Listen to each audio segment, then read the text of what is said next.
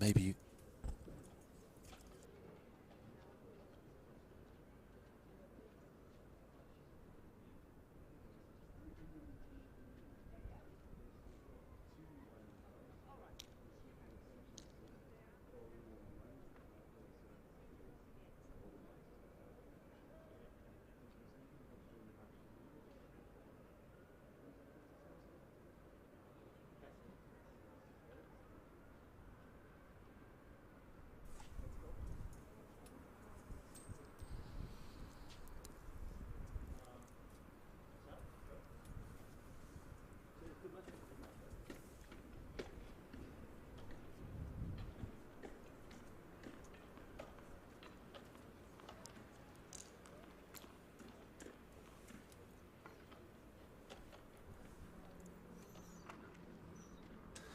Greetings from Anna Smith and Paul Hand, and welcome tennis fans to the British Open Wheelchair Tennis Championships. This year's scintillating summer of tennis rolls on as we move from southwest London to the East Midlands, home of the British Open in Nottingham. It's quarterfinal Thursday and we've a loaded order of play for you. 4 quarterfinals on centre court for your viewing pleasure, and we'll be enjoying your company for the first 3 live quarterfinal matches. Over the course of the week, the world's best wheelchair tennis players are showcasing their skills, and this is our first point of attention, the quad singles quarterfinal British-South African clash featuring top seed Andy Lapthorn against Donald Ramphadi of South Africa. Andy, 31 years of age, was born in Hammersmith, London, lives in Eastcote, Middlesex, and trains at the National Tennis Centre in Roehampton. He took up wheelchair tennis in 2005 and entered the quad division in 2008.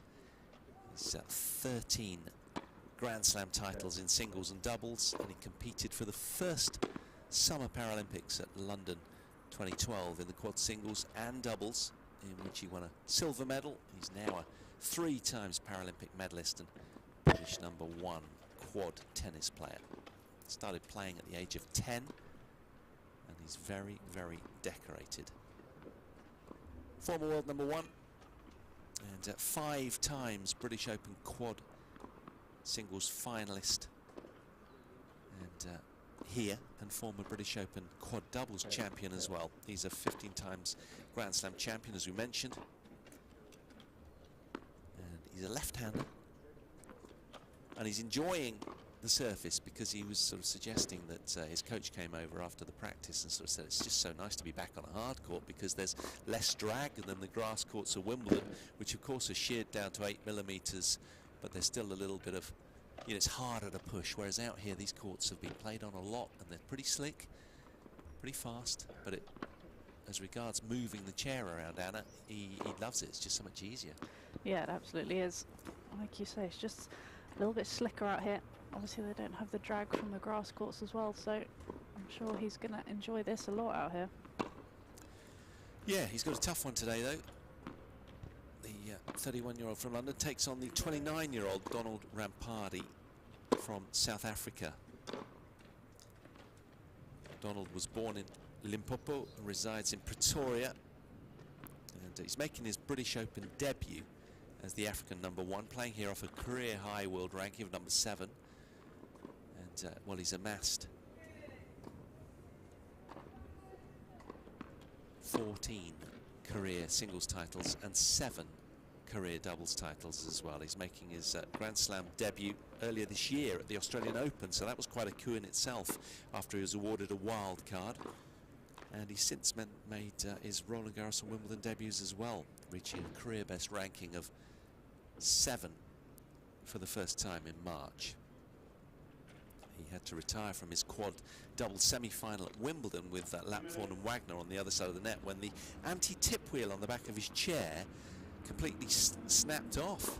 So he fell back, and as you can see, it's just it's okay now, his chair, but on Monday he said to us when he was practicing behind us that he needed to get the chair to the welders, took it to a local garage, and they literally soldered the back stabilizing wheel back onto the chair.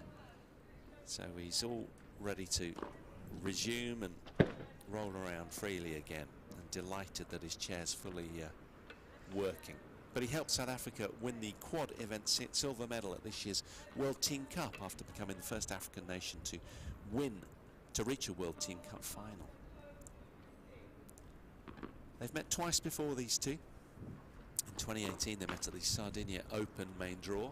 In the final, Andy Lapthorn came through 6-2, 4-6, 6-4, and as he did again at the Australian Open down at Melbourne Park at the top of the year, where Andy won 7-5, 6-3. So he's got 2 wins over Donald. Their first showing at this British Open. That's the chair from Wimbledon, Andy Lapthorn. Right of the chair from South Africa, Donald Ramphadi. Ramphadi won the toss. Ben Anderson, the chair umpire for this one from Scotland. Very experienced umpire. They're almost ready to get cracking then. Just a few last minute serves and we'll be underway.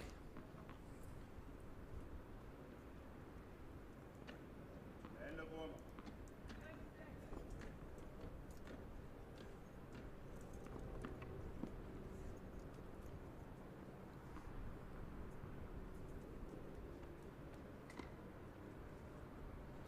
First set. Ramphadi to serve. Ready. Play. So Donald Ramphadi of South Africa to get this first quarter-final underway.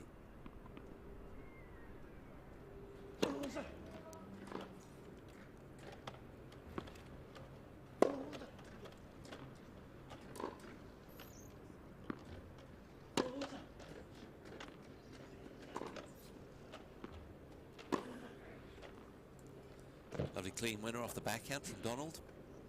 And it's interesting, already you can see these guys, their first bounce has to be within the confines of the court, but they are entitled to 2 bounces. But of course they're so good that they're just using the 1 bounce most of the time, aren't they? They do. Try and take it on, take time away from their opponent, don't they?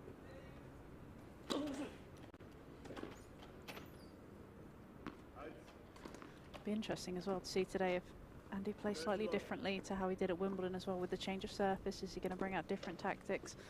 I've already seen him using the higher ball as well.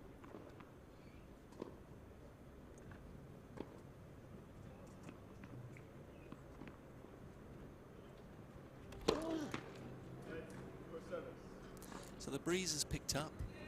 Originally when we came an hour or so ago it was about 5 miles an hour, but now we've got a northwesterly blowing and it's sort of approaching 10 miles an hour, which can become a little troublesome for ball toss on serve.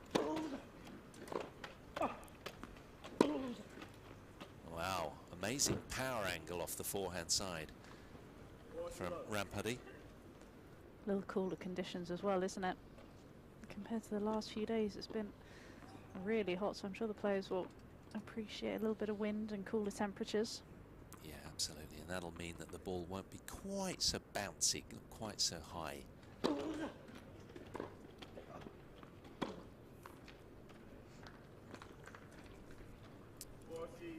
So Lapthorn gets some traction then in this South African service game.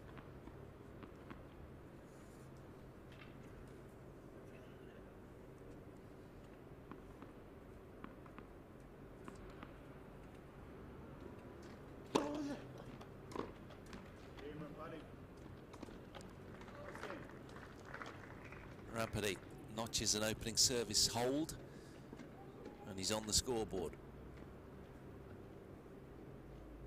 Lefty-righty clash, always good to watch. So different for the South African playing a left-hander. There's so few of them. The ball just moves in a different feel.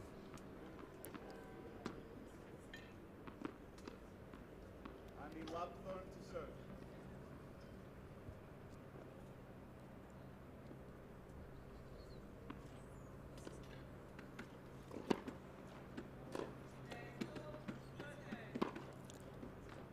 Yeah, good length. Lovely serve and first strike. There's that lefty forehand you were talking about, isn't it? It just sort of drifts away from the Ramphadi backhand.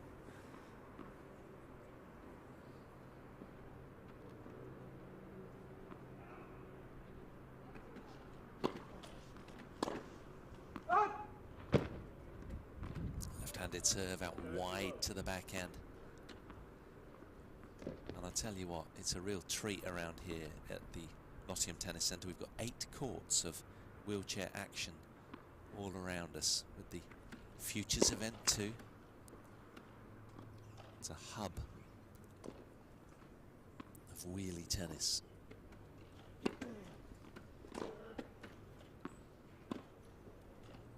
It's a glorious change-up from Andy Lapthorn. Real good sense of where his opponent was in the court. He settled pretty quickly, Anna. Early impressions. Been smart with his play, hasn't he? Using the lefty forehand and then also just using that drop shot, something that Andy Lapthorn's got in abundance, skill and talent.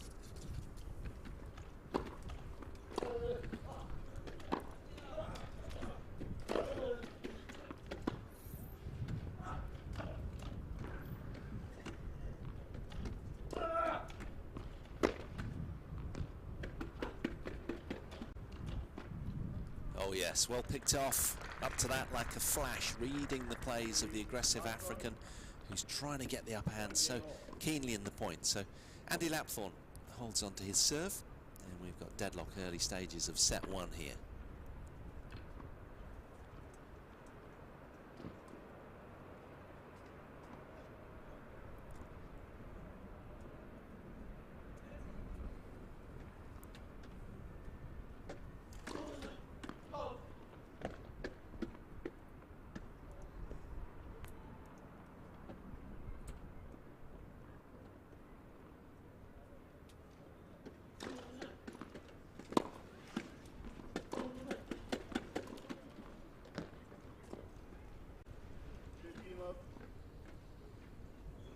Well, the future of wheelchair tennis looks bright in this country as the LTA has developed a thriving junior wheelchair tennis section.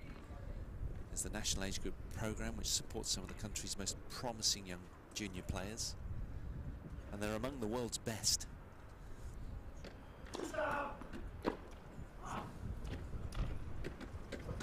the wind just got hold of that and just tugged it away towards our commentary position, away from Donald Ramphadi. That'll be a little disconcerting.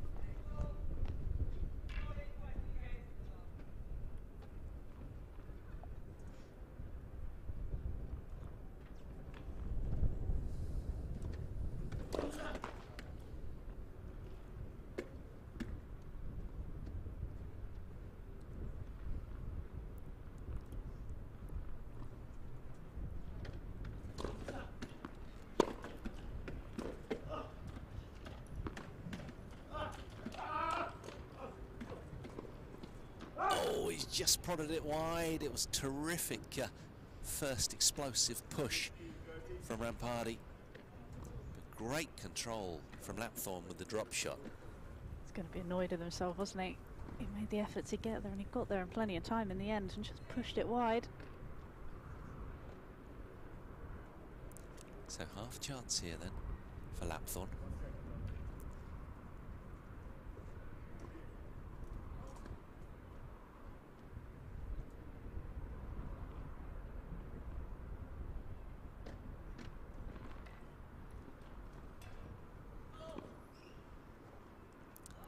Wind having its way with the ball toss.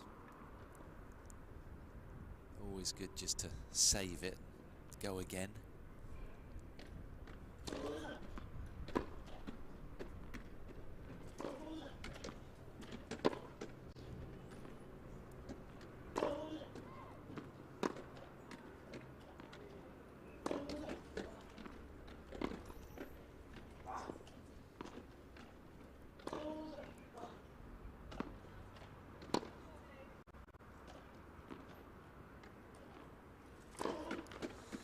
Well, he's uber aggressive, isn't he? Early impressions, the 29-year-old from Pretoria, but it comes at a price sometimes.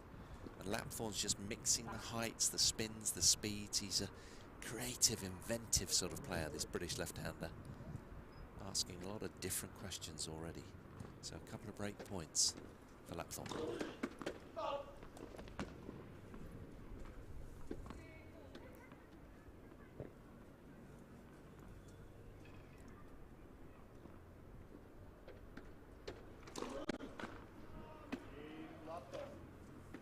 Ramphadi yields then with his first double fault. Lapthorn will be feeling pretty good about his start. He breaks serve to head out to a 2-1 lead then in the early passages here.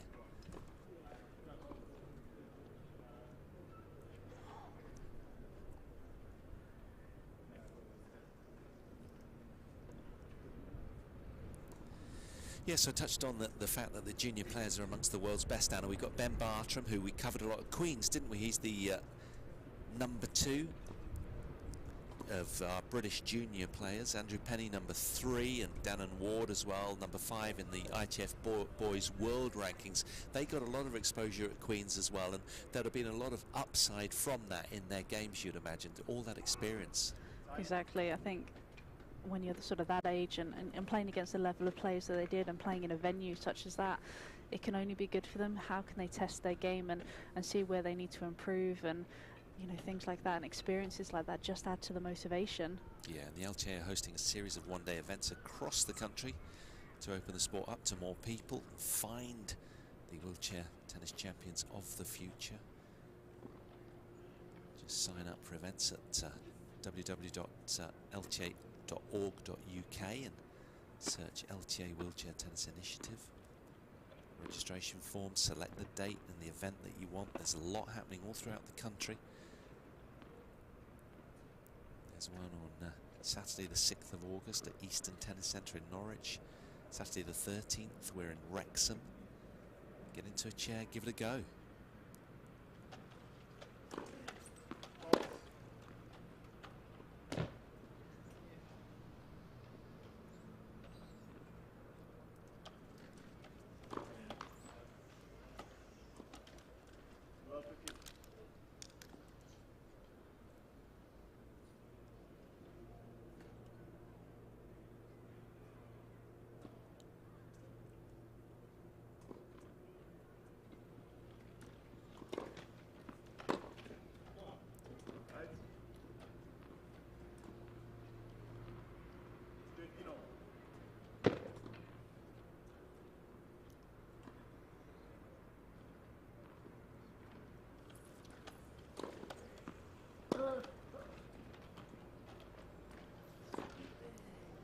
Oh, nicely done. Just watched his opponent move and his peripheral vision smashed it the other way.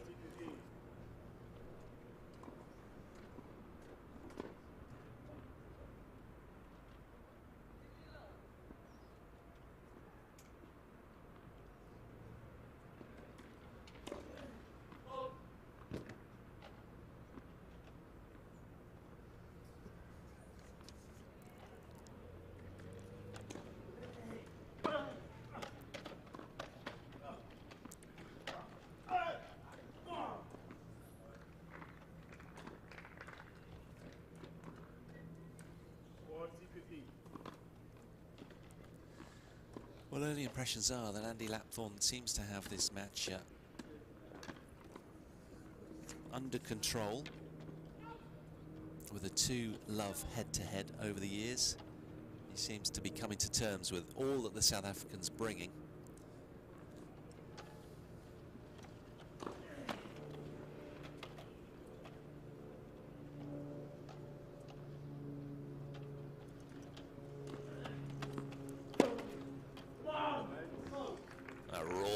Enthusiasm from Andy Lapthorn as he heads out to a 3-1 lead, holding serve there to 15. He's in the driving seat here, Anna, and hitting the ball nicely, isn't he? He's a lot more frugal in error, I guess. Yeah, he is, and that's the one thing we always expect from Andy Lapthorn, that fire and that intensity, and you can already see he's bringing that early on. Got this 3-1 lead here, and he wants to just use this momentum. Can he get another break? Really almost close out this opening set.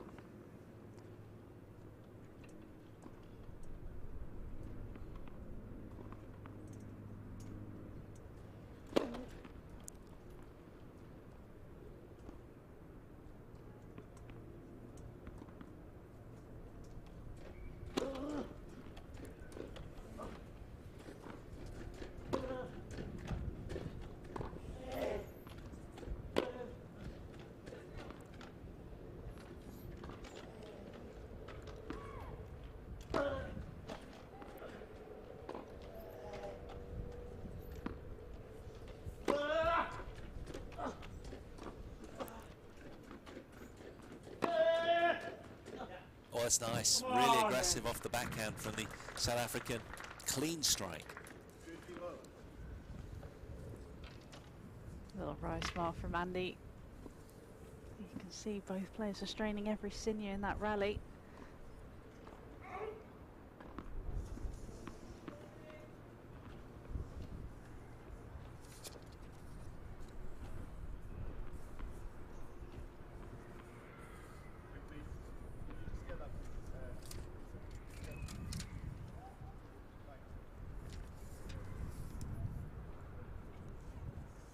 Now the wind's picking up.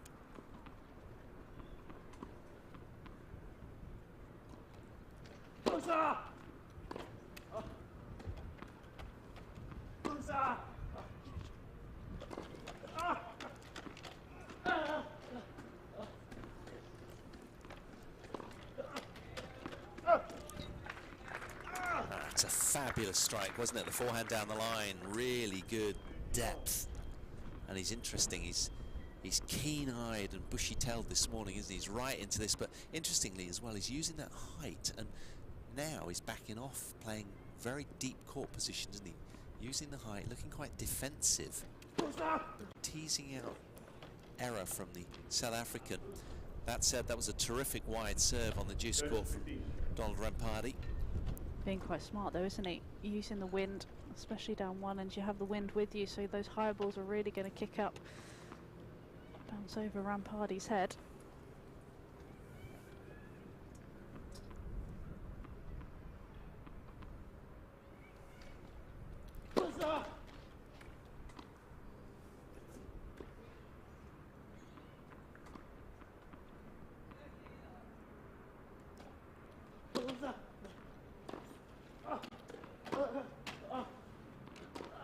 Yeah, clever shot.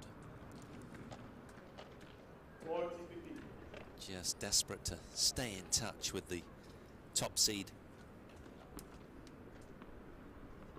But his general tone, his psyche is quite aggressive. He likes to just power through. You don't get the sense that he's going to step back, do you? No matter what the score is. He's always going to try and play front foot tennis.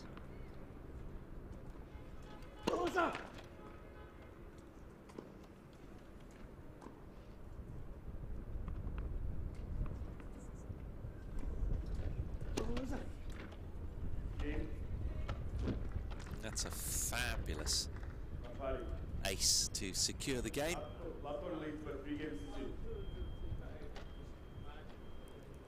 Andy Lapthorn not quite as pleased as his opponent, but that'll do as Ramphadi notches another game and wheels around at 2-3 in the first set. And of course there's no Hawkeye here because this isn't a Grand Slam. It's very expensive to get Hawkeye installed on courts around the world.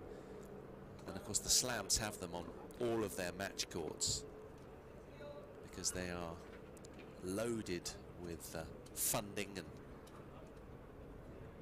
ticket revenue, so they can afford it. But Lapthorn there just in conversation with the umpire, Ben Anderson, just making his thoughts clear. He thought the serve might have been out, and he's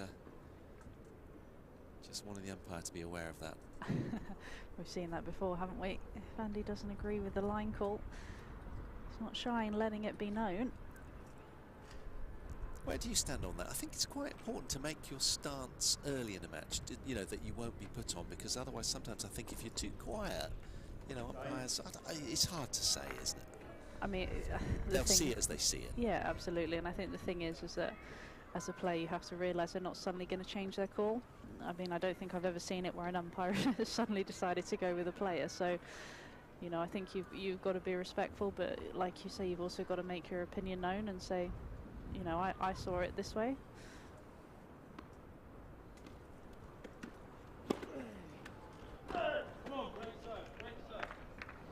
Yeah, good positive body language and vocalising from Andy Lapthorn.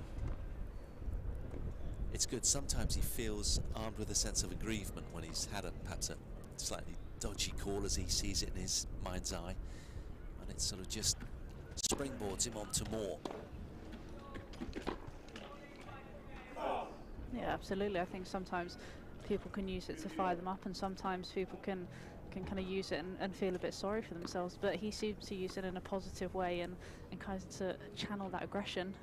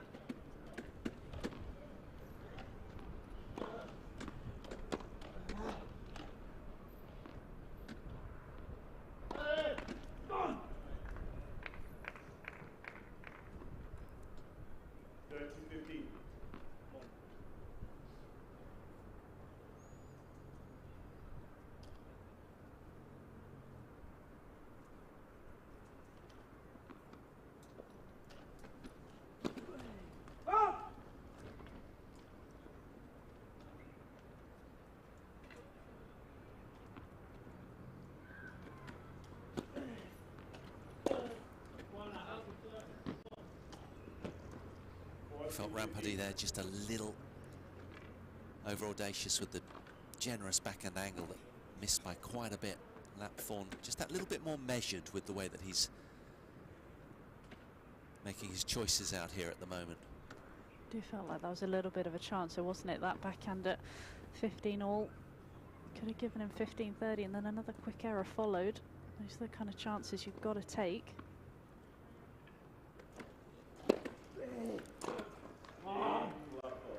A roar that greets the securing of that game and just puts a little bit more daylight between himself and his opponent. Then with a 4-2 lead does Andy Lapthorn.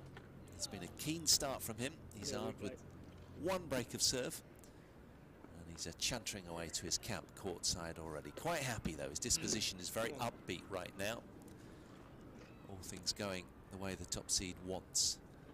But will this South African throw a spanner in the wheels?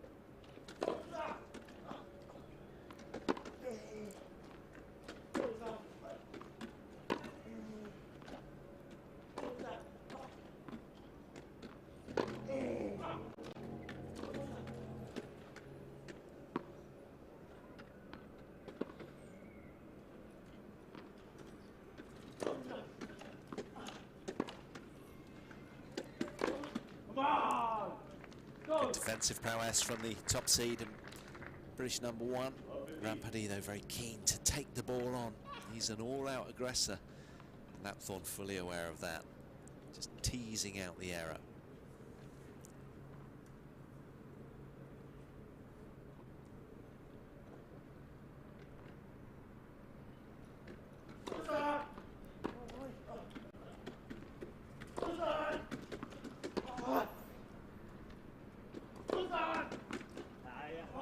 That's a glorious forehand drive volley winner. Anna, what's he saying every time he hits the ball? Is it bullseye? Bullseye or something? I genuinely don't know. I feel like it might slightly change every time he hits it. Yeah. But Cunhado does that as well. He does. The reigning Wimbledon champion who downed Alfie Hewitt in that incredible final on the number one court at Wimbledon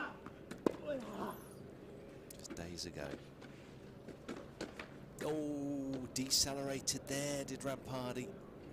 Maybe needed one of the grunts as well. First time he hadn't done it. Yes, well said. Those are the difference though, isn't it? When he's had that chance of sort of 15 love, it's just that couple of errors that have come in. Just needs to be a little bit more clinical, and that's the difference between Ramphadi and Lapthorn at the moment in this opening set.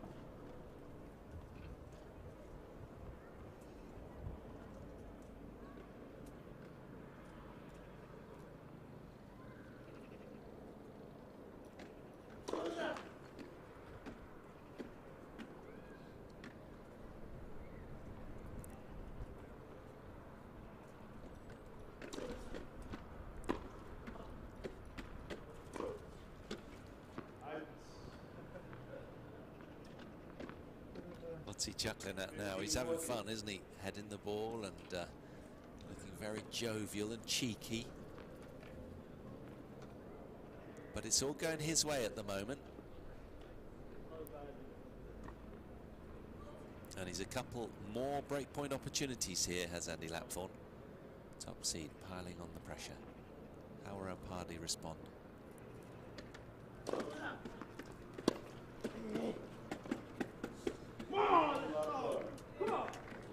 Drop shot just a little too short for Ramphadi, and Lapthorn breaks again for a heady 5-2 lead. He's definitely in the driving seat out here on centre court at the British Open. Things all going the way of the top seed right now.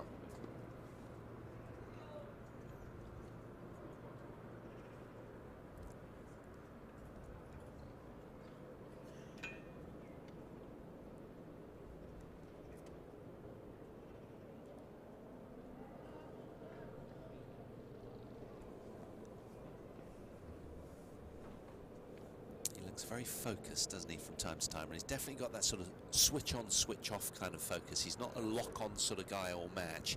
Late Hewitt used to come to the court, and his concentration strategy was during the warm-up he'd leave his eyes, he'd keep his eyes down inside the confines of the lines on the court. Then when he got sort of, you know, up a game or so, settling into the match, his eyes would stray to maybe, you know, the first layer of the stands, and then after that gradually he'd allow his eyes to stray further, because of course where your eyes go your mind goes. Yeah, absolutely. I think everyone has different routines, don't they? Some players, you know, when they walk on a court they like to take in their surroundings and get used to it and have a feel for it. Other players, like you say, just like to keep their eyes solely focused on the court and the confines of it. So, you know, everyone has their kind of own routines and what works well for them. So Andy Lapthorn here, serving for set one.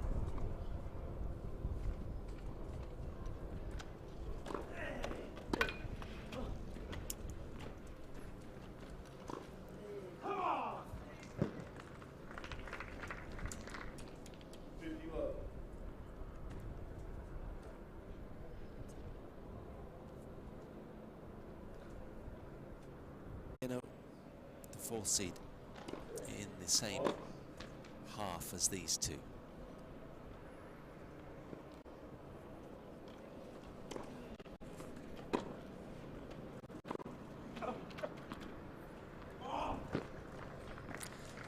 Finding spots right now.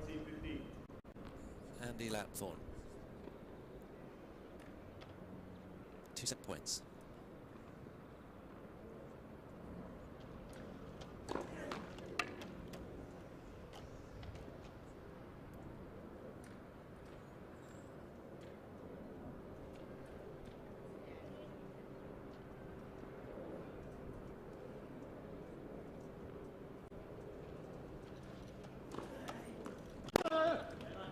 Oh, it's big.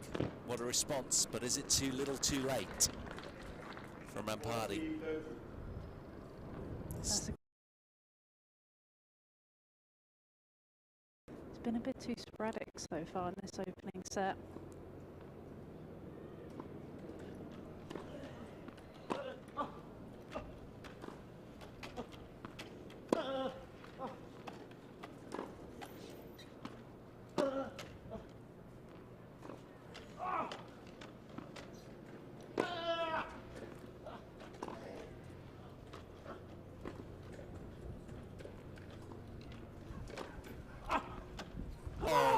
Beautiful way to put a lid on an opening set that was pretty much impeccable from Andy Lapthorn. He was directing affairs throughout, and he takes set one in some style, 6-2. Really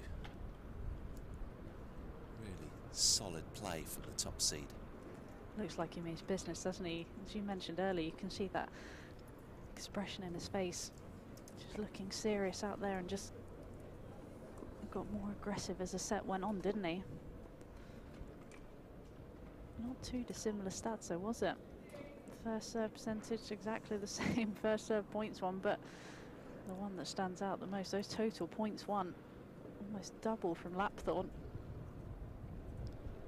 Yeah, he was commanding affairs, wasn't he? Really all over that, you know, and Donald was just trying to be aggressive, but I think the wind picking up really sort of hampered him more, didn't it, and drew out a few more errors. Lapthorn was very clever with his ploys there, hoisting the ball up high, playing really good high percentage tennis. And of course, over the course of the next few days, I think viewers, you'd agree that it's probably very, very good percentage play. He's going to have less undulations throughout his performances because he takes less risk. It's rather like a golfer managing a course well and going steadily up the fairway rather than perhaps go over the trees, taking out the, you know, the giant bend on the course. Some of us do. I mean, we've all done it, haven't we? But Yes. but I totally agree with what you're saying. You do feel as though Andy's the one who's just been a little bit more solid there, hasn't coughed up as many unforced errors, and Ramphadi, as you say, has been the one who's trying to be aggressive, but unfortunately a few too many errors have come at crucial moments. I'm sure he'll make amends. This 29-year-old right-handed South African from Pretoria. He's won 4 ITF 2 series titles, so he's a man of experience. But he'll be keen to really get some traction early in this second set, you'd imagine, because he'll be feeling, well, I hit the ball well, you know, I can do this. But he's just got to rectify some of these errors that are creeping in. Lapthorn's loving the journey. He's enjoying the ride here. He's smiling and looking very relaxed. Enjoying playing in front of a home crowd again, isn't he?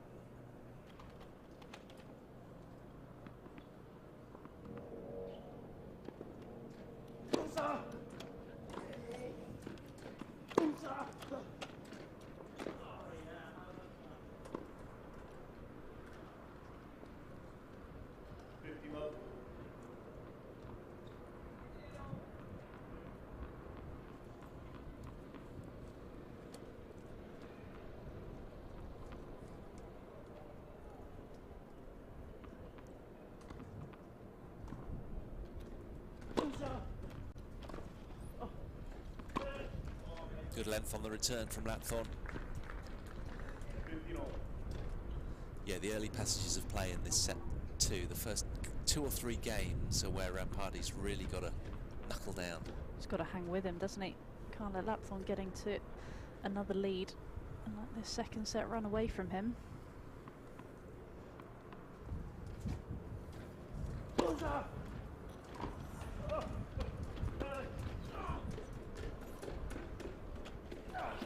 Oh, that's a great little angle. It's a great return as well, wasn't it? From Lapthorn, he got it deep to the backhand. Ramphadi just used some great hand skills to flick it back cross court.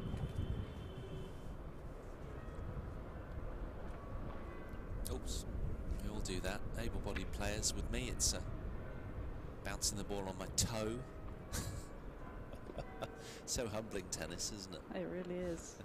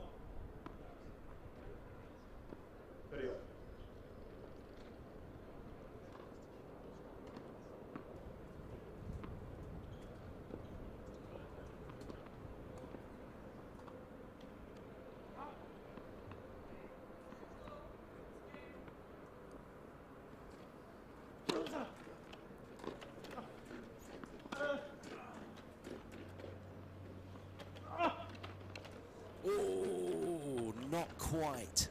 I thought that was perfectly weighted, but it just fell away at the last minute, that drop shot from Lapthorn. Just went for the popcorn shot, didn't he? He did, he did. Didn't need to be that good, but we've all been guilty of it, haven't we? Trying to do a little bit too much of those drop shots.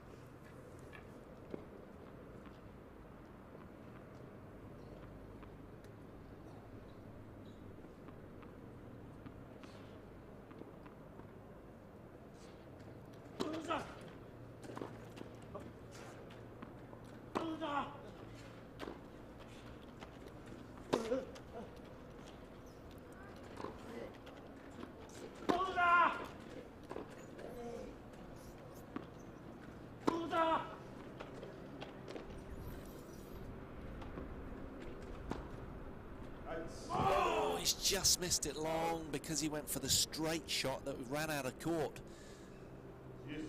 That's frustrating for Ramphadi, there's no doubting that. Joy etched all over Lapthorn's face. Pretty much sums up the way Ramphadi's played though, hasn't he? Just really built the point well. And then when it's come down to that final shot, that's when the errors have come. Yeah, he's a beautiful ball striker, isn't he? There's no doubting that. And he's power laden as well, but he just got to cut out the unforced errors.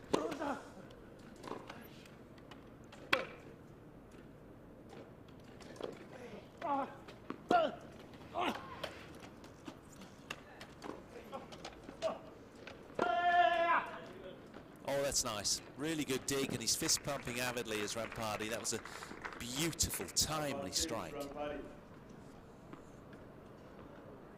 think that's the thing that must frustrate him the most, is that he can come out with shots like that, and then when it comes to the shorter balls that you'd expect him to put away 9 times out of 10, that's when the errors start coming. Yeah, he makes the difficult look easy, but the easy look difficult at times, whereas Lapthorn's just making balls, playing smart. And saying to his opponent, you know, if you want to win this, you can win it, but you're going to have to hit a lot of winners against me because I won't be missing too many. And that's a good statement of intent, sort of, to the subconscious of the South African. Oops, that one's gone long.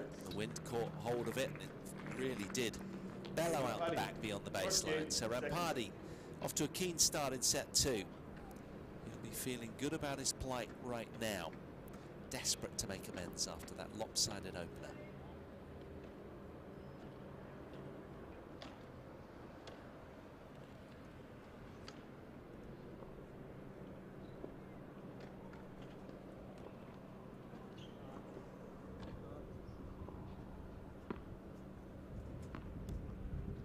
Well, you can hear the wind blowing viciously on our on-court effects mic. It's really picked up, where it's been windless over the last week or so, frankly.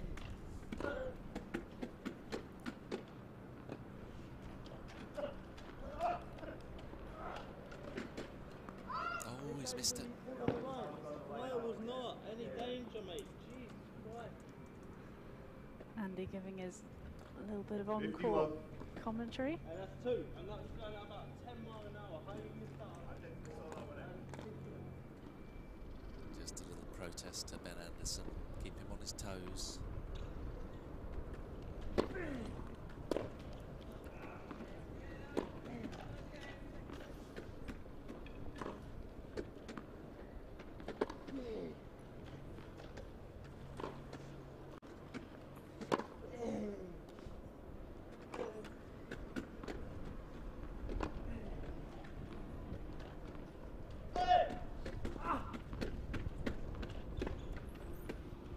Out.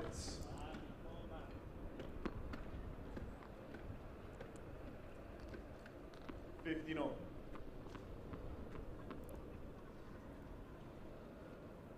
is the wind pretty much in his face? Ramphadi with it kind of on his back more. And when that you've got that dynamic, Anna, I suppose from the South African's perspective, he's got to load the ball up with more spin to get it down into the court. The man in blue's got to hit through the court, I guess.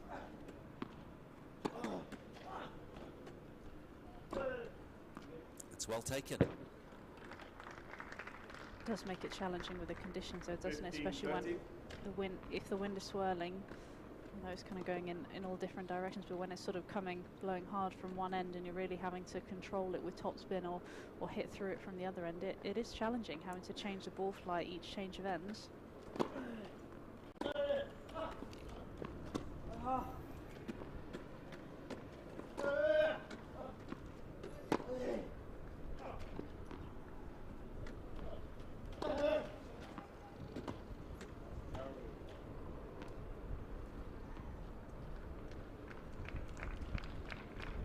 Nicely done. He's causing real problems now. Enjoying the wind on his back, literally in his sails for Ramphadi. 2 immediate break points here for the South African.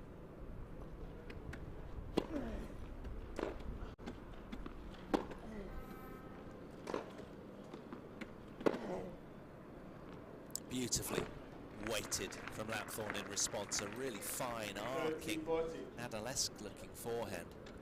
More aggressive in that point, wasn't he? I think he realises that occasionally he's going to have to be the one to take the points on. He's not always just going to be able to sit back and make the ball. That's too much power from Ramphadi, who's fist pumping vigorously at the far end. Really pleased with himself. He's got a first break of the Lapthorn serve. And he really has screeched off the start line in set 2. This is really good ball from the man from Pretoria. Can he consolidate now and hold on?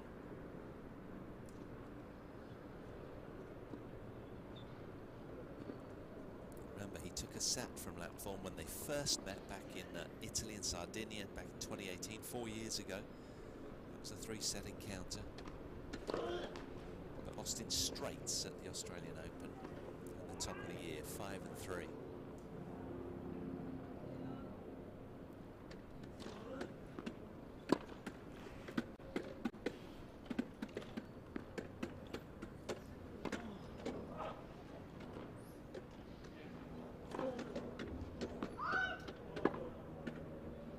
Shaking his head in response to that forehand miss. That was an unforced error, that one. But he is enjoying having the wind on his back.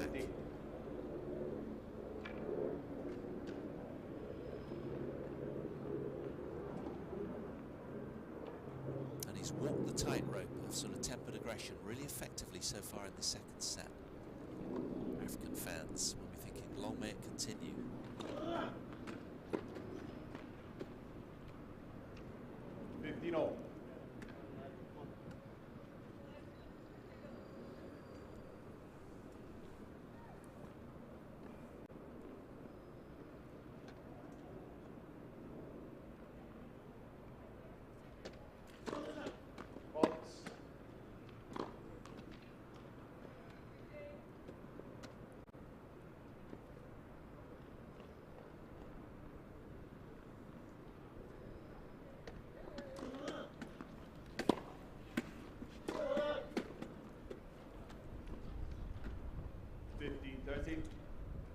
Lapthorn just doing enough with the ball to tease out a little bit more error. It's one of those matches that you can imagine in his mind's eye, in his psyche, he's probably quite fearful knowing how well Ramphadi can hit the ball. If he really gets it together, this fella could be very, very dangerous.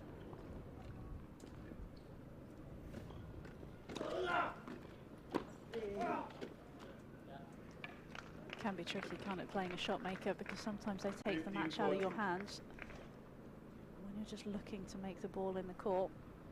It can be tricky. But Lapthorn just trying to ride the storm here.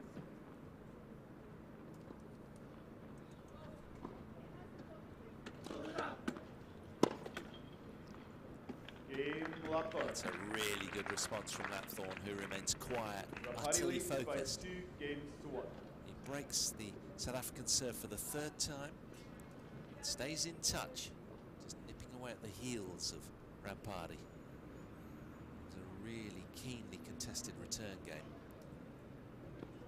And Andy Lapthorn and Alfie Hewitt both left Wimbledon with runners-up trophies on Sunday as a groundbreaking 4 days of wheelchair tennis at the championships came to an end, with the sport making history once again. Lapthorn and his American partner David Wagner made a confident start to the first ever quad doubles match to take place on #1 court in the last match of the Wimbledon Championships to end. So, and the support from the home crowd really helped the Anglo-American defending champions to the opening set, but they were unable to build on an early break of serve in the second set.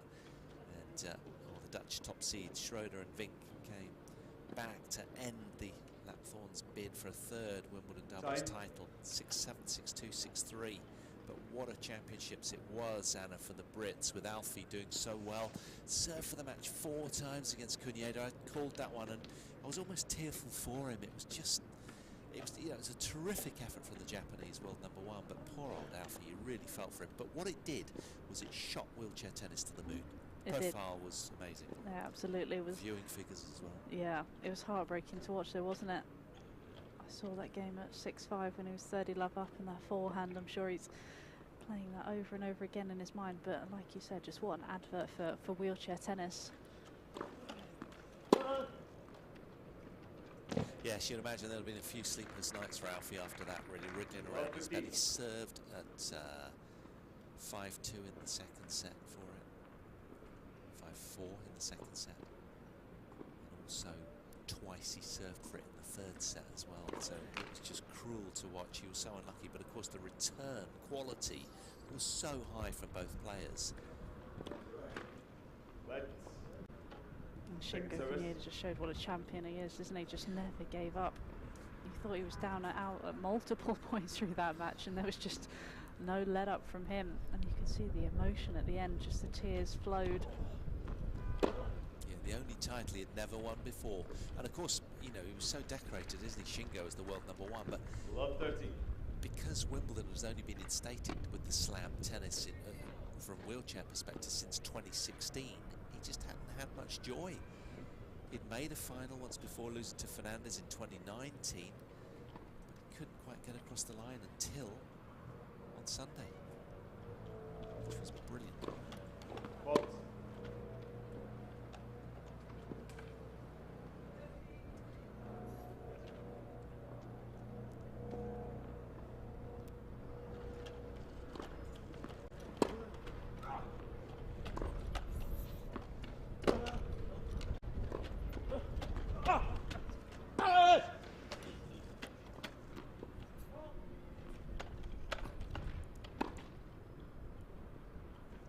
Taken from Lapthorn. That wasn't easy. It was blown across his body. Thought he was going to take a forehand, 15-13. and then suddenly ended up playing a backhand, but he took it with real cool and calm. He's a good golfer. He's going to be enjoying the Open. He's got his Sky Go account going prior to the match, watching all of that. He loves it. Says he plays off about 20 and drives it 220 yards. I said, "You serious?" I said, "That's further than I do." That's not tricky, but Probably got better timing than you, doesn't he? absolutely, he's a gifted lad. As he is there, that's a sweetly timed forehand cross-court winner. 30.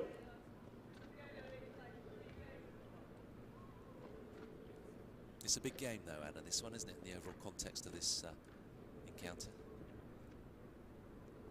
Absolutely. Having lost the couple of opening games in set 2, doesn't want to let it slide any further.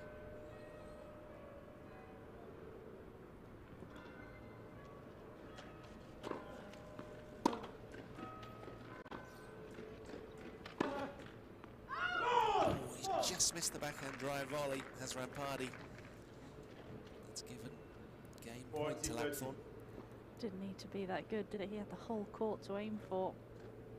It's just been one too many of those today. Yeah, he's just been a little too greedy on a difficult day, hasn't he, Ramphadi? Almost wants to hit too good of a shot when just getting the ball in the court will suffice.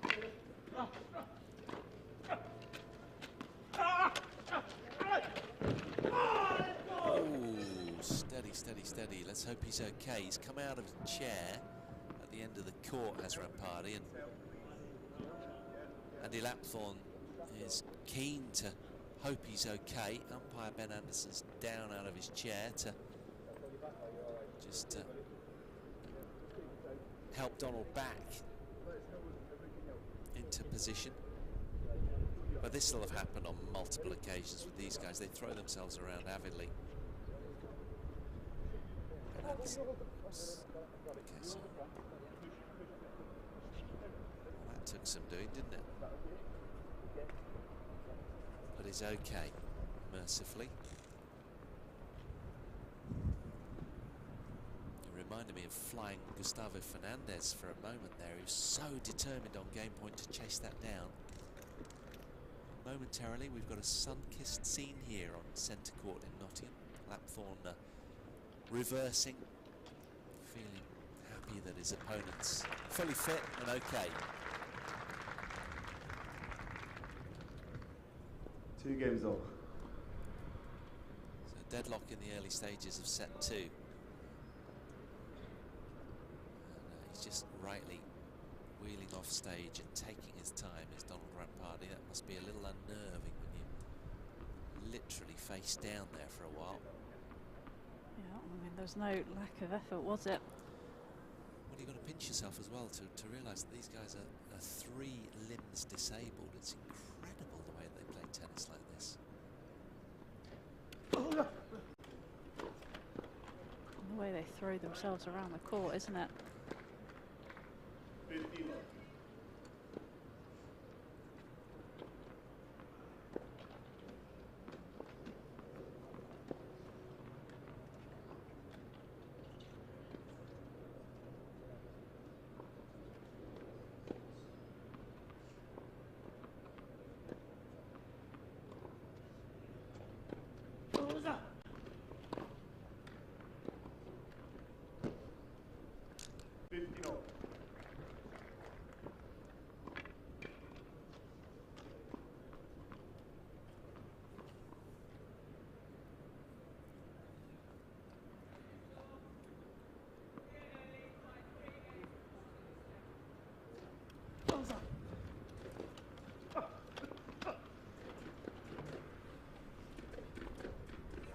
Let's try.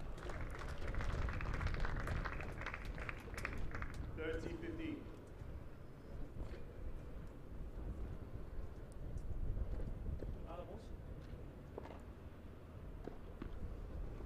There's one behind the scoreboard as well.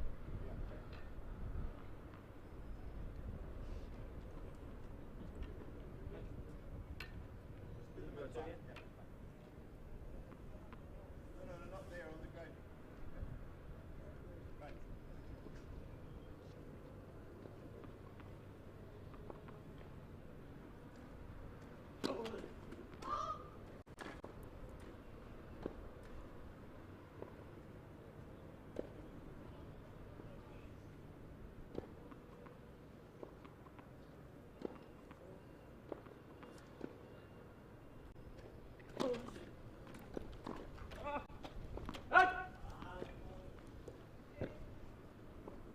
And I'll tell you what's admirable, viewers.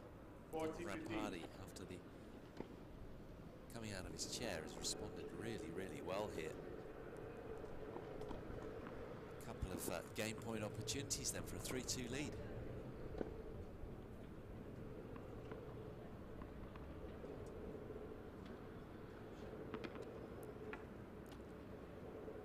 Again, the wind playing havoc with the ball toss.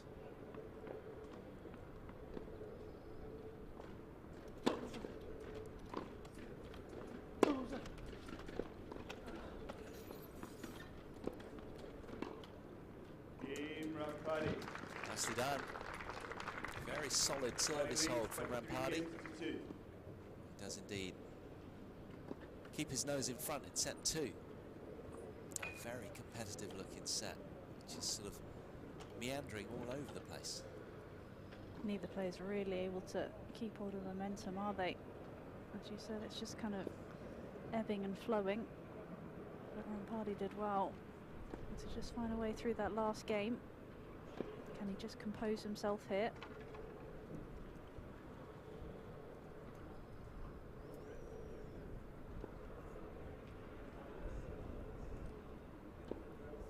Staying hydrated on this warm day. The sun's come out to play, which is really nice.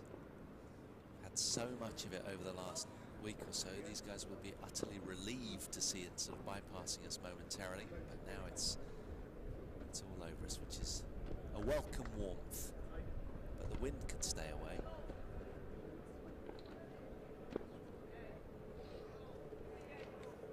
So many big names have been on the courts. David Wagner was on court 5 earlier today.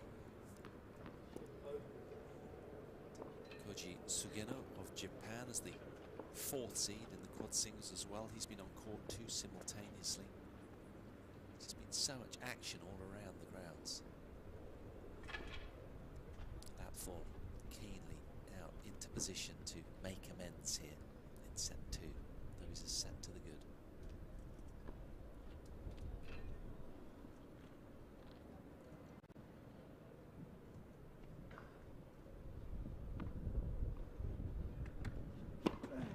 Let's for service.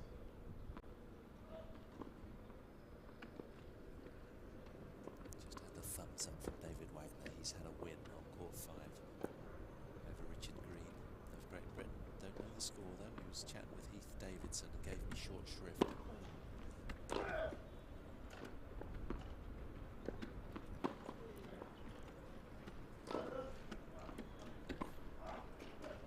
Oh, that's perfectly weighted.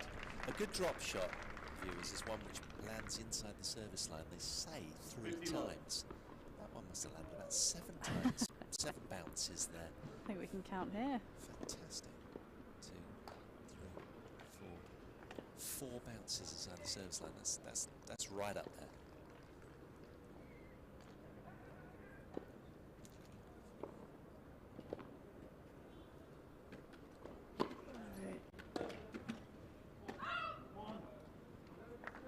Love. Landing his first serve on a regular basis is Lapthorn, and precise first strike thereafter as well, just compounding pressure.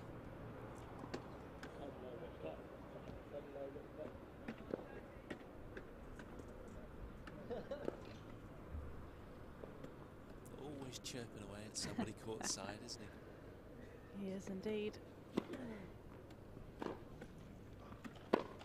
Hit it, Andy. Hit it. 30-15.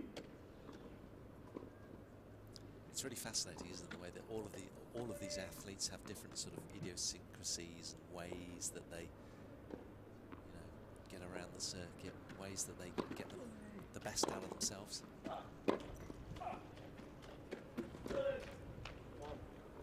Andy's one of those players who likes to get fired up, isn't he? That's sort of when he plays his best tennis, and he's always talking to his camp or having a joke, or most of the time playing with a smile on his face.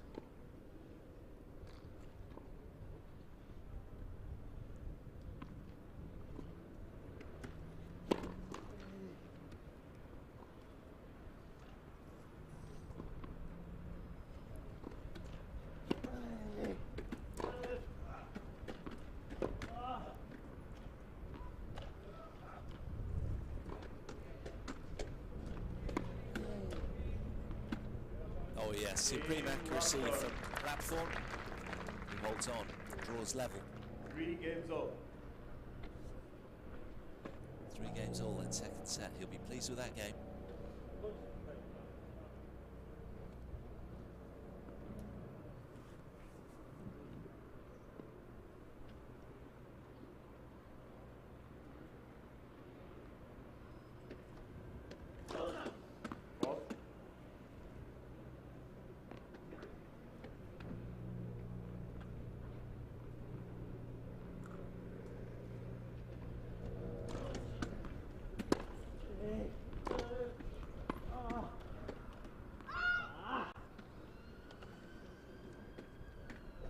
Love.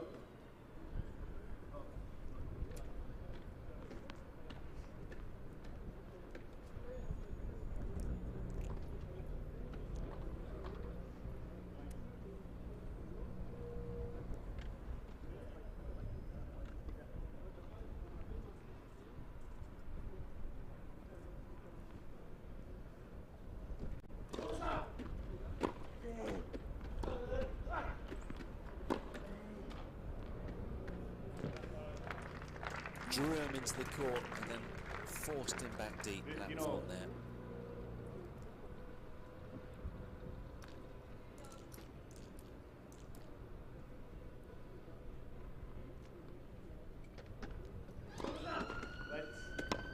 First service.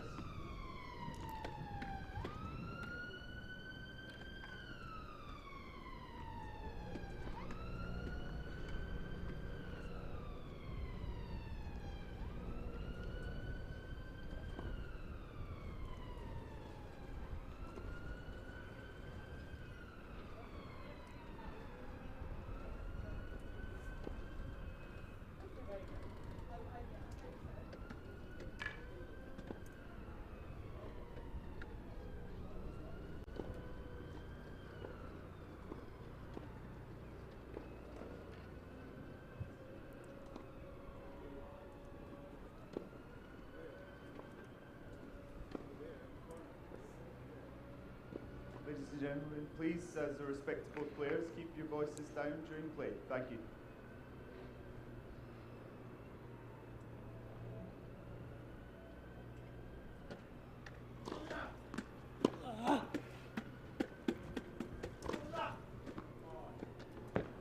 Nice forehand cross-court winner. 30-15.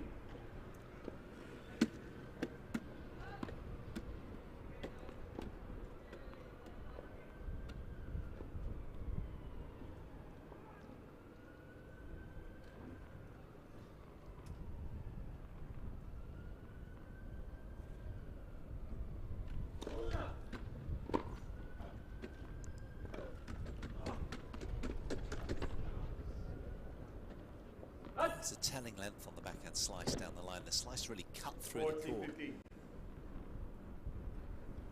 Now Ramphadi with a couple of game points then to just stay in front and keep the pressure on the top seed. It's a set that Ramphadi has to win here, remember, to keep his British Open title bid alive.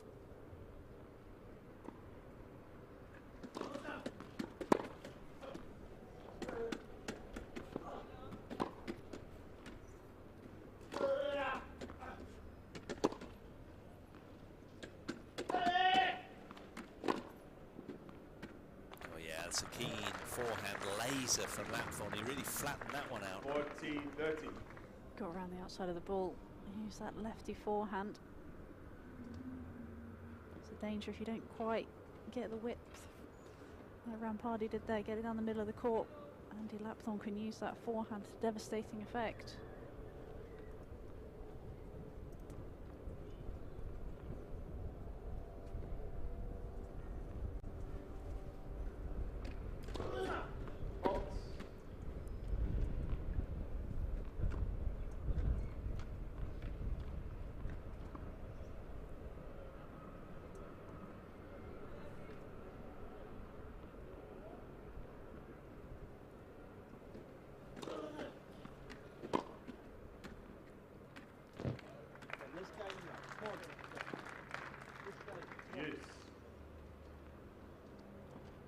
Just went the wrong way after a serve there, didn't he? I think he thought Lapthorn was going to go cross court, but went a bit more down the middle, couldn't quite change direction in time. Box. Yeah, it's so important to keep the chair moving, of course. It's all about momentum when you're playing wheelchair tennis. Movement and momentum, so critical. I can't believe I just did that. So dumb. And he's so competitive and so driven, is Lapthorn. He's winding away to his camp court side, and he's missed that routine return as he sees it. Knows that this is quite a big game as well. Wants to get that break as soon as he can.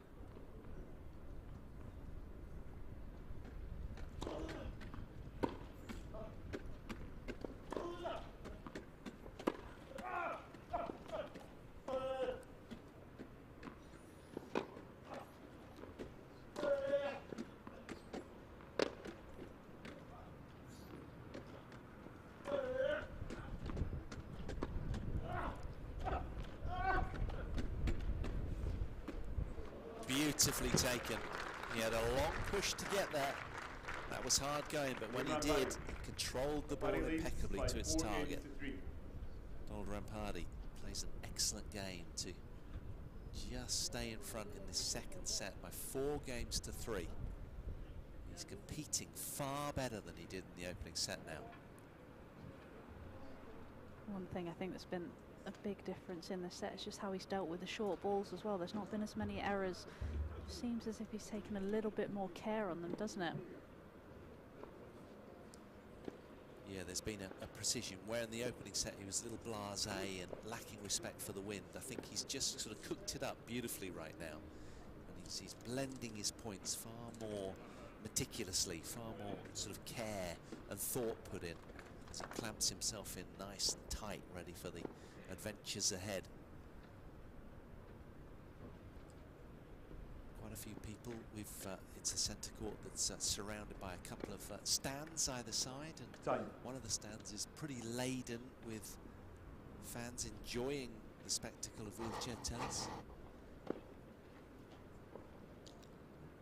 Now will Andy Lapthorn enjoy this from here on in? It's been a much more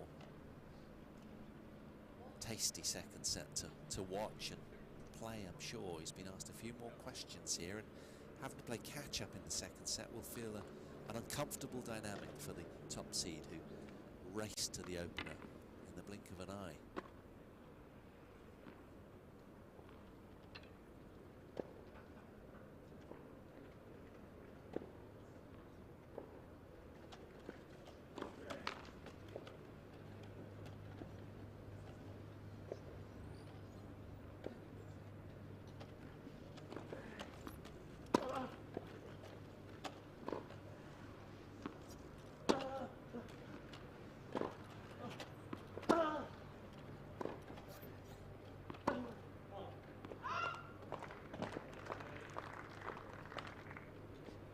Look. Of course, Sam Schroeder is the non-defending champion in this event. He's not here, obviously, from the rigours of Wimbledon. Exhausted, as many were.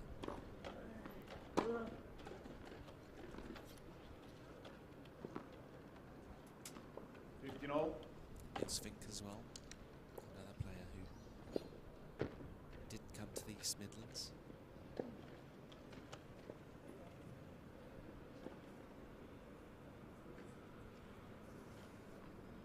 Their loss. Absolutely is. Oh, it's hard to put back-to-back weeks together, isn't it? Although the grass season is short, it's quite tiring. Different dynamic on the body. They'll be getting ready for the US swing in their own way on the hard courts.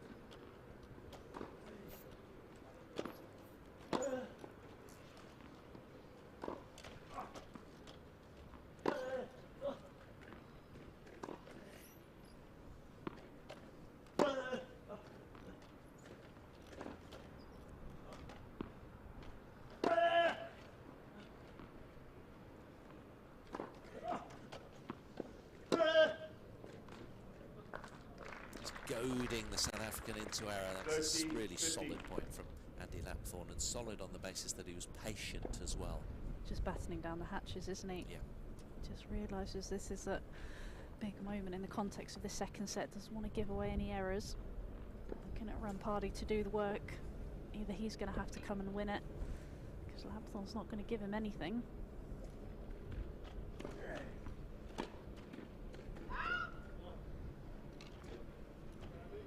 40-50.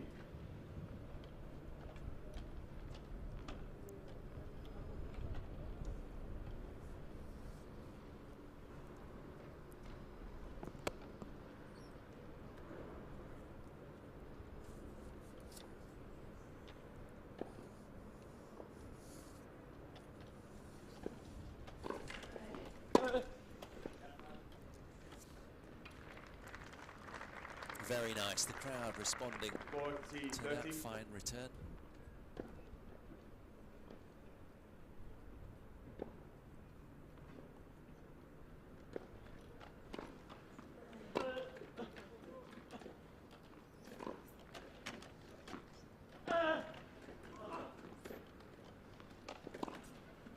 Oh, wonderful.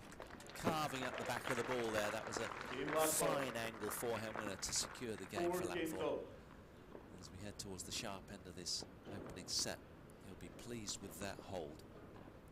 Now, can he muster something in return and get this done in straights, which will all add to his energy quotient moving forwards, one would imagine? Or will Ramphadi have other ideas here, desperate to extend his stay?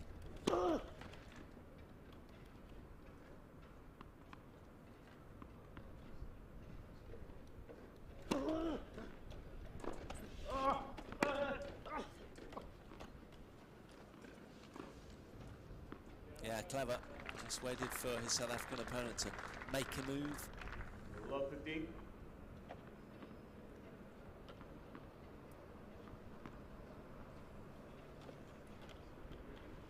David Wagner, the second seed in this event, has been courtside for the last 45 minutes or so, watching avidly, just to see if he can scout some tactics, I'm sure. Get a little possible final opponent should they both, should they all make their way there.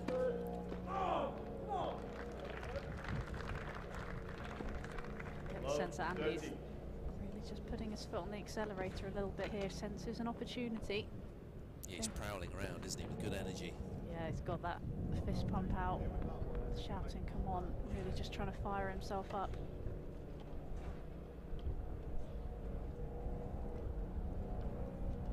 Of course, players can travel up to 10 kilometres in a 3-set match and make up to 800 left and right turns. So physical.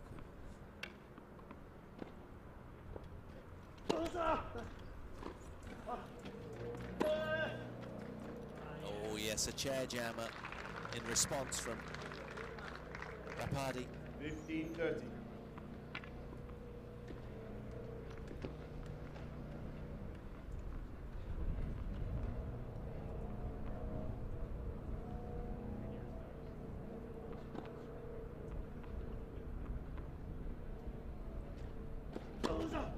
Holds.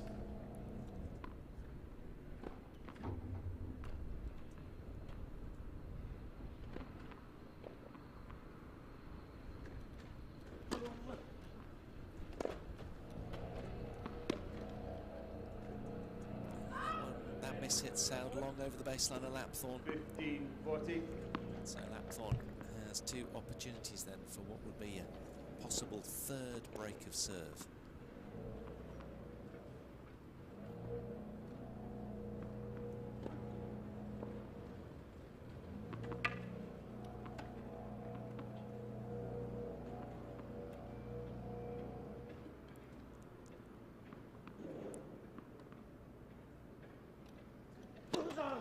Holds.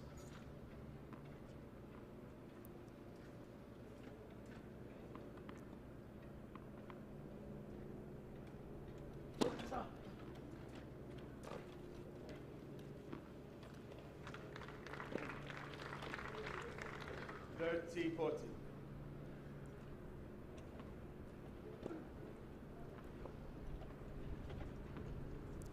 So one of the break points fended off then.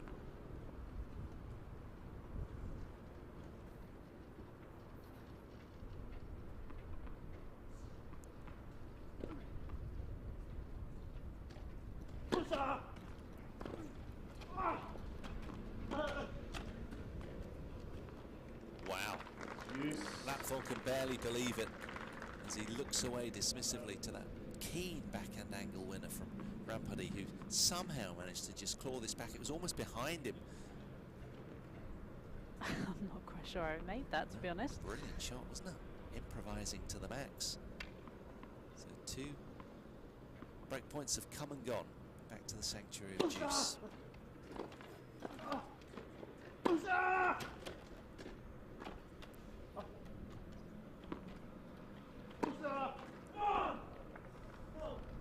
And an unforced error creeps in again. Advantage, Lapthorn. And Lapthorn delights. He'd done so well to turn the point around, hadn't he? He got what he wanted, but he just didn't quite get into the right position. Just looked like he got a bit jammed.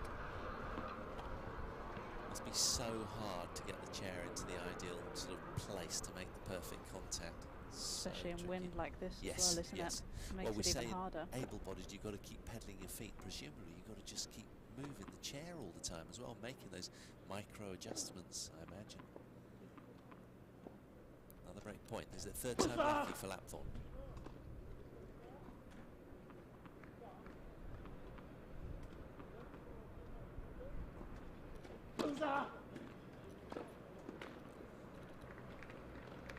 Head sunken after that forehand return hit the tape. Be disappointed with himself. Got to look at a second serve return. Didn't even make Ramphadi play. Ramphadi wheeling round vigorously, still afloat in this all-important 9th game of set 2.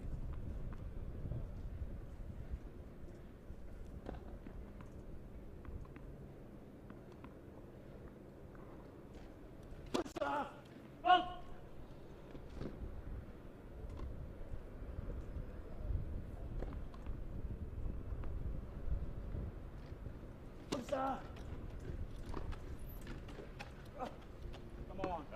the wind really carried that one. It's bounced over the fence from Andy Lapthorn. It was a great serve, just chair jamming. Advantage, Ramphadi.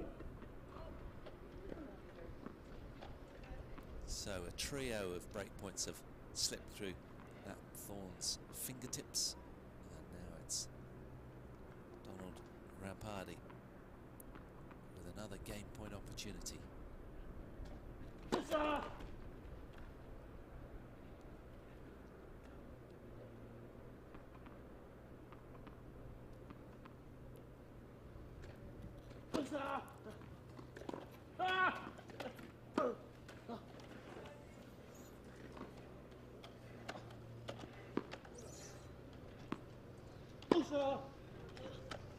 That's on, a man! glorious winner, and he loves that one. Look at the response from Ramphadi. He is rampant right now as he rolls around for a 5-4 lead in set 2. It's a really keen forehand strike down the line. He hit that 10 out of 10.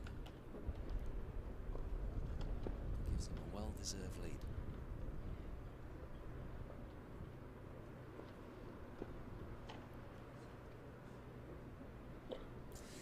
Well, he's playing off a career high ranking of 7 in the world, and Anna, there's a lot of upside, isn't there, with all that he brings. You know, I know he's a very aggressive player, we've seen evidence of that, but if he can sort of just tap into that when he needs it most, I think he's got a really bright future. I agree. I think we've already seen the attacking side of his game here. I think it's, like you say, it's just when he needs to sort of rein it in a little bit, he's got to be able to find that blend between being super aggressive when he needs to, but also just finding ways to be solid and make a lot of balls to make him be aggressive. So I think in the second set especially, he's really found that blend. Looks like he just tightened up everything, still being aggressive but giving himself big margins, and I think that Multiple courts. Indoors as well.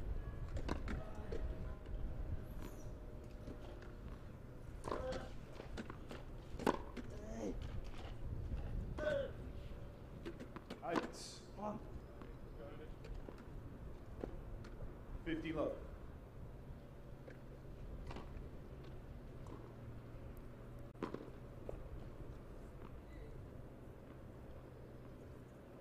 Must be hard as an umpire, Anna, going from, say, the luxury of Wimbledon when you've got the full complement and Hawkeye to fall back on, as an umpire when you're just, you know, you're here with a scant team of officials to help.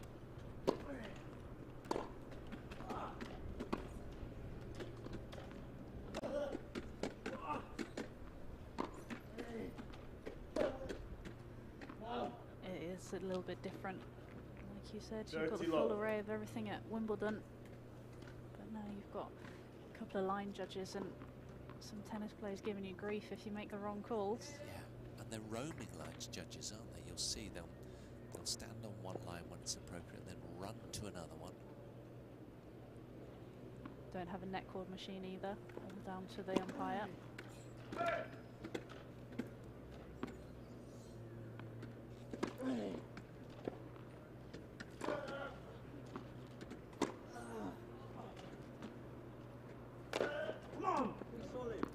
A rare shank from Ramphadi, who's tapping his head with frustration. 40 love. He's worked really hard, but will he manage to engineer something tangible to show for his efforts? Or will Lapthorn deny him anything?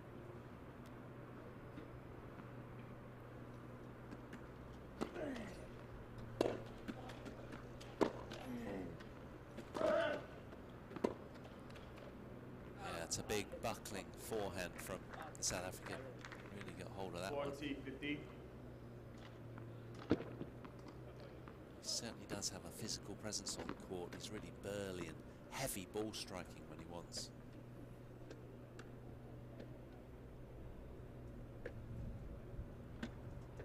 But it's Lapthorn who cleverly is taking his time and just letting the scoreboard pressure compound onto his returning opponent.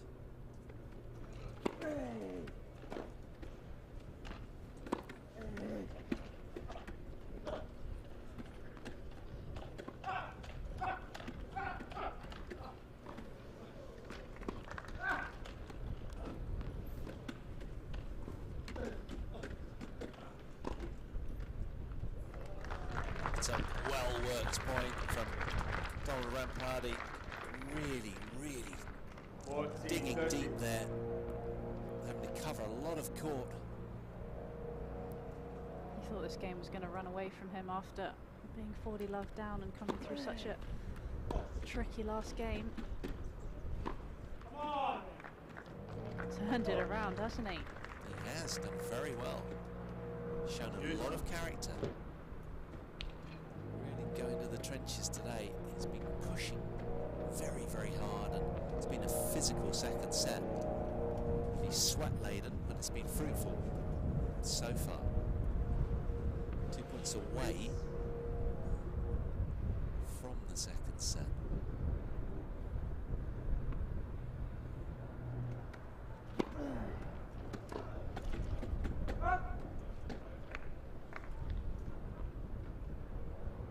Advantage Lapthorn.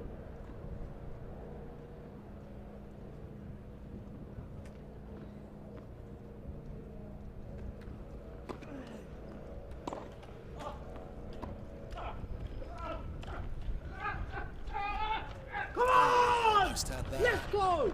That's a terrific point from both. Lead Lapthorn. That one just held up in the wind and pulled back into the net. Clever use of the wind there from Andy Lapthorn, who holds on for 5-all. British number 1 and world number 4 looking good here then. Come on now. Come on. Seems fitting with what we've seen out of them. Might get treated to a tie break. Has had the sense, hasn't it, just the way that the second set has ebbed and flowed. Is Ramphadi able to regroup here? He put so much effort into the last couple of games. Hasn't had too much reward for it.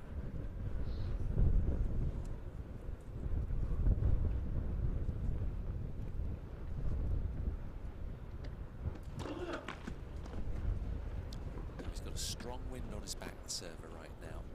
And he's going to have to add a lot of spin to this serve. It's something that comes quite easy to him. He's got a lovely sort of arcing action. Brushes up the back of the ball almost nonchalantly. He's so strong. Let's see if he can control this one. It just went wide. It's really hard. Love 15. The wind has picked up significantly over the last couple of minutes. It suddenly adds a tricky dimension to the business side of set 2.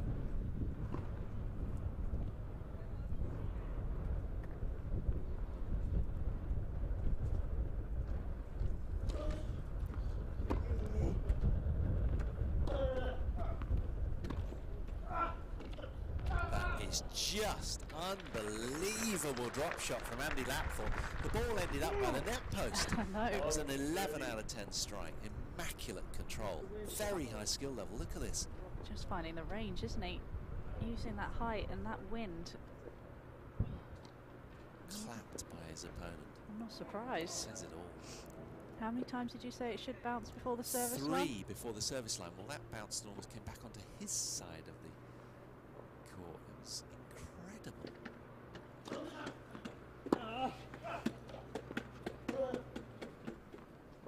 Oh, that's nice in response, though. A keen backhand slice angle from Ramphadi. 15-30. Just in the nick of time.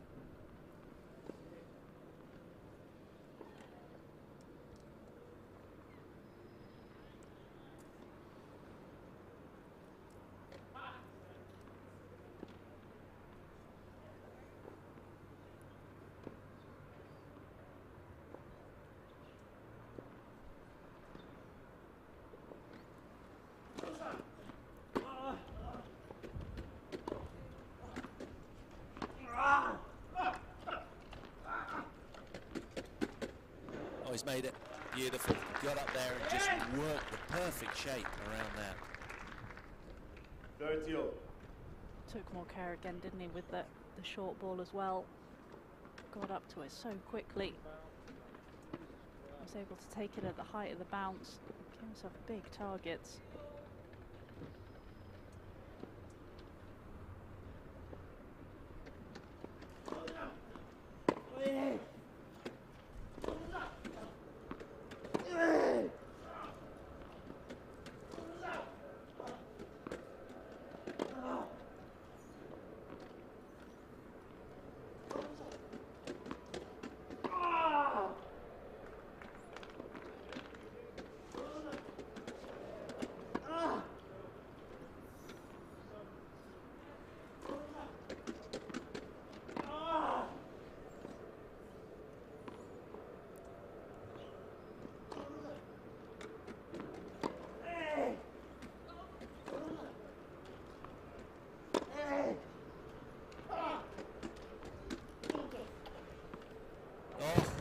strongest rally of the match and arguably the best. That was super tennis from both players.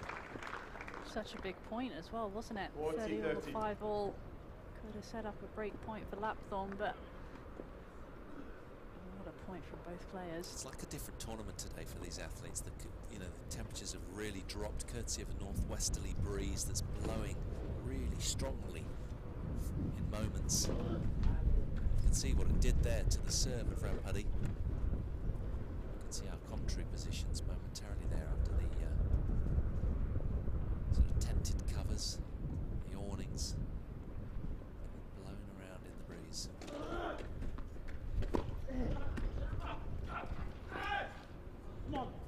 Super return from Lapthorn. Use. Holds the game back to Juice. He understands the gravitas of this moment right here. These are big. Needs to keep his opponent under pressure. Both looking utterly focused and very intense.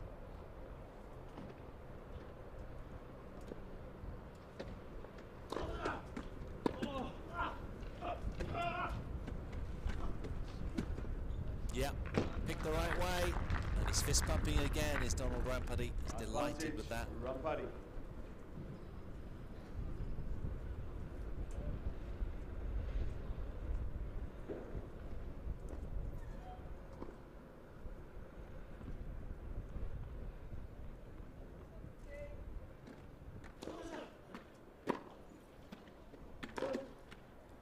Come on now, come on. He's got a little greedy there though. Hit it. Use. I think Andy Lapthorn's complaining about how softly he's hitting the ball, telling himself to hit the ball more than 1 mile an hour. Yeah, he's a fun character to watch, isn't he? He's often sort of belittling himself with an odd statement or two that you feel that you wouldn't say to a mate.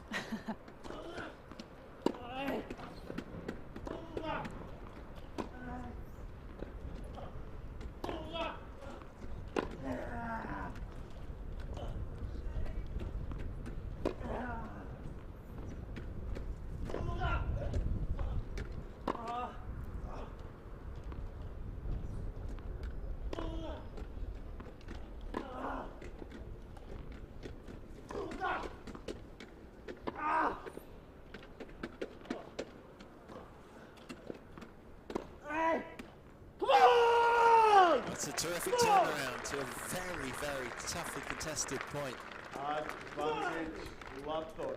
And he's getting frustrated because he can barely clear the service line, such as the strength of the wind, and Ramphadi had the upper hand, but then got a little chair jammed and did nothing with the penultimate shot in the rally. So suddenly, a break point from nowhere for Lapthorn.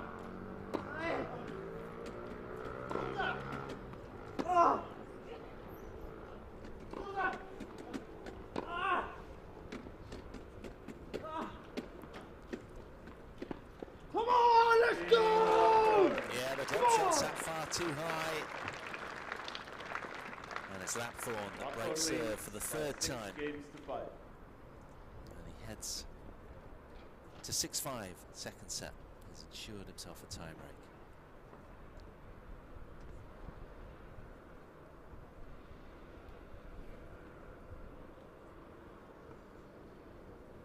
Some dark clouds are moving overhead on Thursday's quarter-final day.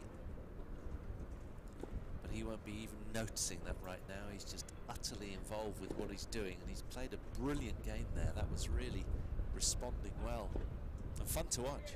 It was a really high level of tennis from both players there. You really sensed that it was a crucial moment. You could just see that exclamations from Andy there, just really starting to get a lot more pumped than he has been throughout the second set. And both Time. players really upped the intensity. But it was Andy Lapthorn who made the breakthrough.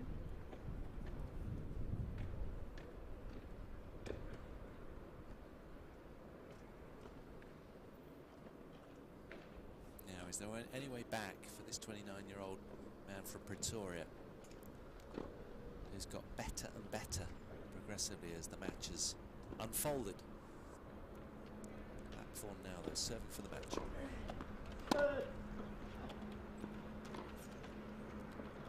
Out.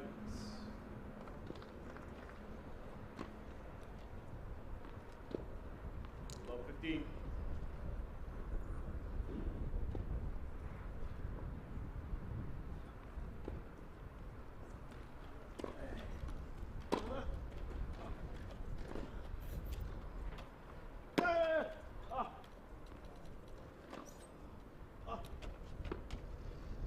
It's a really clever choice from Lapthorn. The wind got hold of it. It bounced so high 15 all. over his opponent. He really has played cleverly in the wind.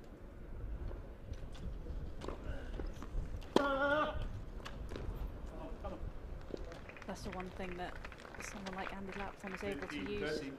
Not necessarily the biggest hitter, but so smart with the way he plays and his tennis IQ.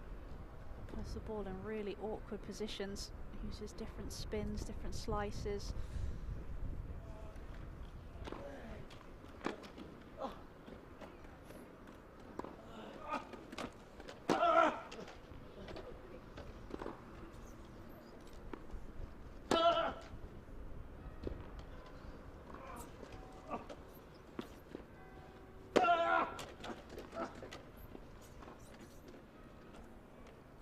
Out. Wind carried it way over the baseline.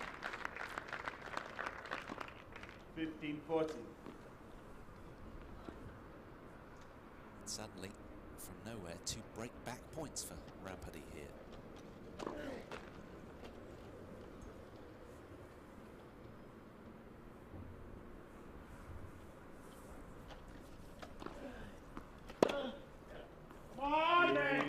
Ramphadi. Big winner from Ramphadi. He snatches and takes the first 6 games all tiebreak. really positively. So into a tiebreak we go then in set 2.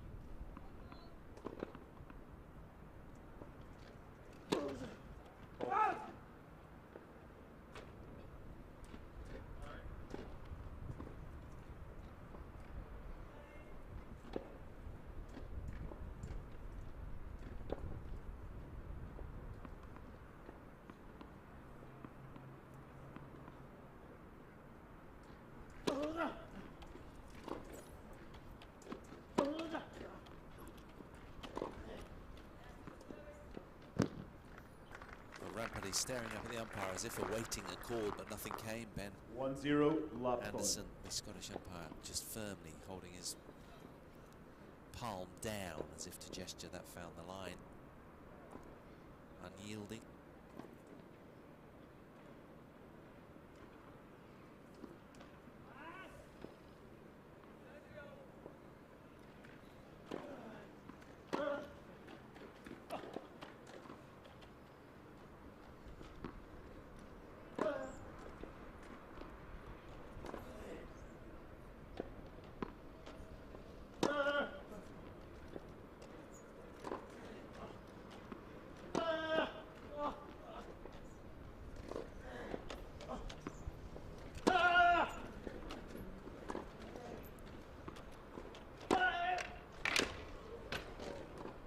Out of his chair again.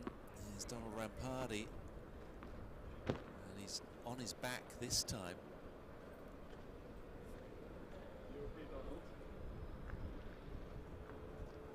Let's hope he's landed okay. Lapthorn moves to the net to check out how he is. He seems to be okay. He's just gesturing that he wants, with his arms out, as if he wants to be hauled back up.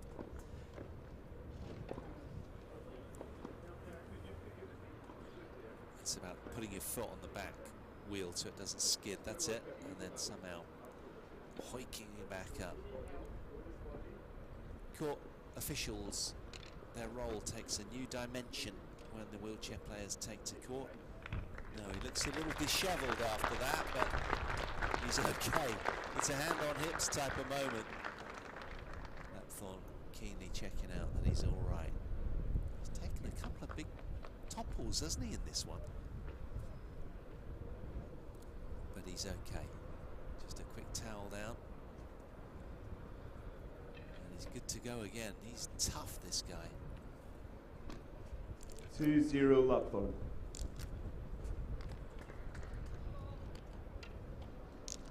Leaving no stone unturned in this match. It's all happening. Drama to the full. Legs for service.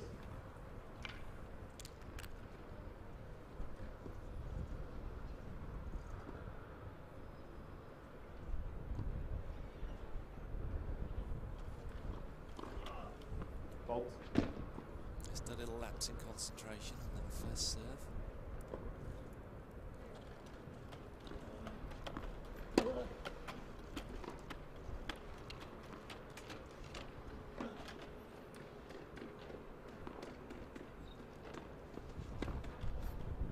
Out. Oh, he's just missed the forehand topspin, has Lapthorn. 2-1 Lapthorn.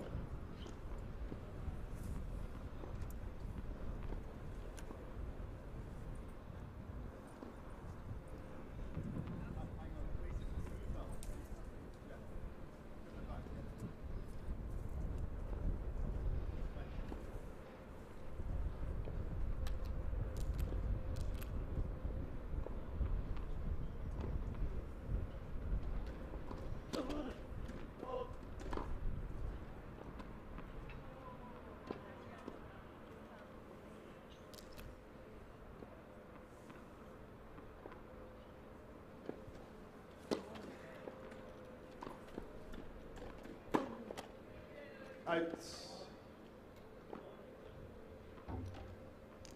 3-1 Lapthorn. So still trailing by 2 points in this tense tiebreak here. Ramphadi 1-3 down in this race to 7 points. Fault.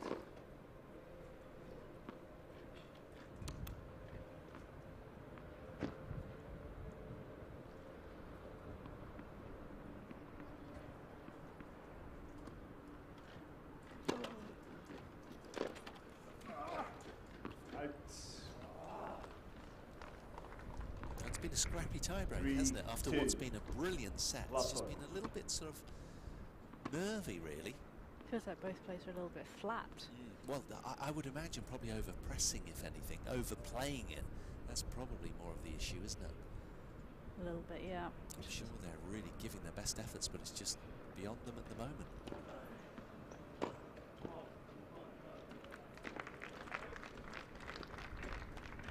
So they wheel around, and it's Lapthorn with a cushion of 2 points. 3 points away from victory here.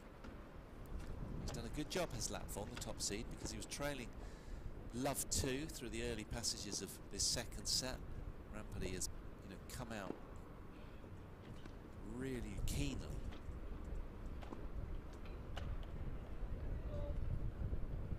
But not for lack of trying from the South African. He's thrown himself out of his chair twice. It's been a terrific watch, in all honesty. But there's been a slightly flat feel about the tiebreak quality at the moment, that's all. I'm sure it'll pick up. And this is sometimes what happens in the wind. It's a great leveller, they say. For who, I'm not entirely sure today, because it's been so blustery. Oh, it's a 10 out of 10 backhand return from Ramphadi. Laser liking his flight path there. 4-3 Lapthorn. Be interesting to see how Ramphadi deals with the wind. You get the sense that he's with the wind at the moment. Is he able to be aggressive and use that to his advantage?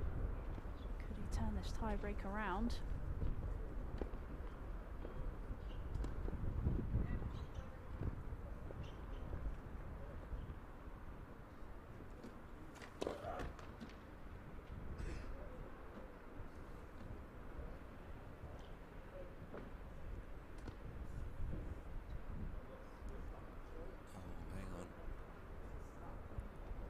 His chair buckles has completely sheared off. He's had nothing but bad luck with his chair, hasn't he?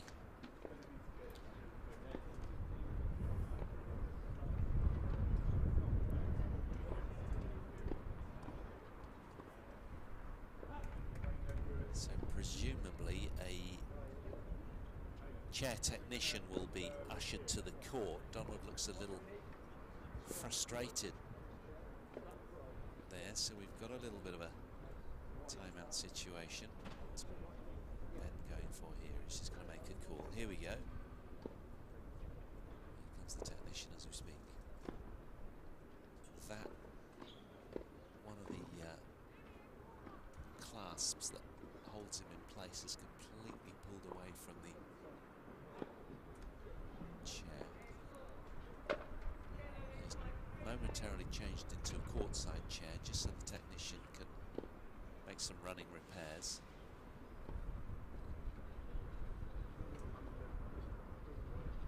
He's not a lot of luck with his chair, has he? No, he hasn't. I was told the story that coming from Africa, he was sort of had a low-key, low-end sort of chair. I can't remember the details of the story, but I don't think it's sort of very high spec, and I think as a consequence he's had nothing but problems with it. But let's see, the technician's running off keenly. Ladies and gentlemen, we will resume play as soon as the chair is fixed. Get a Relax in the meantime. spare part. So Ben Anderson, the Scottish umpire, just ushering people to just chill out. We'll be bringing you more live action as soon as the chair is fixed. But at the moment we're delicately poised, heading through the second set tie break.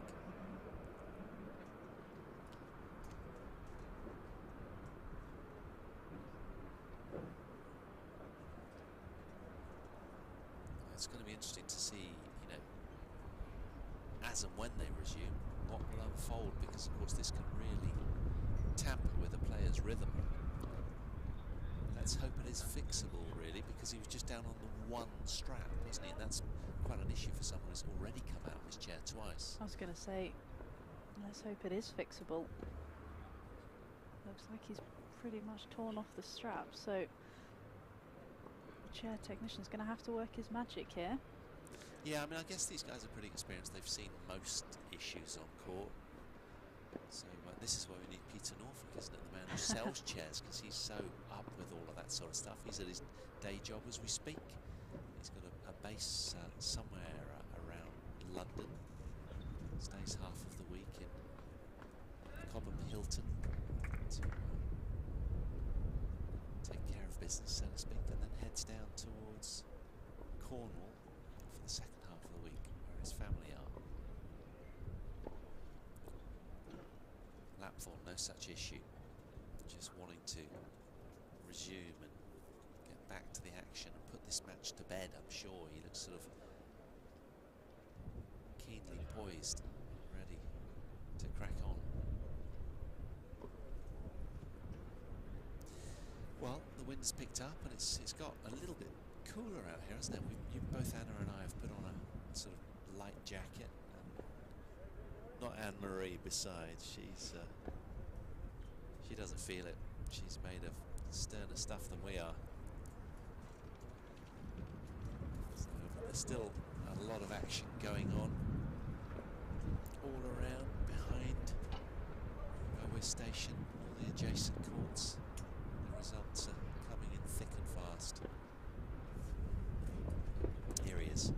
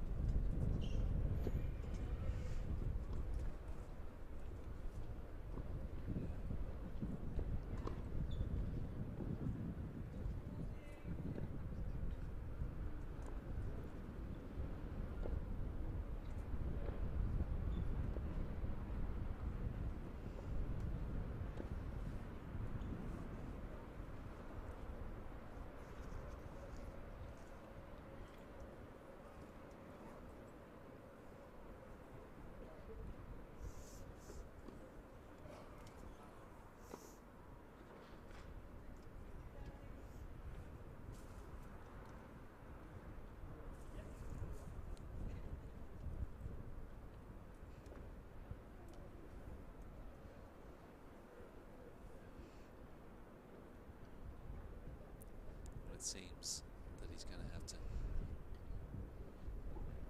make a hole in the strap itself to get it to reattach to the chair.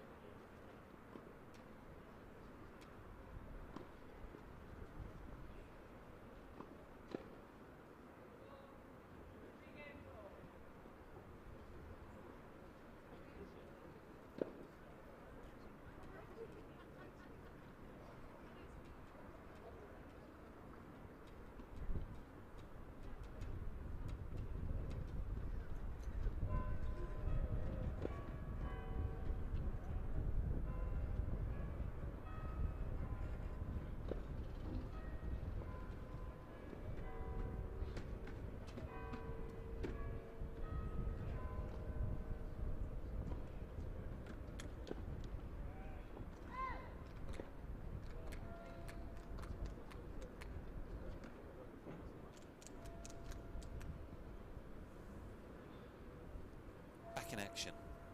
He's back in his sports chair and he's just taking his colourful sweater off so we can crack on.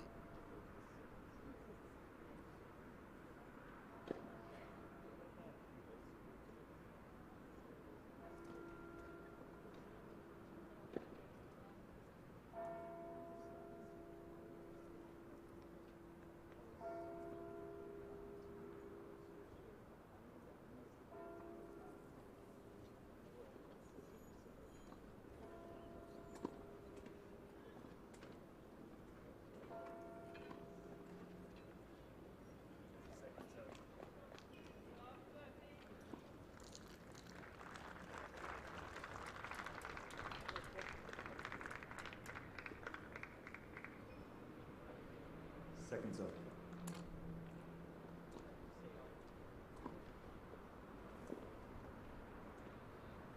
Second serve then. That's a tough dynamic at 3-4 in the second set tiebreak.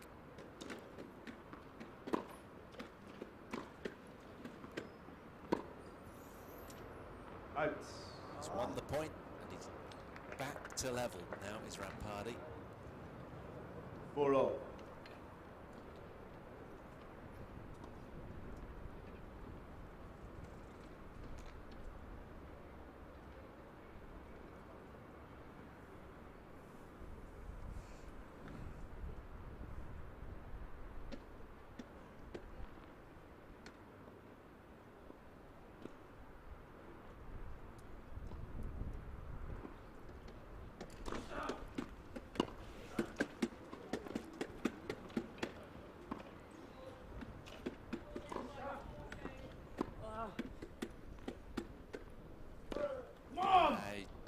Just frustrated with himself there, the South African, because that he didn't really take account of the wind and it blew far too short for him. Clever play from Lapthorn, who wants an extra ball. Umpire is down off of his chair to throw one close down to the server. So Lapthorn just 2 good serving points away from victory out here on centre court at the British Open.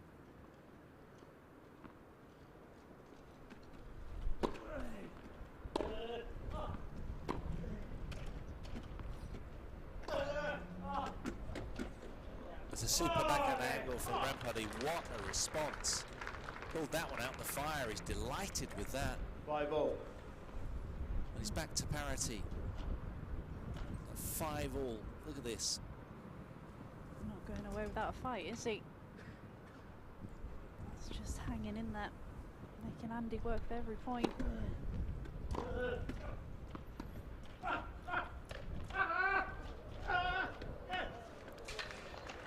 That is one of those those awesome Andy Lapthorn drop shots. He loved that one.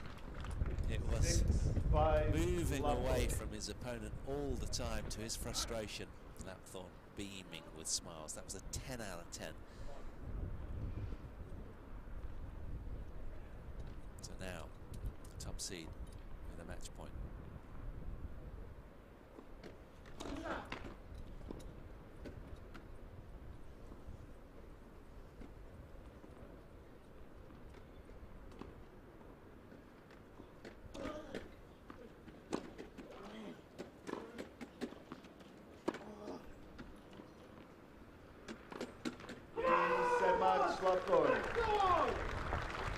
Andy Lapthorn as the top seed in the quad singles, who comes through his quarter-final encounter in a very tight second set. The opening set was fairly lopsided. He took that 6-2. The second set, he needed to go all the way. 7 games to 6, he takes the second. And he'll feel utterly relieved on what was quite a challenging, windy day out here on the Thursday from the British Open Wheelchair Tennis Championships. It's Lapthorn through to the semis. He'll take on Sugeno or Robert Shaw. It's a tough one, wasn't it? Just look at the total points won. 2 points with a difference.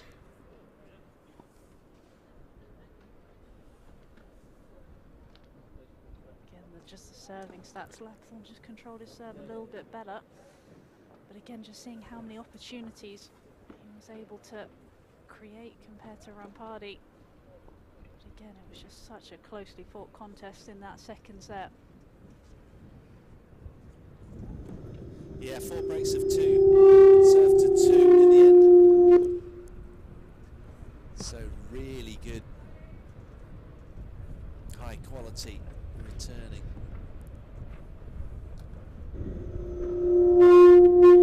Okay, let's give this a little bit of a run. I apologise for slight audio situation, so I'll put the mic here, so hopefully that's a little bit better, a bit more safer on everybody's ears. Andy, hello, congratulations. From my point of view, I found that to be a very entertaining match. How would you assess it? Horrible.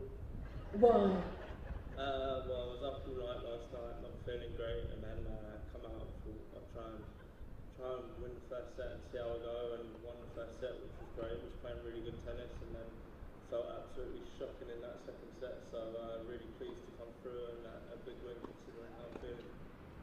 Let's talk about that second set, because it felt like the level went up, there was moon balls, a wheelchair went over, some slices, some backhands, everything, and you had to cope with the weather as well, and also lack of sleep last night. So how did you make sure that your mindset was focused for that second set? I wouldn't say I was very focused. I was just trying to do my best to find a way to win, and I haven't done that a lot recently, so just finding any way possible to make balls and try and play as good a tennis as possible, and thankfully managed to do that and make that second set. So go away now, try and feel a bit better for tomorrow, and be back again. One thing to say though, I mean, the score, like you said, you took the first set by 6 games, and then the second set went to a tie break. Because Donald wasn't going anywhere, was he? He was determined to hang on to you as long as possible. Yeah, a few games there I had some break points, and at one point I thought it was going to go the other way, and managed to hang in there. And he's a great player, hits the ball big. I know it well here, which is a big advantage. I know the conditions here, I know how windy it gets, I know where the wind's going to be coming from. I feel like they're just about got me over the line there, but he's a great player. He's indeed. Well, I found it highly entertaining. I know it was a bit of a drama for you, but many congratulations. Everybody, please, your winner, Andy Lapthorn.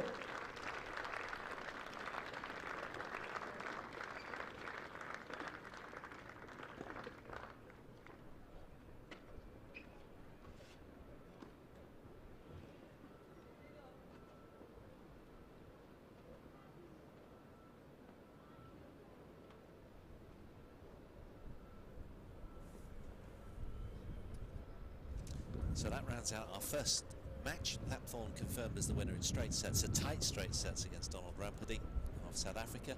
Next up is going to be Mayan Zikri of Israel against Lucy Shuka in the women's singles quarterfinals. Don't go too far.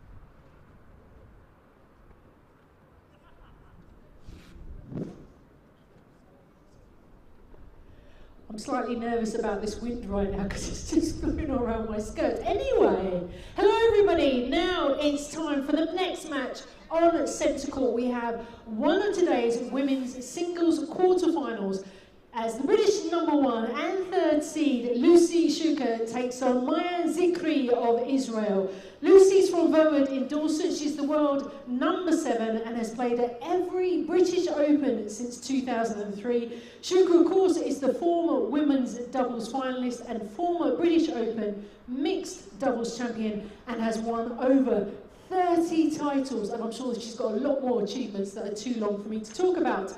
Maya Zikri from Holland in Israel is currently the world #41 and is making her British Open debut, so welcome.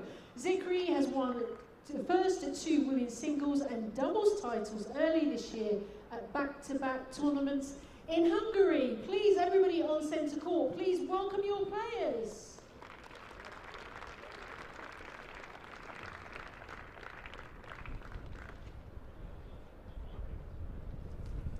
Okay, so our athletes are on court, just getting into their sports chairs.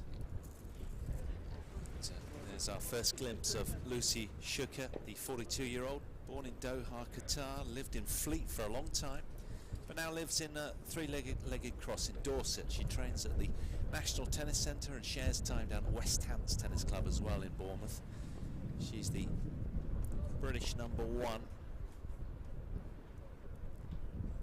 We'll hear more about her shortly. And there's our umpire for this one, Stacey Hartshorn.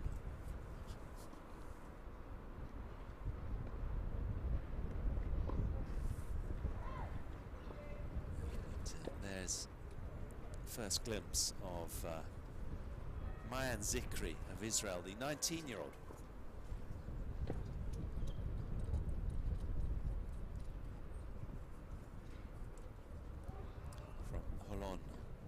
Israel, making her debut British Open. Let's see if we can listen into the coin toss.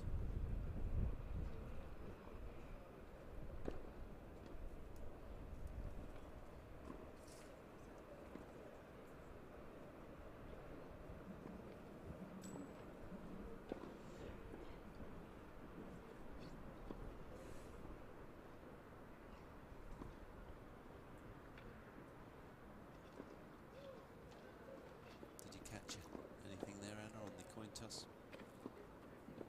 Not quite. No, I didn't. I think Zikri might be serving, but I could be wrong. So quarterfinals then of the women's singles main draw.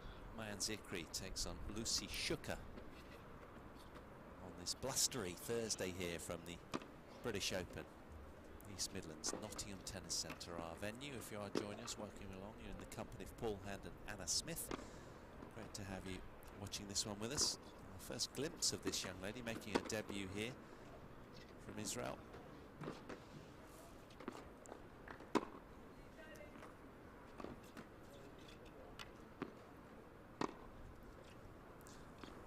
So as I say, playing in Britain for the 3rd time this year after reaching the 2nd round of both the Bolton Indoor ITF 2 level event and the ITF 3 tournaments in February.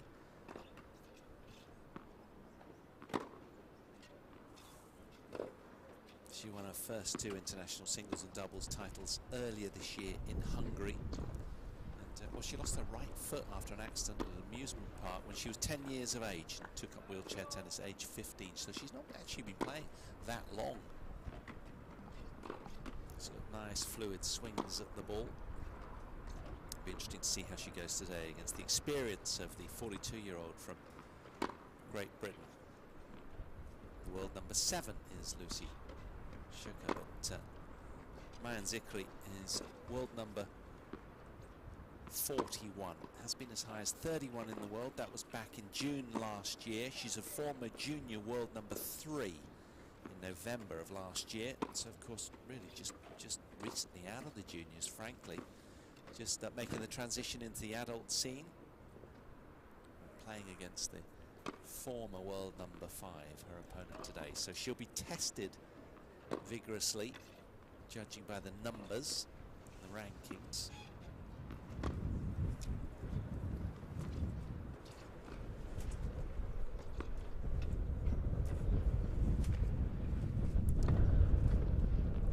But it certainly is a very tricky day for the players today, with the wind, as you can hear on the on-court effects mic, really getting up.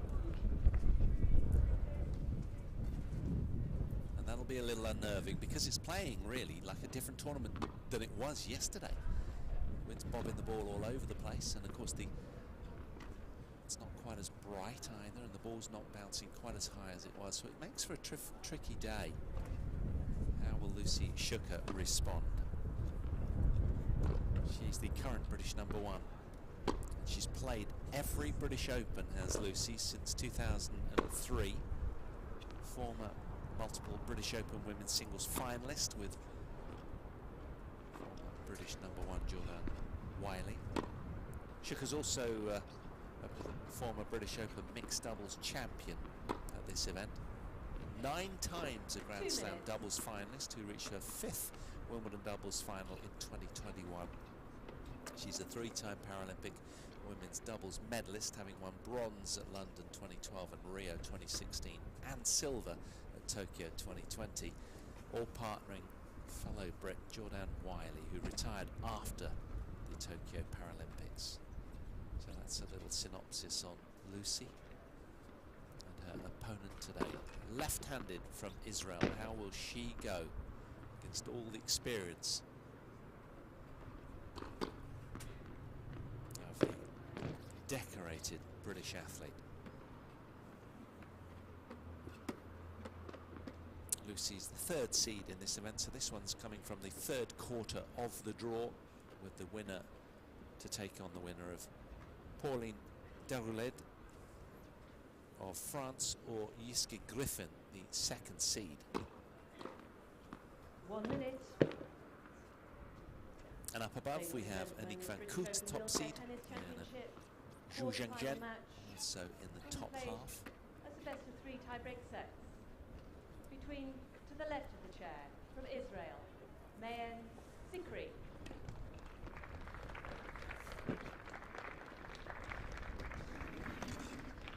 And to the right of the chair from Great Britain, Lucy Shuker.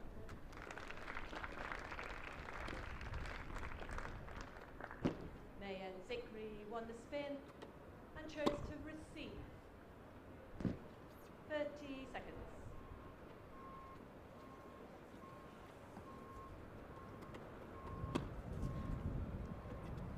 So just a little bit of last-minute revision then. Players banging down a few serves on this tricky, blustery day. And of course, Anna, when the wind's behind you, as it is this youngster, Mayen Zikri, it's all about spinning the ball. To get any spin will make the ball drop down into the box, but that's a tough ask when the wind is just carrying it so fast away from you. You saw in the previous match as well, struggle with the ball toss as well. It's blowing from different sides, so sometimes the ball's going to come forward and sometimes it's going to want to go behind you. So just another factor that these players are going to have to deal with.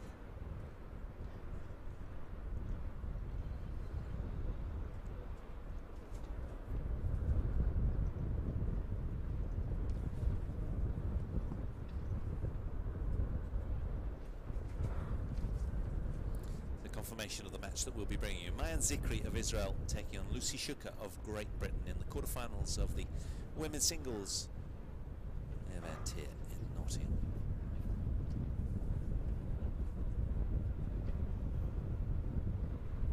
Can tell you that Annick van Koot has received a walkover over Dana Matthewson, I should say, of the States.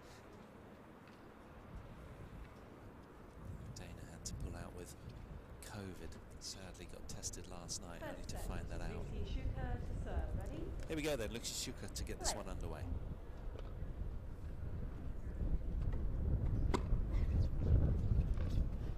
Love.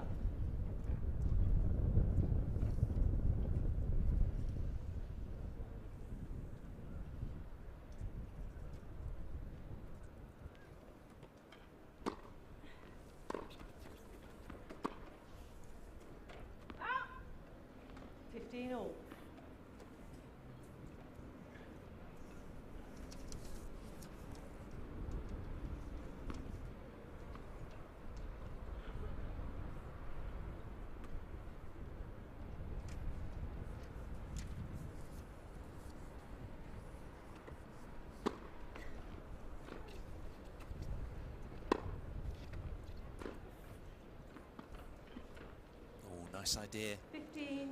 Certainly the play with the wind on your face, because if ever you play a drop shot, it just tends to hold up. If you clear the net, then it'll just blow back into the net. Maybe taking some inspiration from watching Andy Lapthorn in the previous match, how effective the drop shot was from that far end.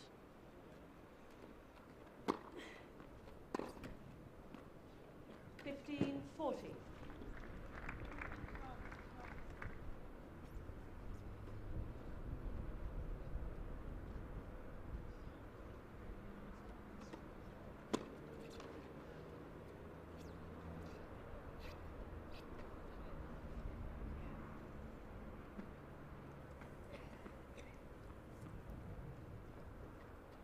So 2 immediate break points then for Zikri.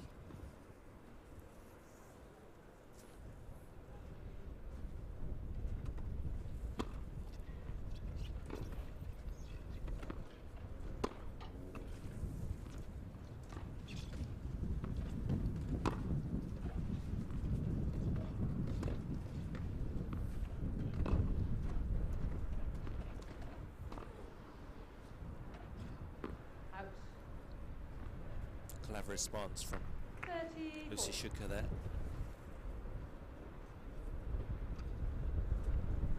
If in doubt, go high. Still work to do though for the third seed.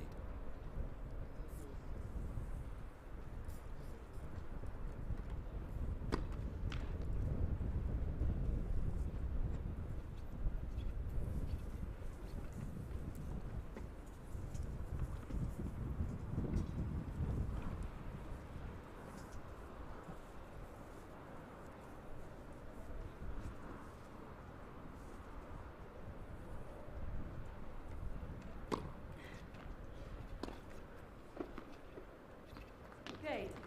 Zikri. It's a wonderful forehand return from the Israeli, and she's off to a flyer here. An Okay. immediate break of the third seed serve.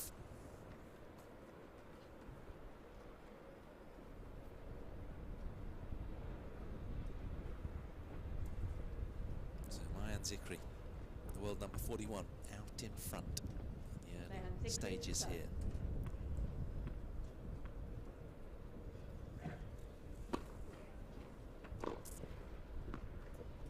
It's a Love keen 50. return from Lucy Shuker, desperate to make amends.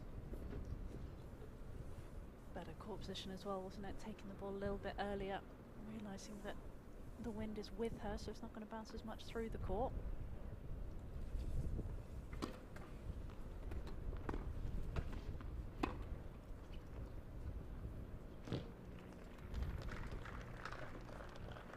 $15 all.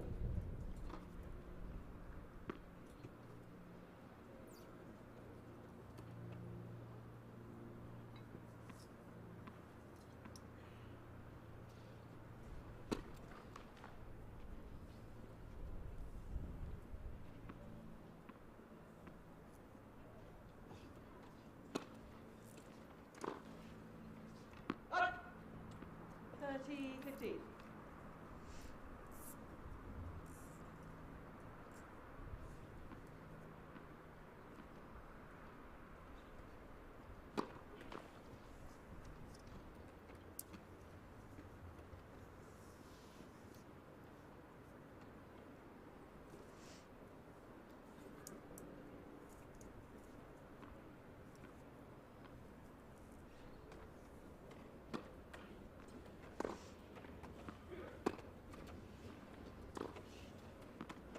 Super play with the forehand from Shuker, finding the space on the court with positivity there.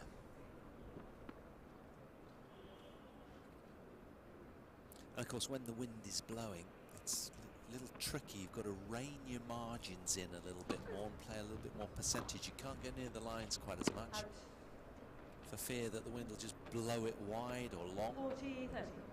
And also the higher you play as well, the wind catches the ball, doesn't it? So sometimes keeping a lower height over the net, and then the ball goes through the court a little bit more.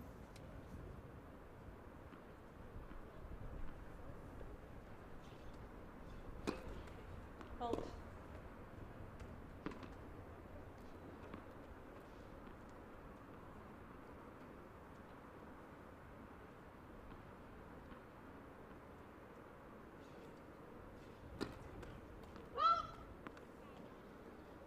deuce. Both taking a little while to settle into their rhythm. Tricky, blustery day, never easy.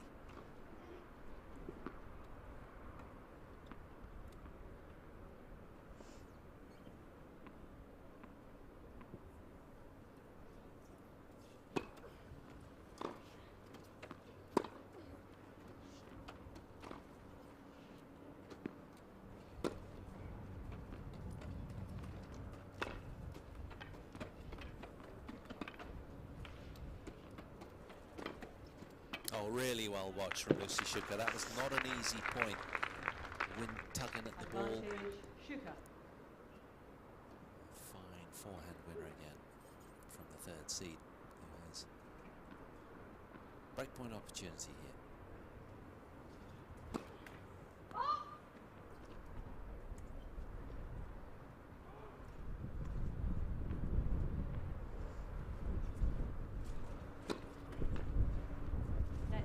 Second serve.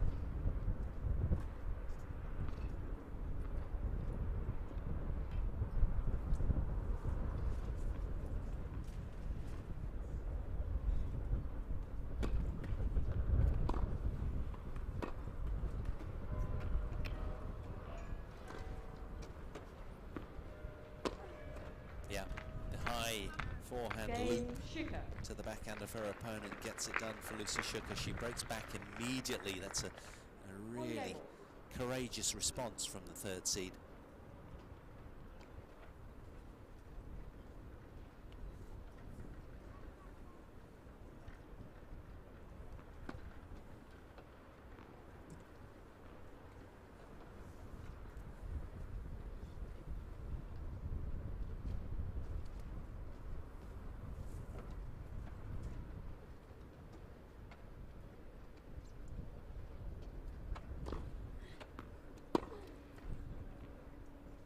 Love 15. Took that return nice and early, didn't she? Used the pace on the serve.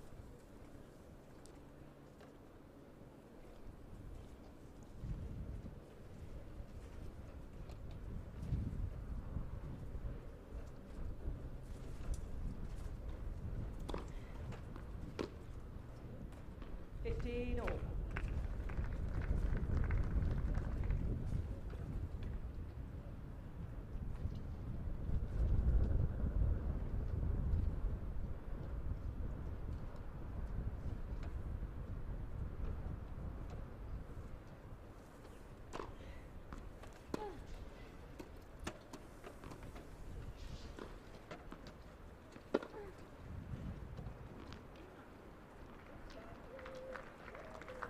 She's 15, rangy and dangerous, this left-hander, isn't she? She's sort of got long levers. Awkward to play against. She has got a good strike on the ball as well. And again, it's that whole lefty thing, isn't it? Just makes it a little bit tricky. Goes into the backhand and then opens up the space.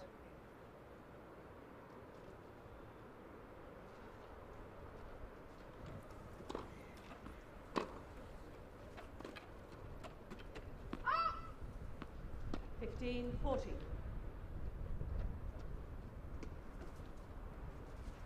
Mixing up nicely as well on the returns, isn't she? Sometimes going through the middle, trying to jam Shuker up, and then sometimes using the width, breaking the tram lines. It's a lovely 30-40. chair jamming serve from Britain's Lucy Shuker.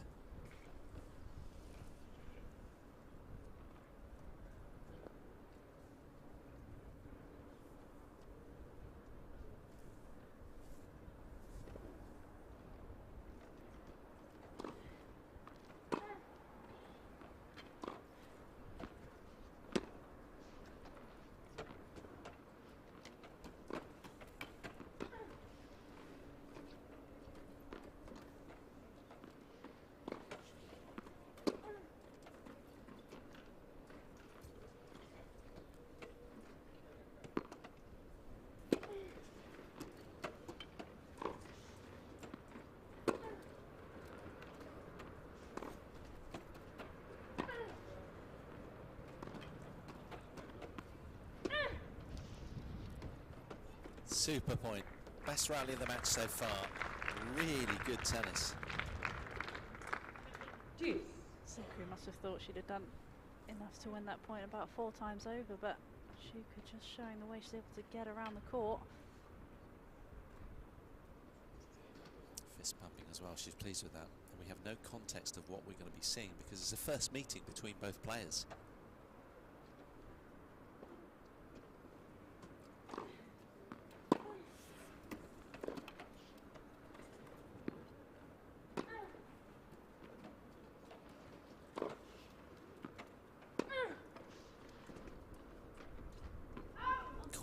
Just missed.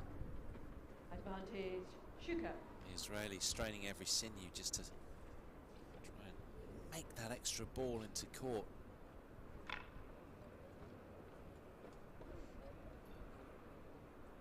Lucy Shuka now then with a game point.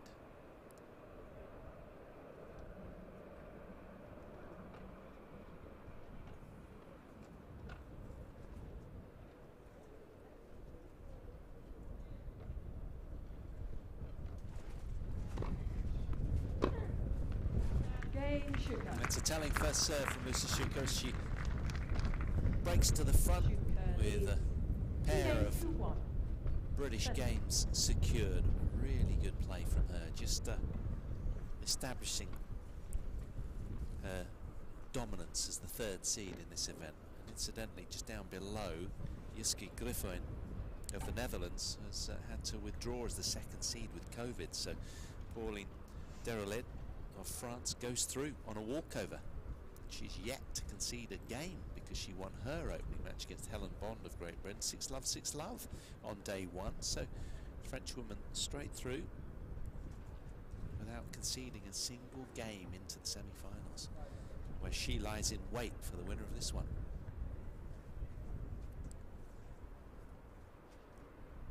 Just an indication of how breezy it is locally.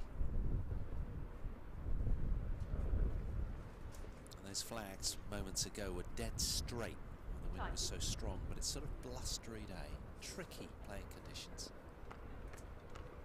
but fun to watch.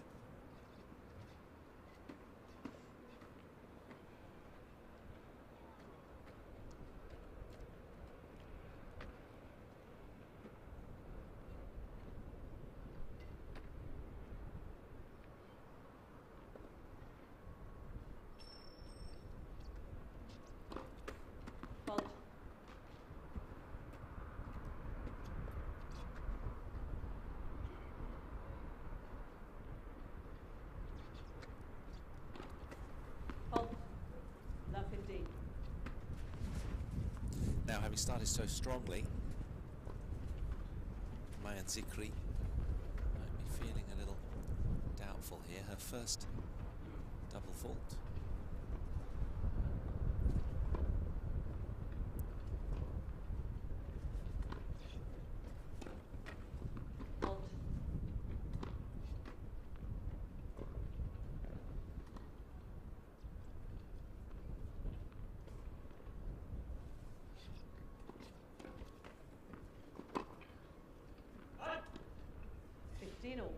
Good serve, good way to redeem herself.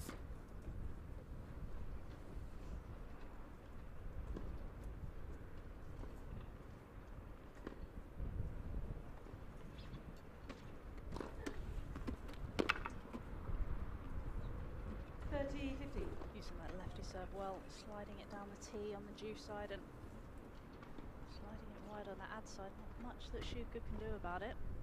Shift her court position a little bit.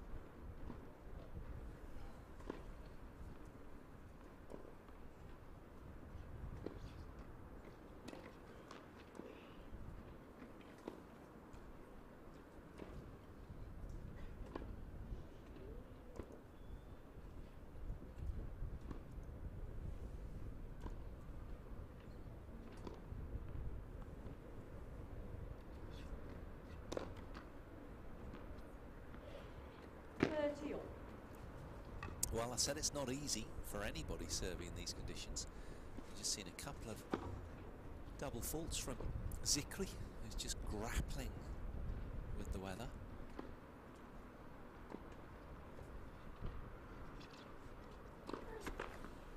But she seems, on the evidence of what we've seen, much more secure once they're mid-rally. Ground shots are really bolstered. It's a really effective serve as well when it goes in. She gets that slice on it. Gets it moving away from Shuka's, forcing a few errors already in his opening couple of service games.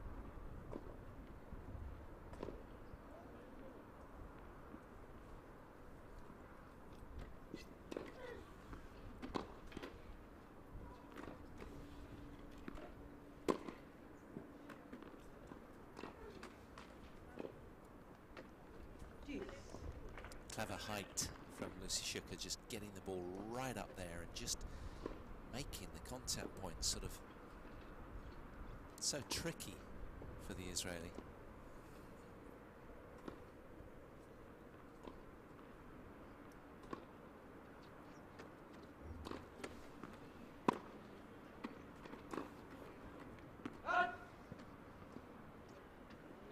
Advantage, Shuka.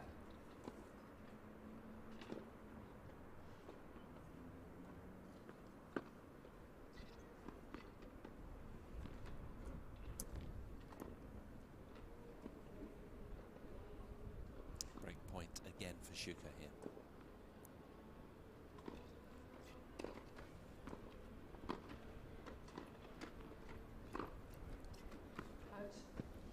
Couple of backhands straying along over the baseline, and Mayan Zikli yields again for the second time on her own serve. Lucy Shuka turns the screw, creates a 3-1 cushion in the opening set as the third seed.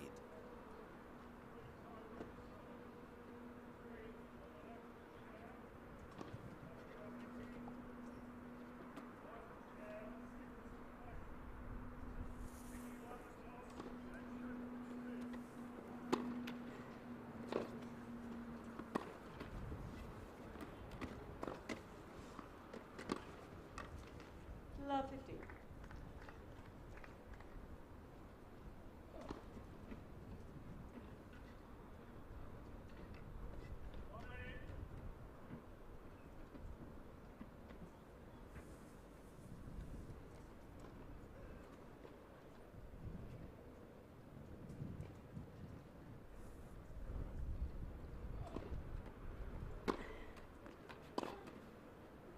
Out. 15 all. Lucy, of course, is supported by the LTA's wheelchair tennis performance pathway, as are all of the British wheelchair athletes. Hold.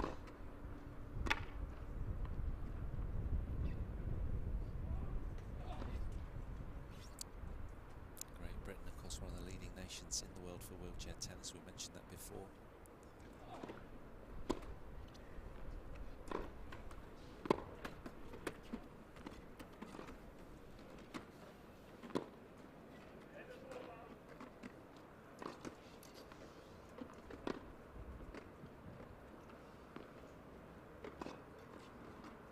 Out.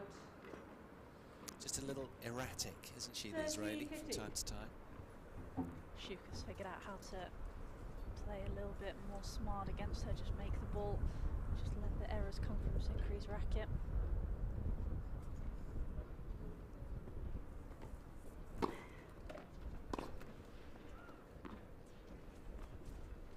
then she comes up with a shot like that. Again, that's the return.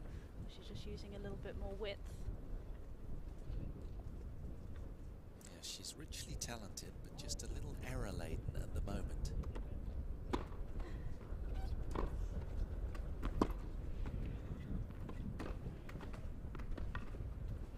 Oh, it was the right choice from Lucy, but just into the doubles alley, that drop shot.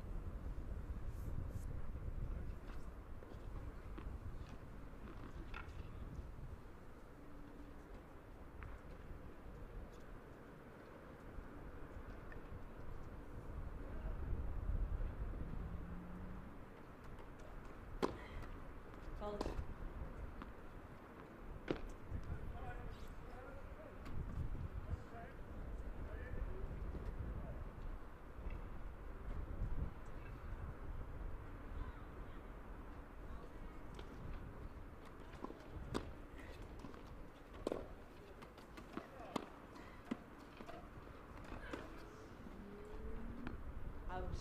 It's just blown long. Deuce.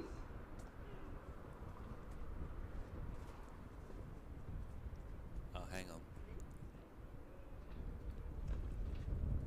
I think it's been called in, has it? Game Zikri. Yeah, so Zikri did indeed find the line with that She lob. leads 3 Yeah. games to 2. Lucy Shuker was very sportsmanlike there. She gave the point to Zikri because she sensed that the ball landed on the line. She couldn't live with herself there, so really great sportsmanship. So she's that's the scoreline. Mayan Zikri holds on, breaks serve, and now just the one game between them. Finding her chakras on the change events is Lucy. Pretty meditative almost. She's very calm, taking a few deep breaths. That's good. Players so different in their routines, pre-serve, Time. change events. Of course, Lucy, one of the players, as we said, that's on the LTA wheelchair tennis performance pathway that supports all players to achieve their success on the world stage and helps them to inspire other disabled people to pick up a racket and play tennis. All the leading British players are passionate about doing exactly that and spending time with junior players as well and supporting grassroots activity. In support of themselves with coaches, physios, analysts, sports scientists. Just off to the right of the picture in the stand as well. There's the British team, Rob Cross, Alex Cochran and Dan Ellis, the nutritionist, the coach and the fitness trainer. Yeah, three amigos in all blue in the stands, in the blue seats.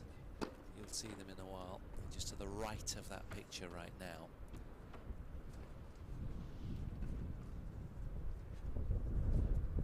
So they're well supported, these athletes, there's no doubting that. Encouraging wheelchair tennis and as many participants as they can to Love 30. take up the game. They're all very enthusiastic, very warm. It's a lovely wheelchair world. They're very welcoming and all inclusive.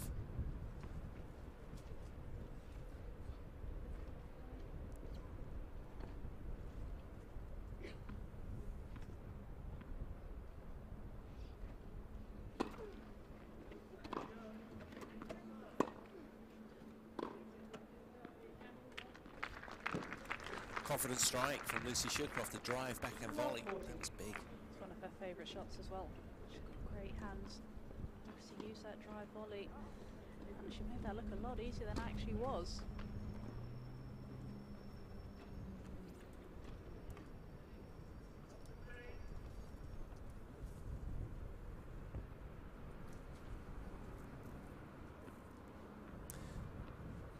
Three break points for Lucy Shuker.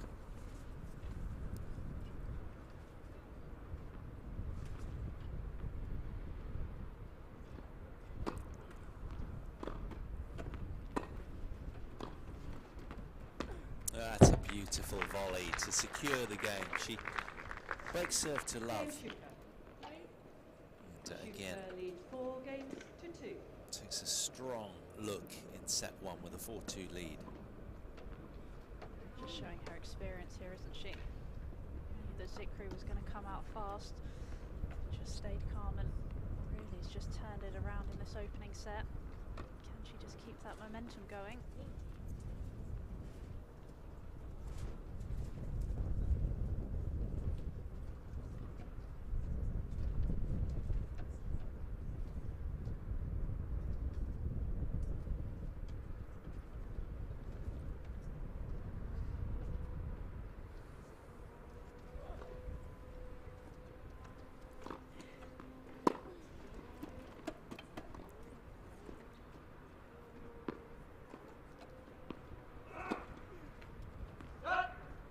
Again, the backhand that's bleeding errors from the Israeli is getting a lot of traffic right now from Lucy Shuker, who's very tactically aware, and she's pegging a lot of balls that way.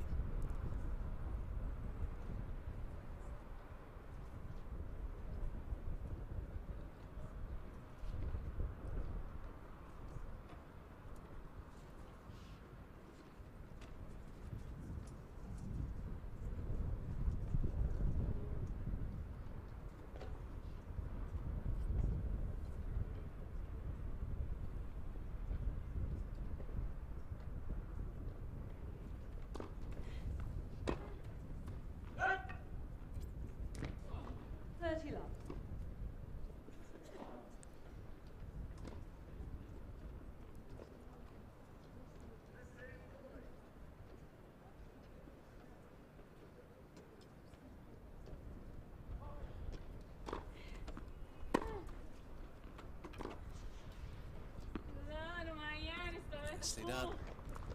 Finding the little space on the court. 40 love. Third seed looking good. Makes such a difference as well when she gets that first serve in. Really sets up that next ball. Can really look to get a big strike in like she did there.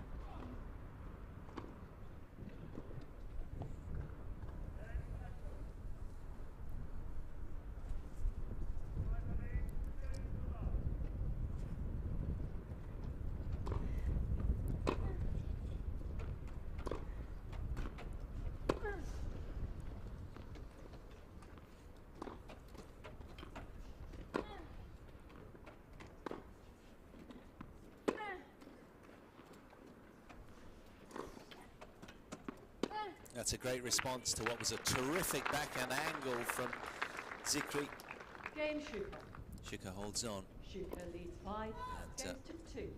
It's absolutely rampant in set 1 now with a 5-2 lead, hitting the ball beautifully. She's cut out the errors as well. Things really looking up for the third seed. Figured out how to play her opponent as well, hasn't she? It's always tricky when you've never met someone before. You don't quite know how their games match up to yours. Now all of a sudden she's getting Zikri moving, using those hand skills, taking some on the drive volley as well, mixing it up nicely. And Zikri just looks a little bit out of ideas here.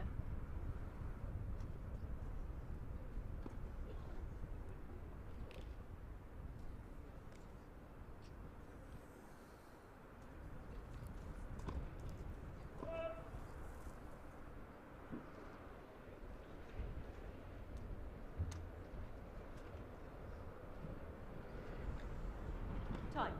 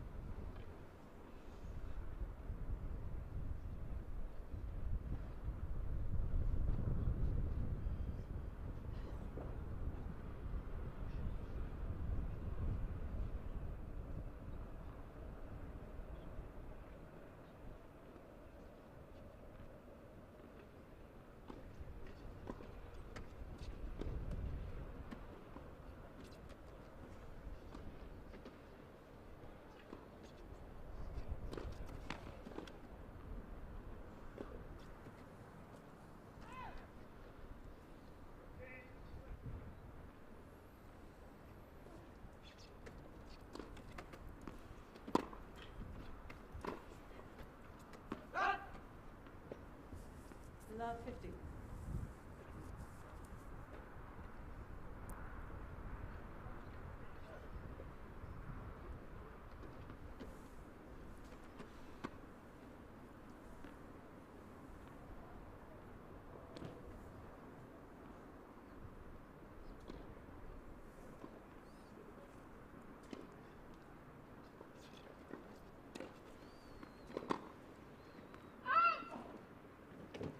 All.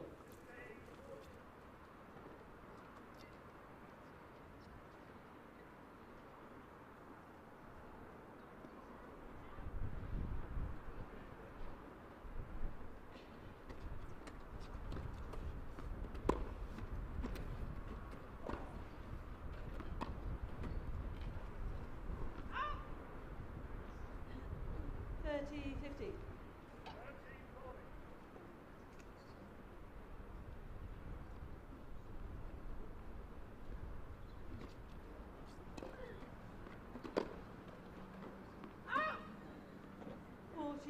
Good for Zikri here to try and stop that momentum that Shuka had built up. On the brink of a solid service hold here.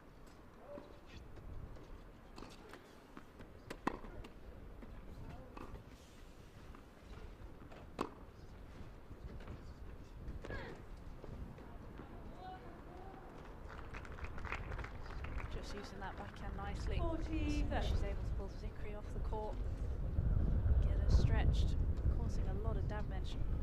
Zikri's got to find a way to try and get the first strike in these rallies. That's what she was doing in the opening couple of games.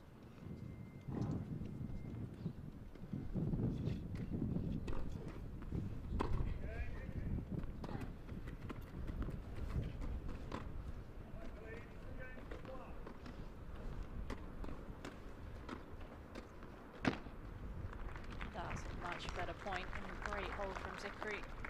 Games equal. Better Shuka striking leads of the 5 ball. games to 3. Great use of the forehand now.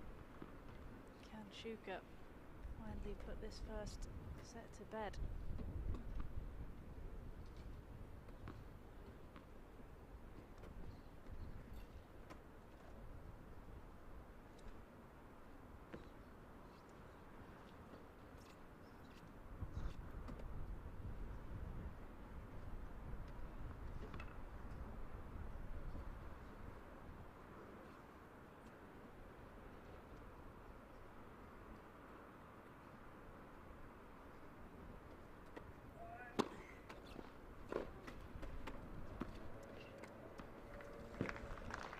There's another one. And those Lovely returns, just taking the ball on, being super aggressive, looking to break that sideline again. Looking to put pressure on Shuka straight away here.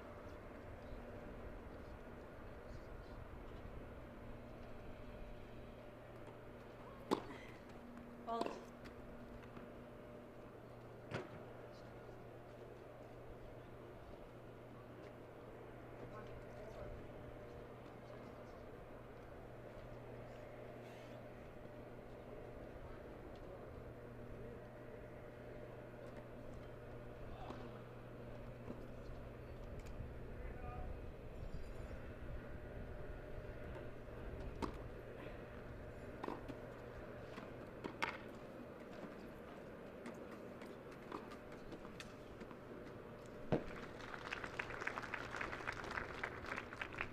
Love 30.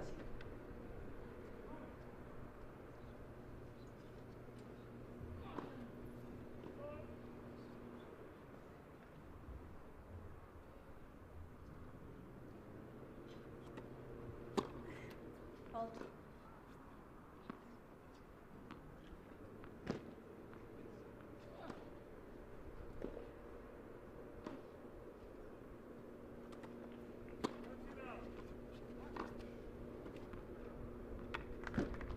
What a backhand down the line that was. A beautiful, Lovely. timely strike.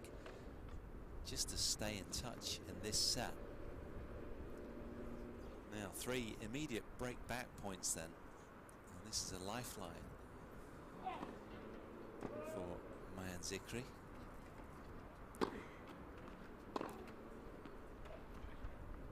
That's a fine shot, another telling forehand return on this difficult day.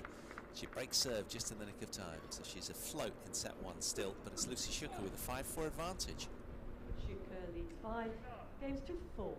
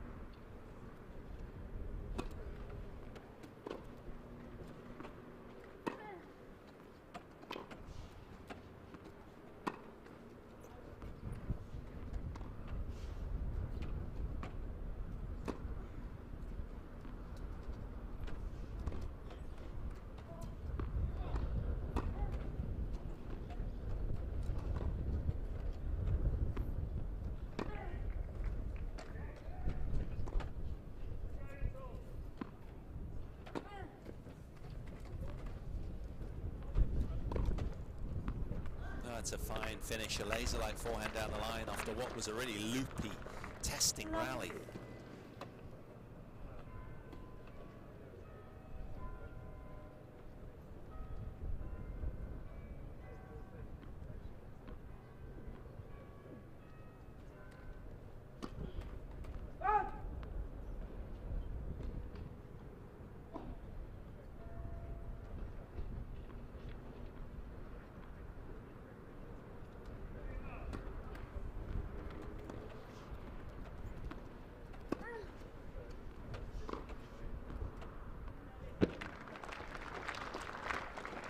Finding her best when she needs it most.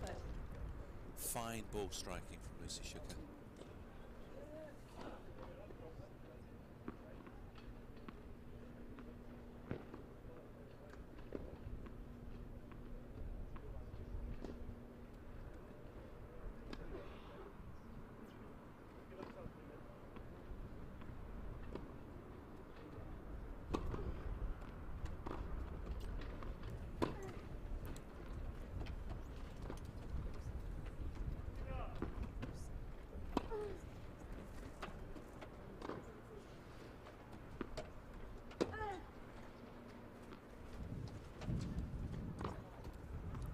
That's another fine forehand winner. She's loving that strike right now, getting up the court, making her presence felt.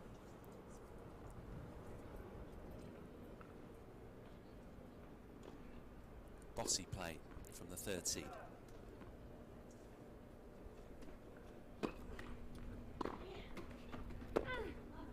What a no-nonsense finish to a very solid opening set from Lucy Shuker in particular. That was dictatorial.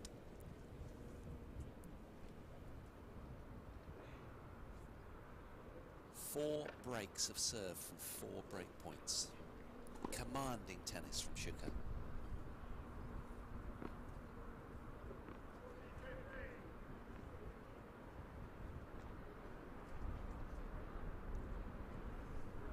was a pretty close first set, wasn't it? Away on the first serve, just a little bit better, a little bit more effective.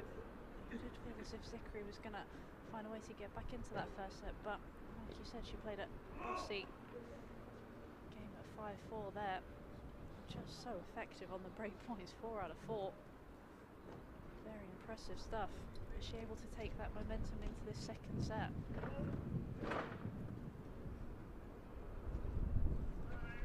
Yeah, total points tally as well, or first serve in I should say, 82%.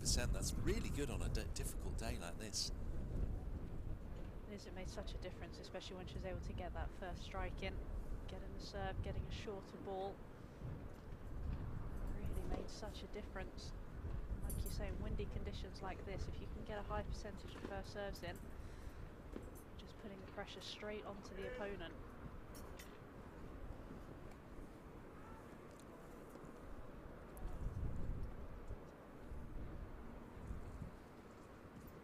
So again, deep in thought, she'll be reflecting on positive vibes there, I'd imagine. That was a really well put together set against a tricky competitor the other end.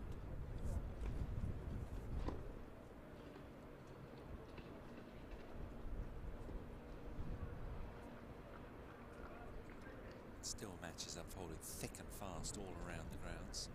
Fans enjoying a little bit of sun popping its head out every now and then. Quarterfinals Thursday here from the British Open.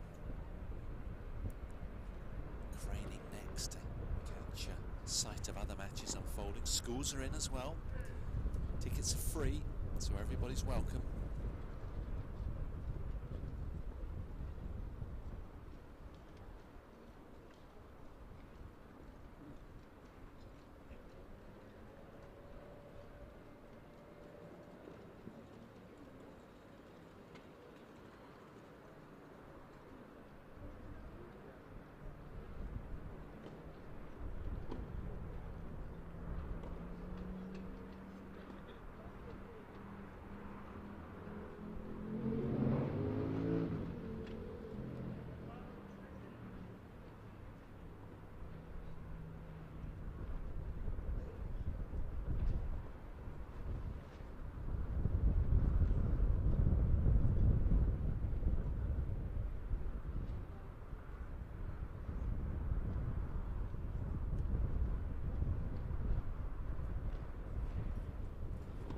makes me wonder whether players are sort of firing visual positive loops in their mind's eye, or whether they're just trying to stay calm. Of course, it's very individualized, and who knows what's going through their head, but Lucy does look completely settled and relaxed there.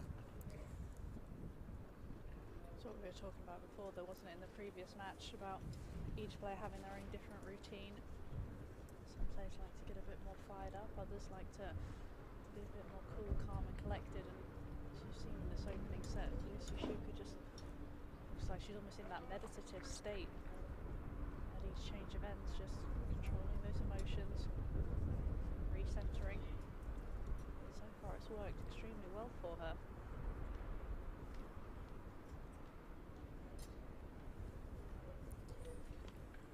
Five past 1 on the clock face locally.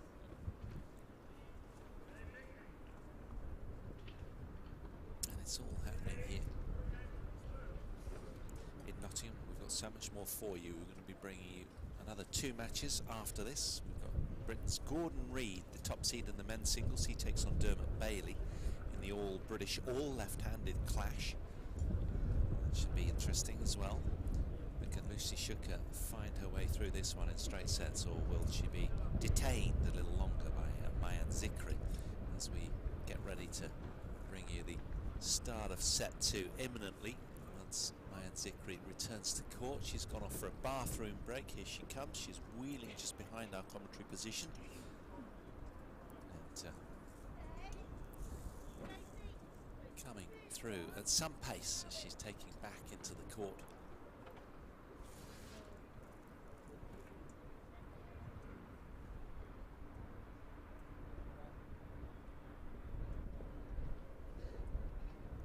Just buckling up nice and tight with her Velcro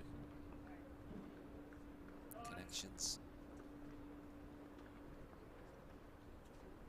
Some players by default, when they lose a set, just tend to go off, and able-bodied players as well, just to press the reset and refocus. Time.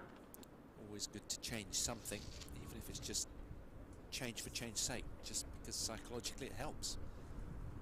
Here we go then, start of set number 2. And it's going to be the Israeli, world number 41, to get us underway. Shuka to serve. Beg your pardon. It's Lucy Shuka to serve.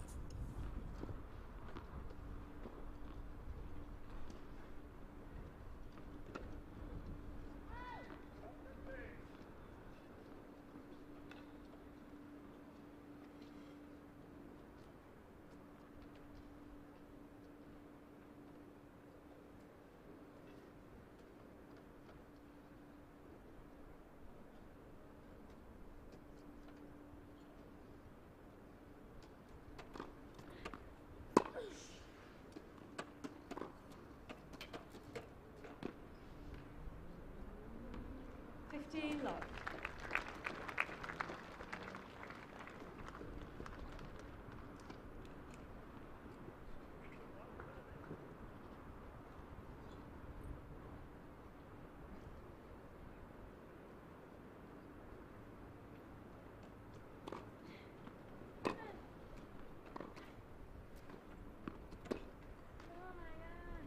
Love.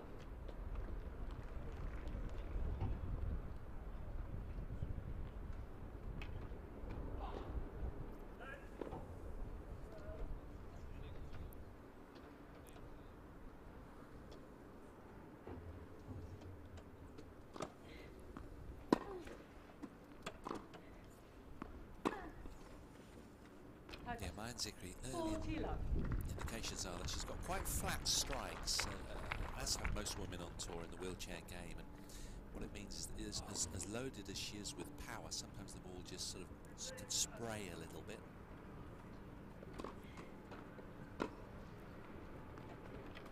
But then she can also hit an array of winners, and when she's on, she's really hot and difficult to play against. But she does grapple with consistency, I would imagine, on a fairly regular basis.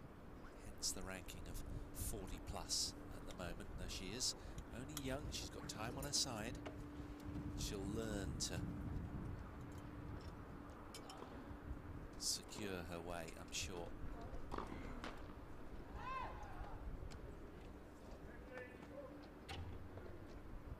older, more experienced players like Lucy Shook are so good at getting the best out of what they can bring to the court on a regular basis.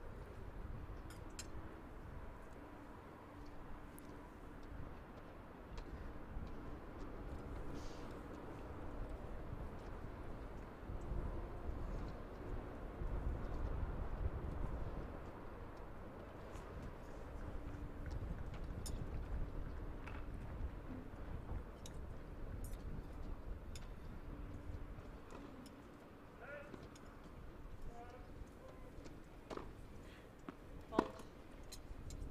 40-30.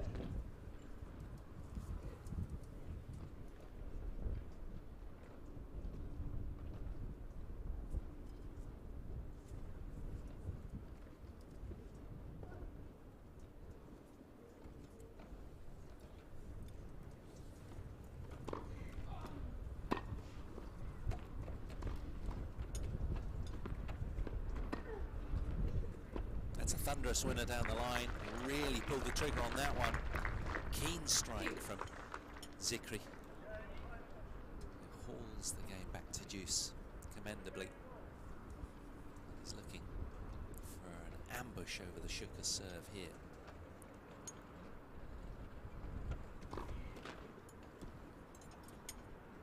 She's managed to break Lucy Shuka 3 times in set 1. She's eyeing a keen getaway right now.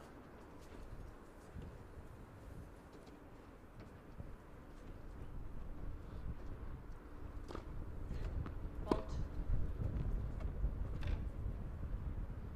Advantage, Zikri.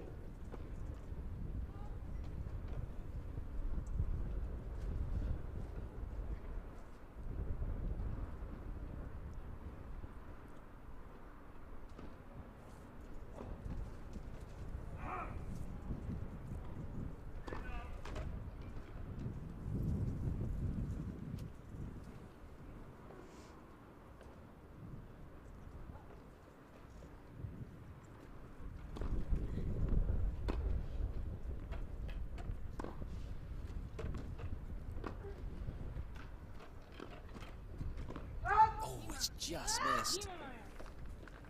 Gamesy. First game, Mayan second set. Zikri breaks serve immediately at the start of set number 2 to a generous hand. That was a fine return game that she engineered there. She's got the momentum as she did in the start of the match. Can she hold on? That's when she's showing how much her power can be used so effectively there. She's able to hit through the court, but is she able to keep it up for long enough periods of time? She hasn't quite been able to do.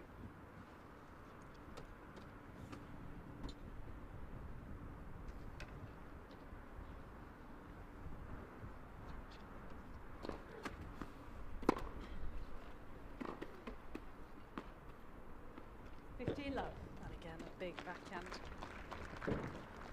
Just moving in, using the pace behind the return, just able to redirect it.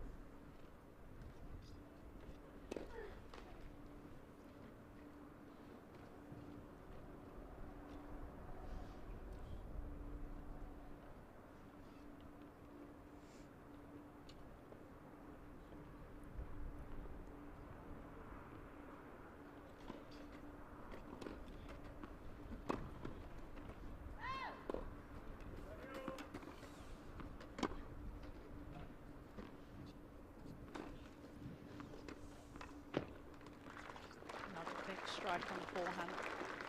Just suddenly stepping in a little bit more, taking the ball earlier.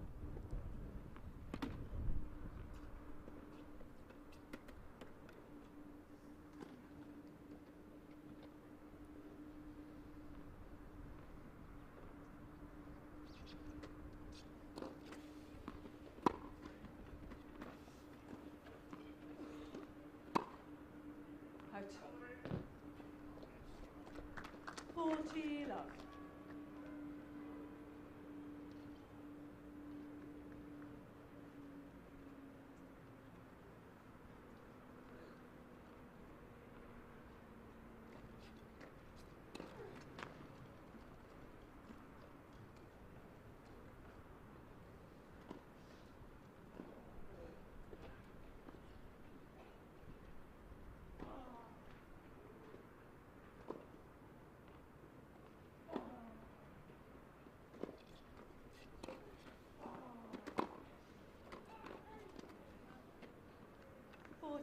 15.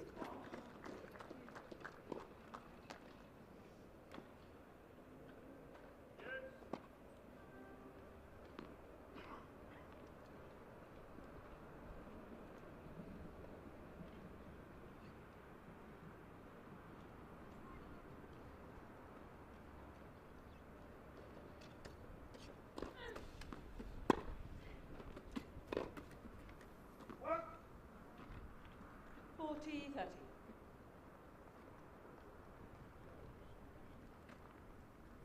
Just sense that Lucy Shuker's just clawing her way back into this return game, just trying to get a little bit more traction and stay with this richly talented left-hander from Israel.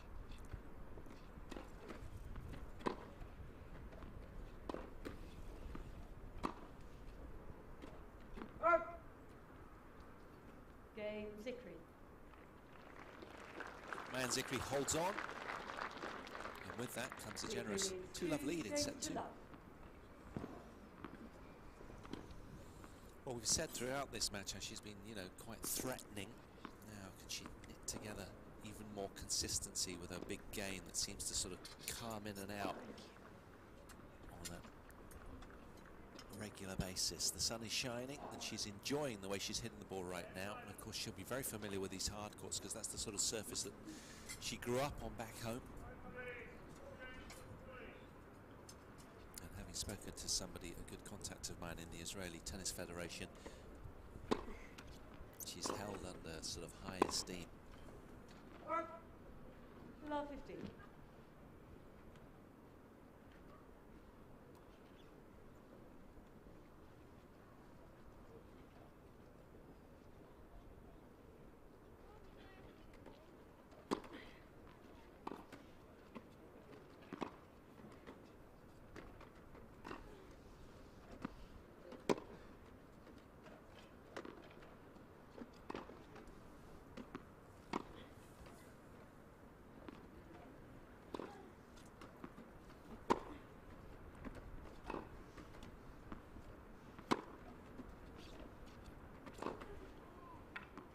Oh, there's beauty right down the line. She's really finding her range now, and the wind momentarily seems to have blown itself out a little. And whilst it is not blowing as hard, the Israeli certainly is making hay right now. This is another gorgeous strike. Look at that.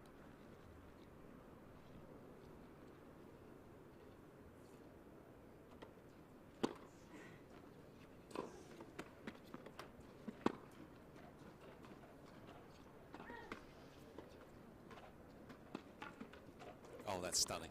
Absolutely stunning from Lucy Shuker, who responds to a very tricky high lob from Man Zikri 15-30. with a top backhand drop volley. High skill level there from the third seed.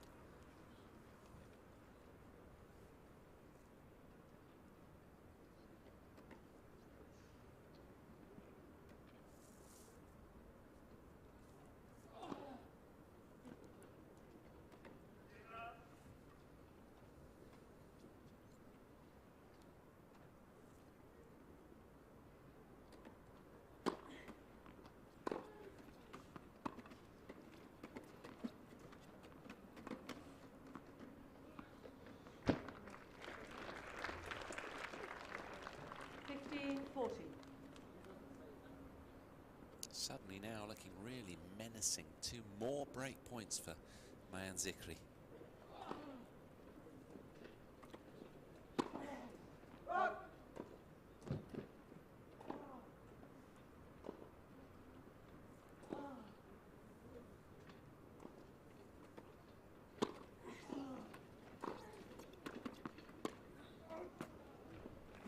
Another searing forehand return strike. And suddenly, in the blink of an eye, the young 19-year-old from Israel is rolling round with a 3-love advantage in set 2. Looking utterly focused.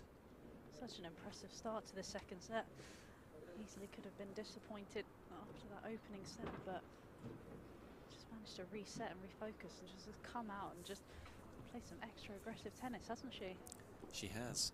And I think, as I say, she seems to be, you know, a lot more consistent now. It's calmed right down locally, and she can now hit near to lines and seemingly she's finding all of her spots with ease.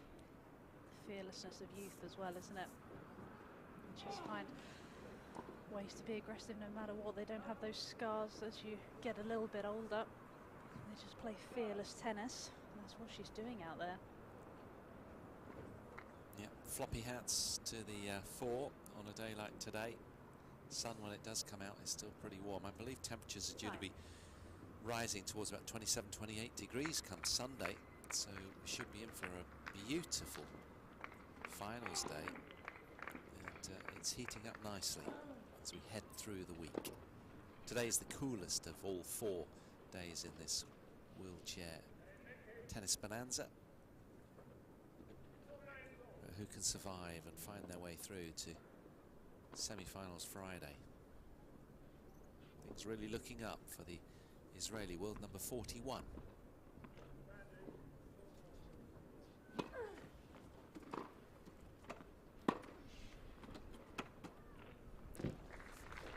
Well, her strikes are low and searing through the court pretty quickly, getting away from Shuka.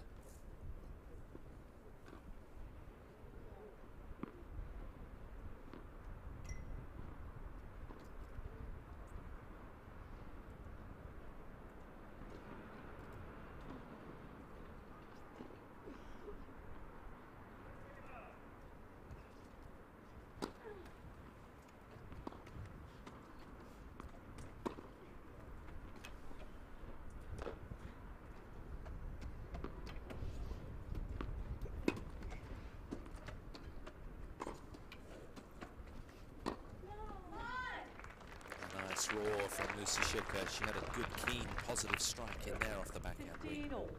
Needs more where that came from. I feel as if she needs to try and be a little bit more aggressive. It's just she's been a little bit passive at the start of the second set.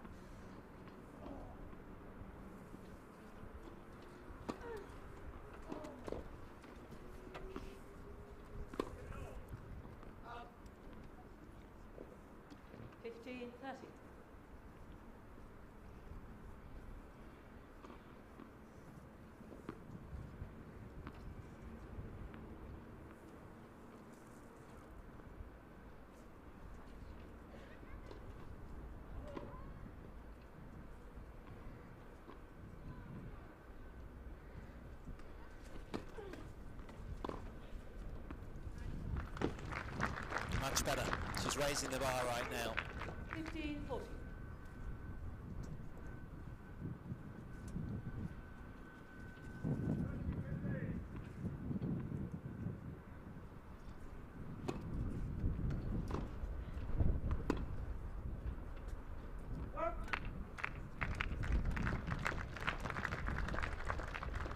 Game shooter. Zikri leads 3 games to 1. Shuka gets some traction then in set number 2 with an immediate break back of serve.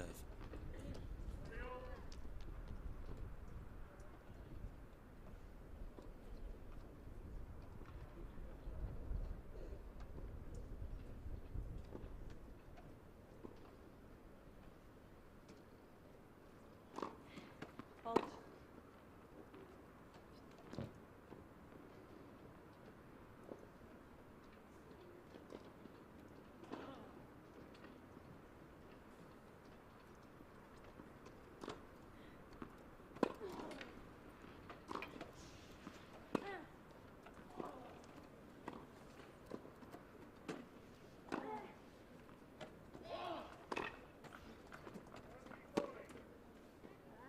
Yeah, it's a clever slice from Lucy, just knifing through the court.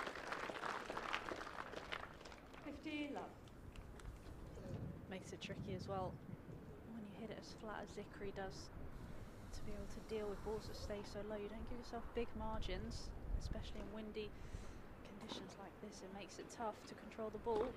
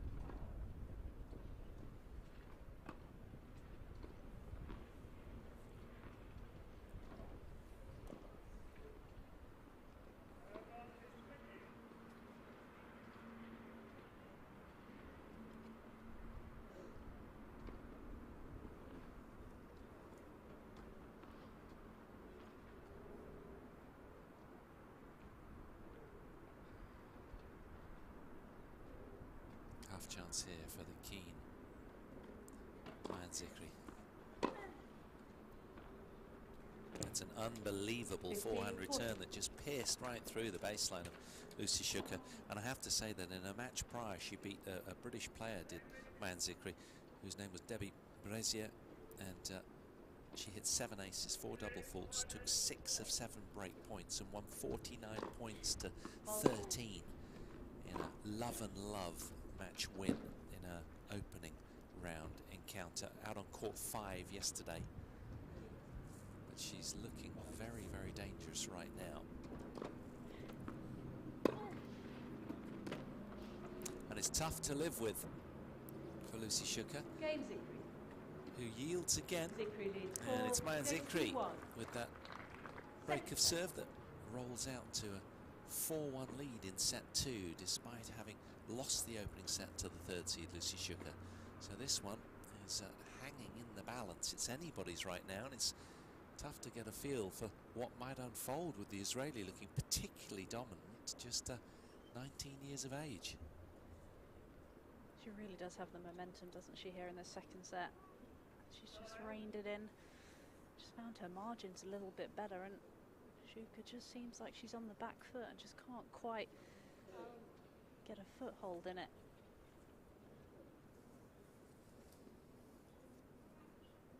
Well, this is a high-level event, steeped in points and prizes. Of course, it's an event that sort of aligns just beneath Grand Slam level. It's very highly thought of, and of course, with what's happened down below, Jiska Griffin having to pull out the second seed with a COVID positive test and yielding to Pauline Dereled of France, the bottom half of the draw, really, as in the very top of the draw, opens right up. So there's massive opportunity, and I'm sure these ladies, before coming on here, would have known about this. So massive chances here for both to go deep, whoever can come through.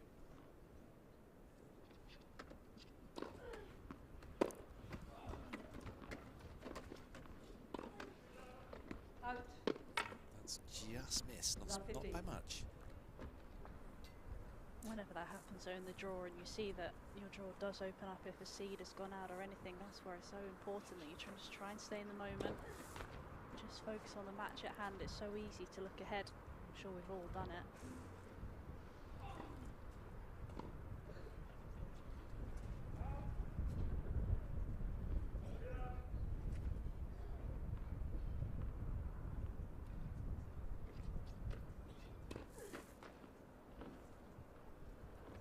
Love 30.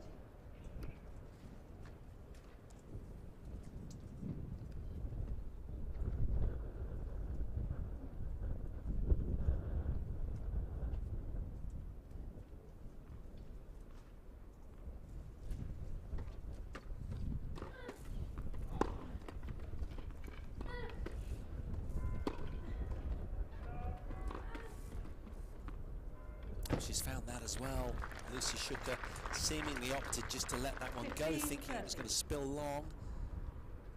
Landed just inside the baseline. Look at that terrific approach. Good first volley. I think she was hoping the wind would do her a little bit of a favour there, but not quite, just dropped in.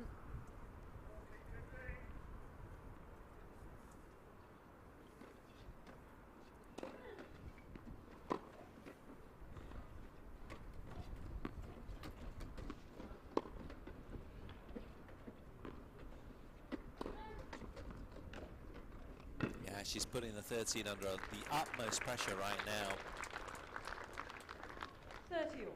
Repeatedly finding her marks with big power strikes.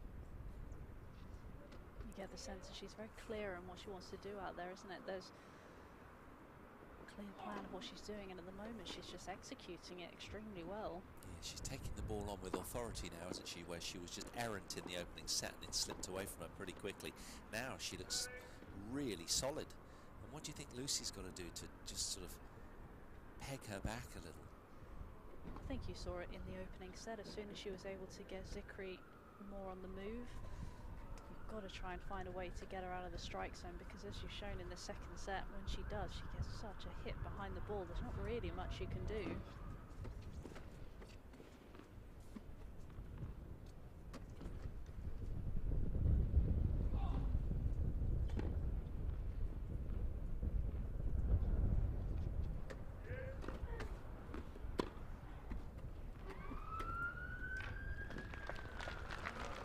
swing and a miss. Happens occasionally. 30-40.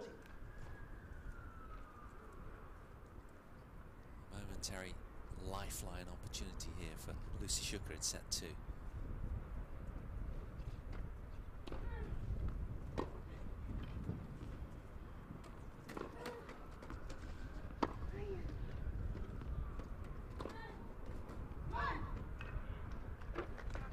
That's a brilliant break point, well played by the 3rd seed. Game Shuker.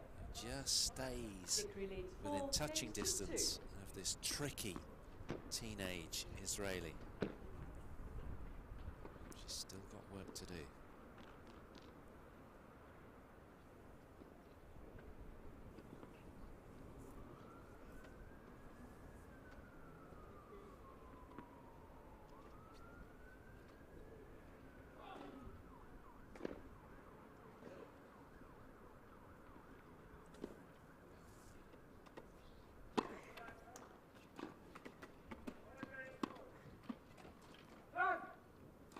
Love 15.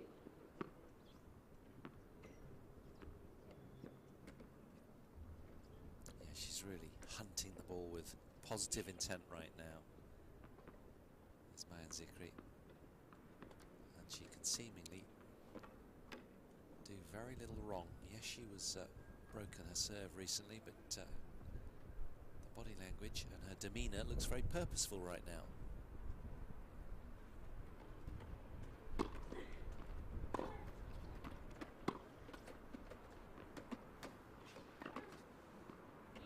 She's tough to read as well. She's got these long sweeping strikes at the ball. Love 30. She's varying her contact points. It's difficult to tell where she's hitting to. It's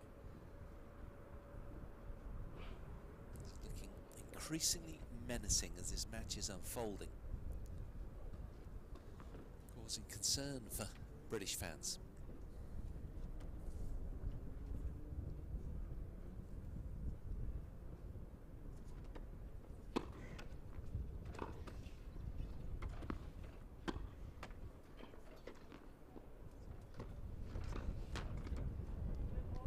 That was the side in the opening set, the backhand side, that was quite errant quite often, wasn't it?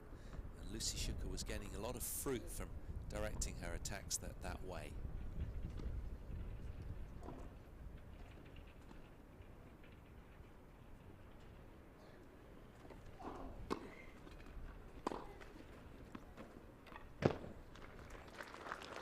Again, another big return, isn't it? Just every single time, it seems, in this second set.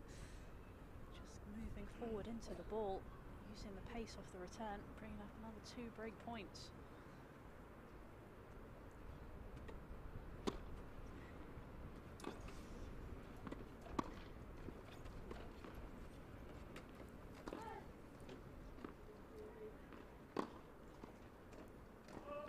Oh, that's a clever choice from Lucy Shuker, hoiking it up really high, loaded with topspin as well. That was never going to be easy to respond to. So one of the 2 break points fended off momentarily. She's just holding her hand up for another ball from the far end. Again, with that shot selection though, you can see the aggressive mindset that Zikri's coming out here playing with. Maybe wasn't the smartest shot selection, gave herself the hardest task, but another break point.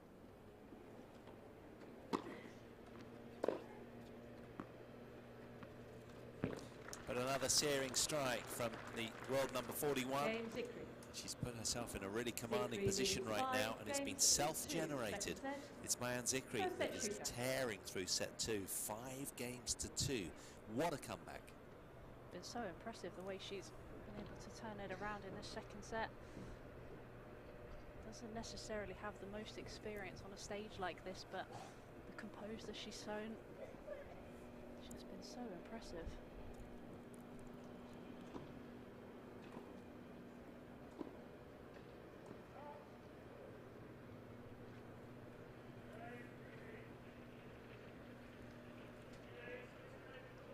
Yeah, she's shown a lot of maturity, hasn't she? In the fight back, it's been quite something. And I tell you what, it'll be interesting to see what happens with the weather as well, because it's been sort of fluctuating all over the place, hasn't it? The wind has completely died down, where earlier we were kind of holding on literally to the awning on the left there that they were commentating under, the blue and grey awning there, courtside. It was so blowy, but now it's anything but. It's completely still and calm, and who knows what we're going to get next. But you do feel that the wind is a big factor in this match, with Lucy managing it far better in that opening set. And especially when the wind picks up as well, that's sort of, I think, when Lucy is in her prime a little bit more. You know, she's got those hand skills, she can play with a little bit more spin and shape and have the drop shot, step in for the drive volley, whereas Zikri likes to try and hit through the ball, be aggressive, hit flatter. So she'll obviously prefer it when the wind dies down. So like you say, it will be interesting to see how the conditions really affect the outcome of this match, because at the moment they're in Zikri's favour, but will it stay like that?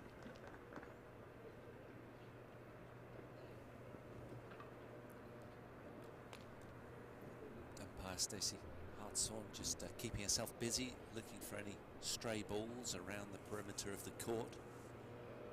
But you do sense here there's a lot of tennis to be played in this one.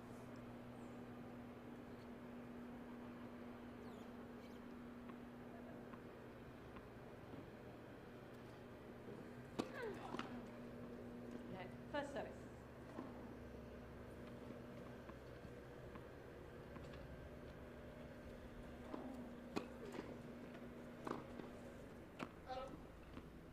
Love.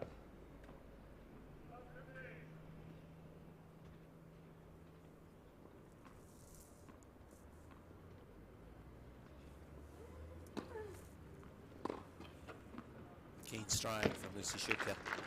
That was really good front foot tennis. 15 all. Took it so early, well inside the baseline.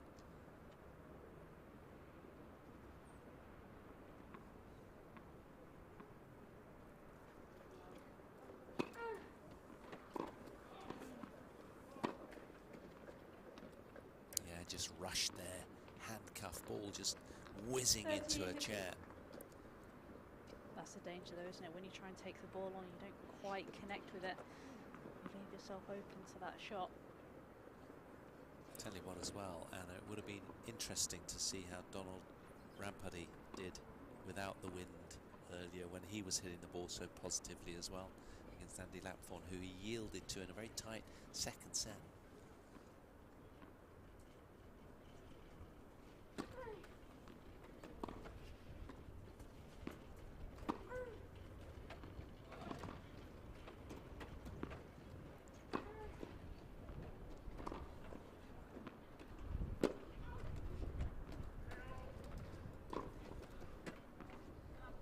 Taken. Just enough topspin to get it to obediently dip down inside the line. What a strike from the third seed.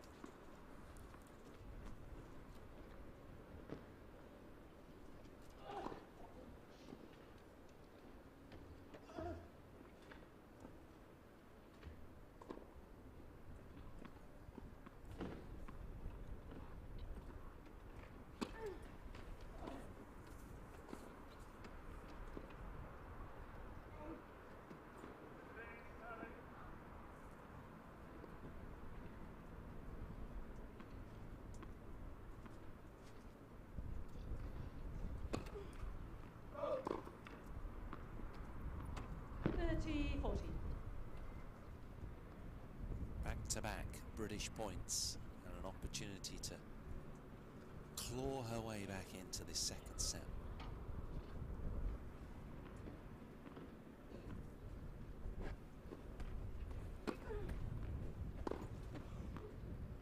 What a super return of serve, and that was timely from Lucy Shuker.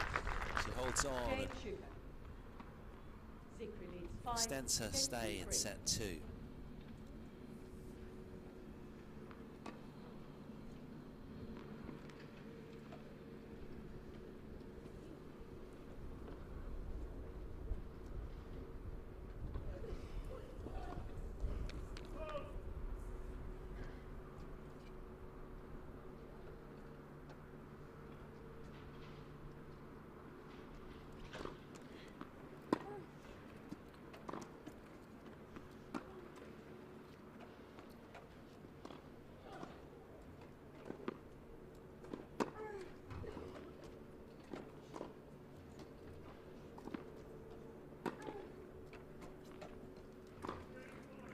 It's a big power strike off the forehand again from Shuka. 15 love. Moved into it well, didn't she? She'd used the higher ball to push Zikri back, and then just moved into the court, hit it into the space.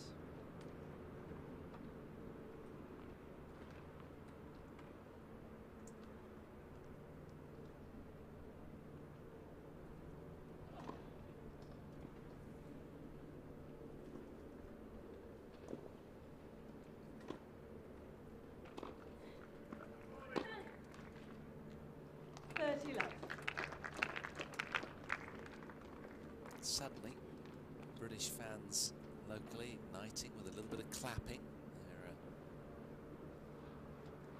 They're still an interest in this second set, where it looked pretty hopeless moments ago. This is terrific from Lucy Shuka. What a fight back.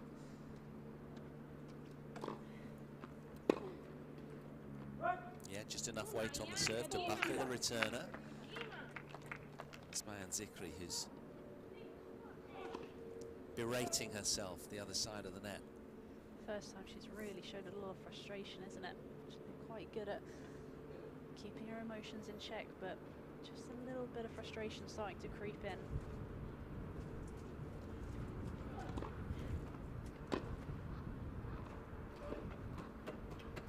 Yeah, tricky return of serve. 50.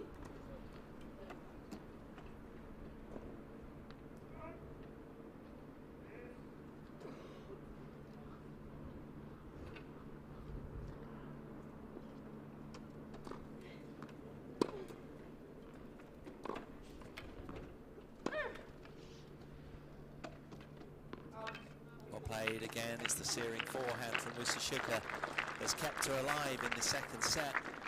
Game Shuka. Set that looked lopsided momentarily when Zikri came out and served for it at 5-2, but has been denied. And now, when we thought Lucy Shuka was going to be a speck in her rear-view mirror, suddenly anything but. She's still in this second.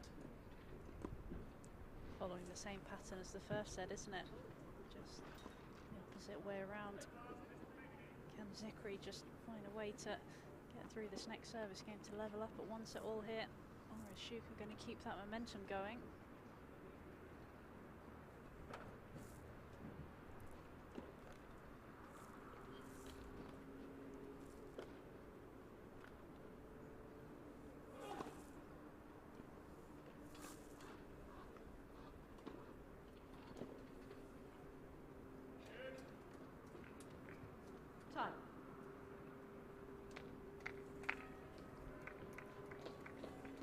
So a change in the Lions team. A couple of Lions judges leave the court. Fresh eyes as we head to the sharp end of set 2. A second opportunity then for Mayan Zikri to serve out the set. Take us the distance for the first time in the televised coverage.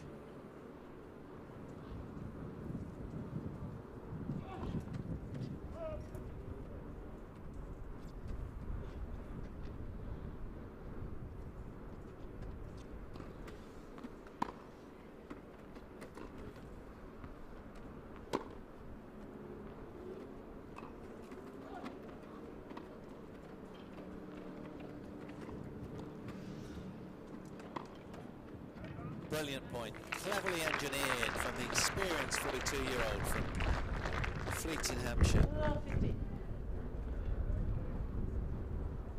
Again, now the wind's picked up as well, isn't it? Shuka's able to use her skills, that drop shot coming in again and finishing off with that volley.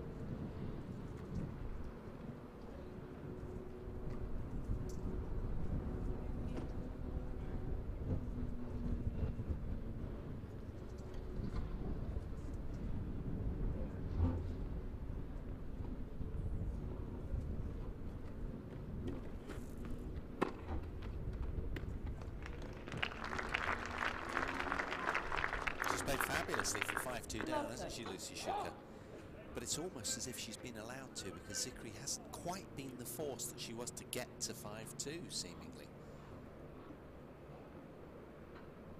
Great concentration of Lucy Shuka. turning the screw again when she needs to most. She'd dearly love to get through this in straight sets. Not always that easy. Brilliant. Her forehand has been absolutely spellbinding over the last 10, 15 minutes or so.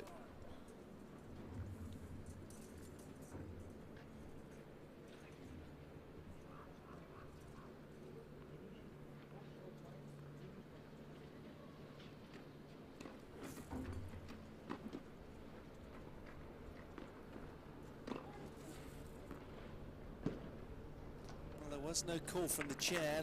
Lucy looking up at the chair umpire, glaring as if to say, what happened there? I think it might have clipped the line though. Might have been a little bit of wishful thinking.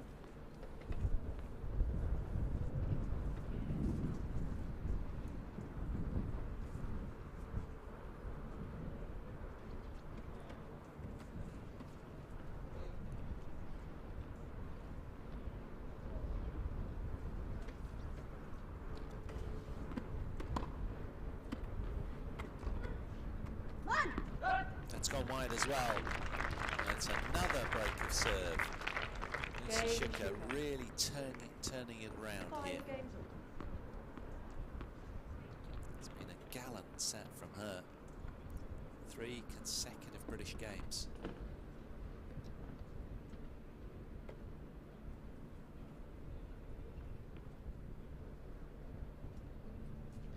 Just taking care of a little housekeeping, getting all the balls under control.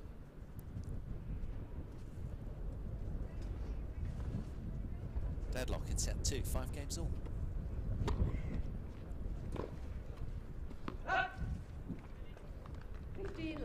It's been interesting how the wind sort of picked up in the last 10 minutes and all of a sudden how the score has changed, isn't it? Just how the conditions have made such a difference in this match. Yeah, it was at 4-5, wasn't it, that it started blowing again. Not as hard, but still seemingly significantly favouring Shuker.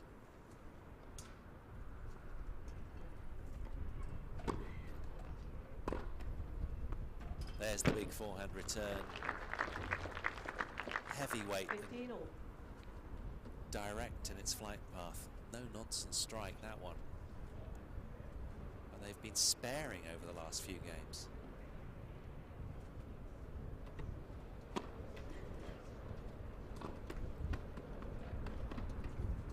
That's a clever shot. There's no getting that. It's one of Andy Lapthorn's, that is. Right up the top draw. Beautiful drop shot. Well weighted. And into the wind. It's just impossible to get back. It's just great awareness, isn't it? She realised that it didn't have to be so good and so close to the net. It was sort of halfway between the net and the service line. Just showing her experience again, isn't she, here?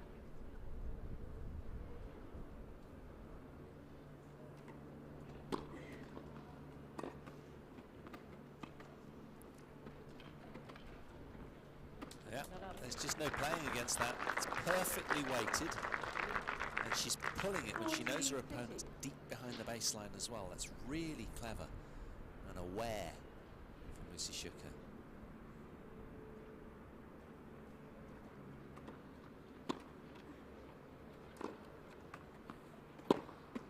Yeah, lovely mix. What a clever game. A 4th consecutive game for Lucy Shuker. We're from 2-5 down. Suddenly now takes a 6-5 lead in set 2. Things really looking up for British fans.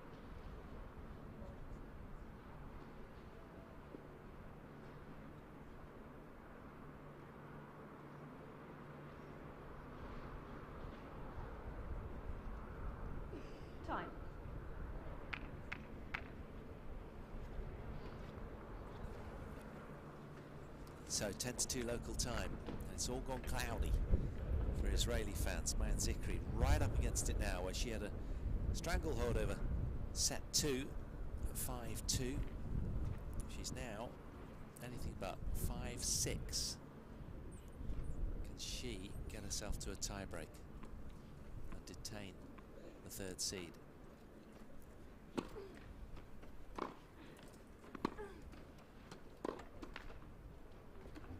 Love.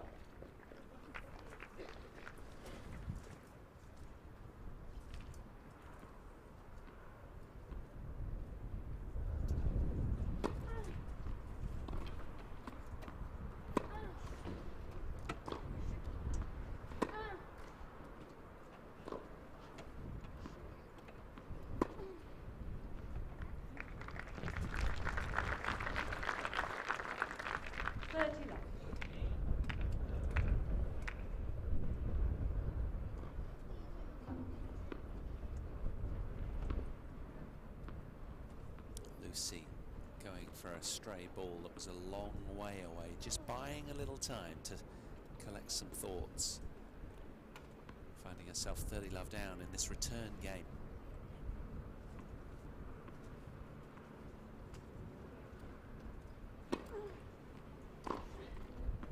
That's a big strike.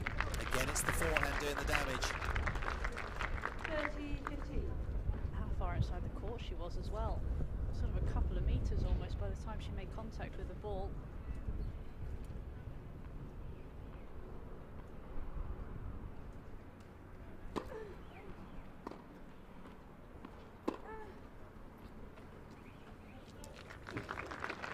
It's a timely backhand up the line from Zikri. I haven't seen many of them with that kind of effect recently, but it puts her in a commanding position in this game anyway.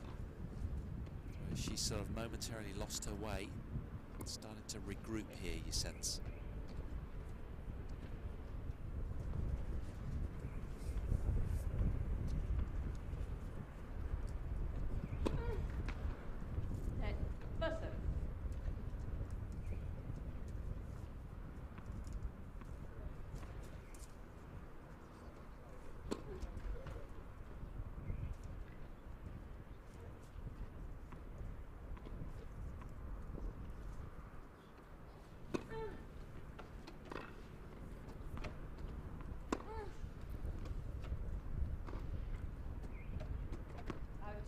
Just a little too much height, and the ball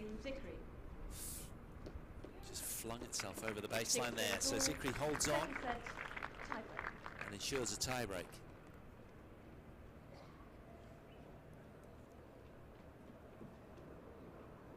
So can the third seed find a way through against this richly talented left-hander from Israel?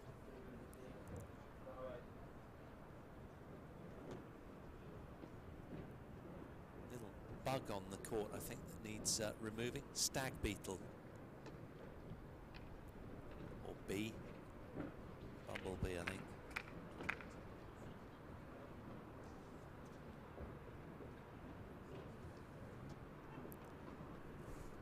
The school on the adjacent stand have decided to take leave of the court. Lucy's going to continue anyway, I think.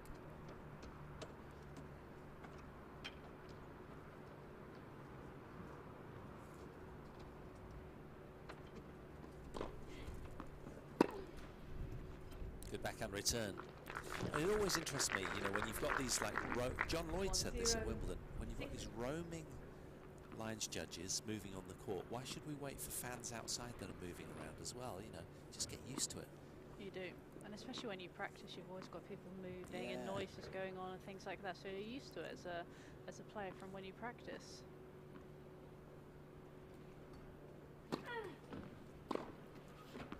That's nice, whatever you can do. And he was also suggesting that, you know, at Wimbledon, when you're paying so much for tickets, as you are in all the slams, all the bigger events, that when players are waiting, or when fans are waiting out and say one love, and you know, change of ends, and not allowed into the seats, that can be very costly and irritating. And I get that. I think that needs to be looked at.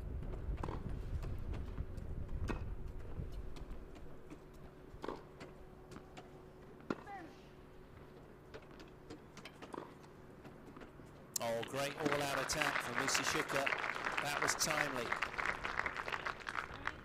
2-1, Schucker.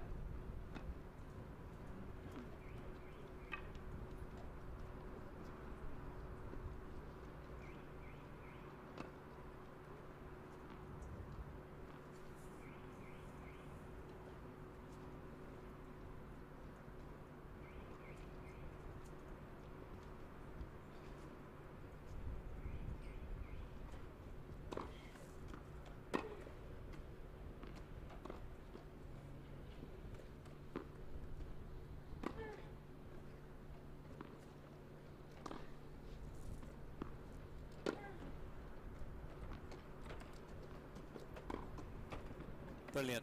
Terrific backhand angle from Lucy Schucker, blending her attack really 3-1, very cleverly. Schucker.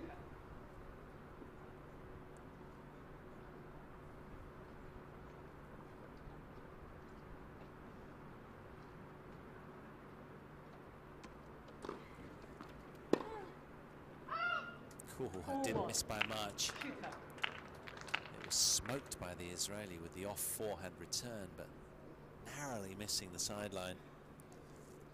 They're the one she's been making though in this second set, hasn't it? And at a crucial moment, just backhand return failing her.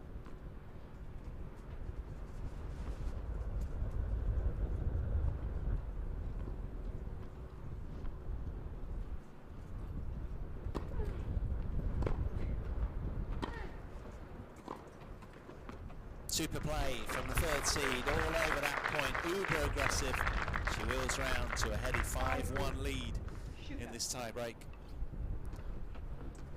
She has dug so deep to turn this one round, having been 2-5 down in the set, with her opponent serving for it twice, and now she's 2 points away from victory.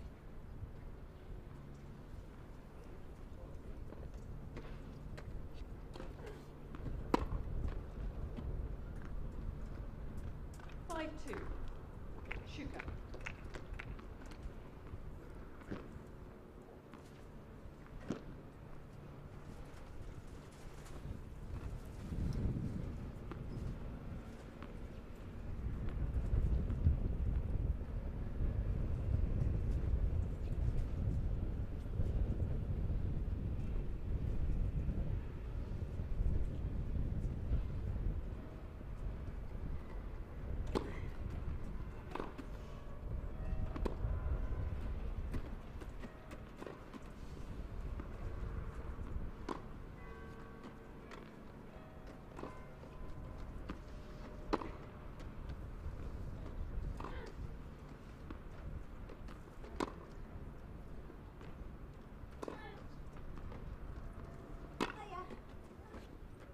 Oh, what a beauty.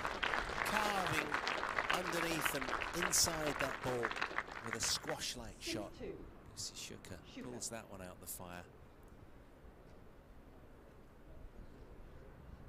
With that little moment of magic, she's engineered herself 4 match points.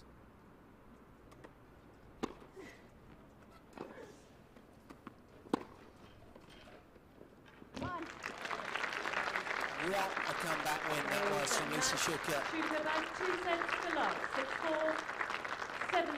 The third seed will feel utter relief there against the talented Mayan Zikri coming through 6-4, 7-6. After a really tough second set and trailing 2-5 in that second set, that was a terrific turnaround from the third seed, showing all of her experience. The 42-year-old finds a way on a tricky day. She'll be delighted with that. Well, that absolutely was the difference, wasn't it? Just that experience at the end. Just found a way to dig deep when she needed to and play smart.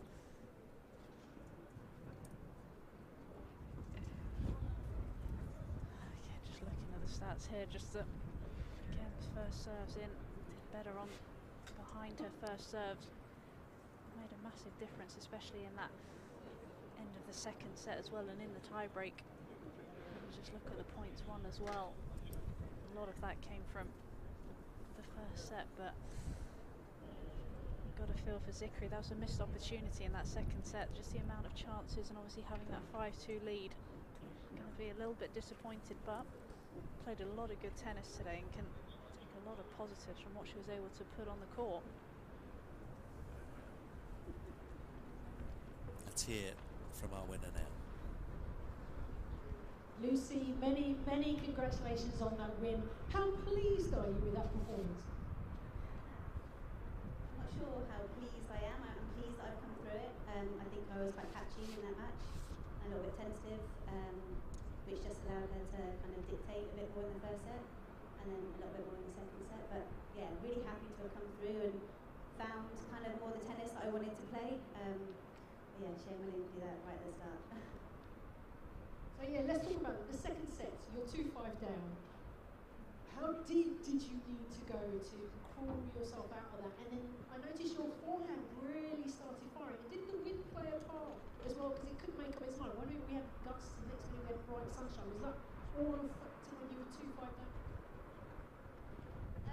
Yeah, I think like the wind came and then it went, and then it was really like calm, and then it came again.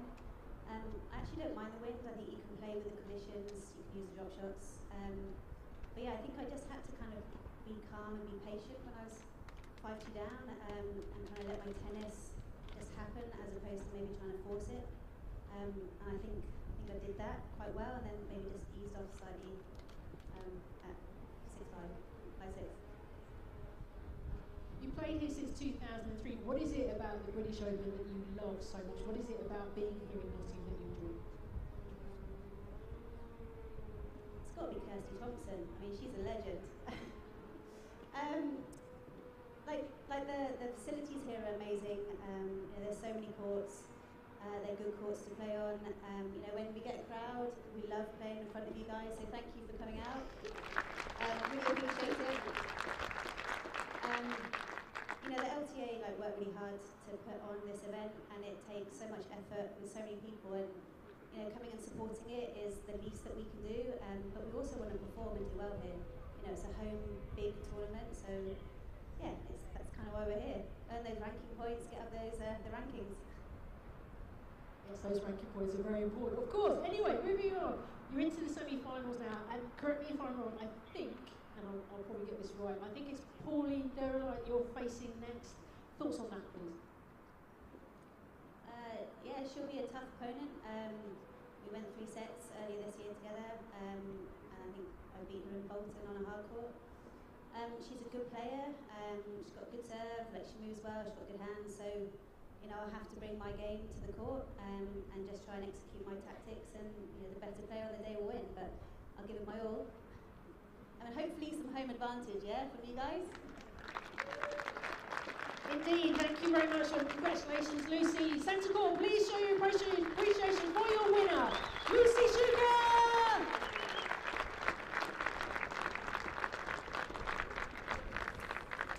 Great win then for Lucy Shuker. Congratulations to the former finalist here in Tokyo Paralympic silver medalist as well, the 3rd seed. Motors on through in straight sets, so we'll be bringing you Gordon Reid against Dermot Bailey imminently, so don't go too far. The British #1 in action in that all British left-handed clash.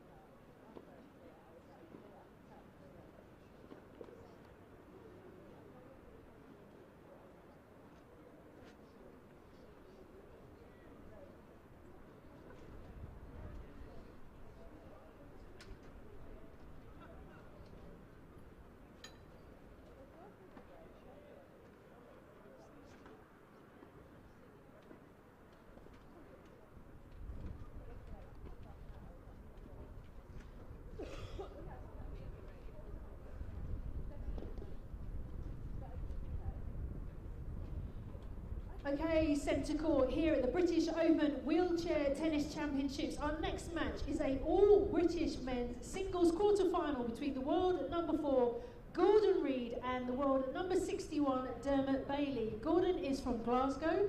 He's the British number 2 and has twice reached the British Open men's final here in 2002 and 2014, and has played in every British Open since 2006.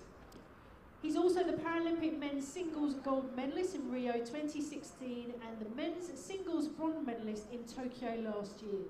Like Gordon, Dermot Bailey from Kettering also made his British Open debut here in the junior event in 2006, and he's contesting his 15th British Open this week. Bailey is a former British number 3 and made his Paralympic Games debut in Tokyo last year. Centre court, please welcome the players to the court.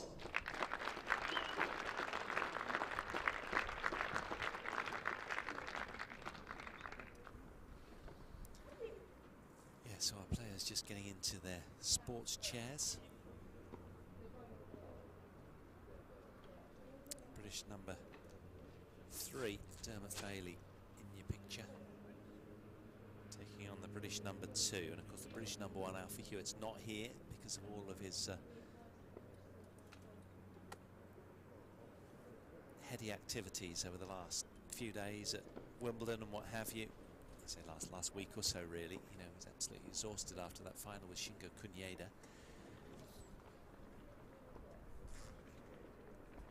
But this one should be, like our other matches, really exciting as well. An all left-handed, all British men's singles quarter-final clash. And unusually, a first tour meeting between these two. Top-seeded Gordon Reid. There he is, the 30-year-old Glaswegian, British number 2, Rio 2016 Paralympic men's singles gold medalist and double silver medalist. And until last Saturday, he was on an unprecedented, unbeaten run of 10 Grand Slam men's doubles titles in a row. Twice a Slam singles champion in the Australian Open 2016 and Wimbledon of the same year as well, and 18 Grand Slam doubles titles as well. And he's even an MBE, is Gordon Reid, from the New Year's honours list in 2017. That was. Right, let's listen into the coin toss.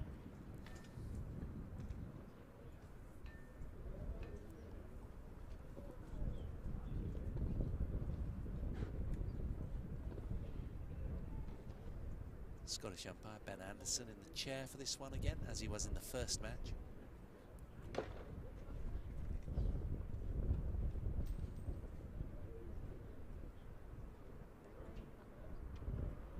Dermot Bailey won the toss and elected to serve. Nice high fives at the net. I love that in wheelchair tennis. Always a high five preceding play. I think it's a nice vibe, isn't it, to set the tone. So there we are then. It's our third quarter-final from the British Open Wheelchair Tennis Championships in Nottingham, East Midlands. Gordon Reid as the top seed, taking on Dermot Bailey. All left-handed, all British clash from the very top of the draw sheet.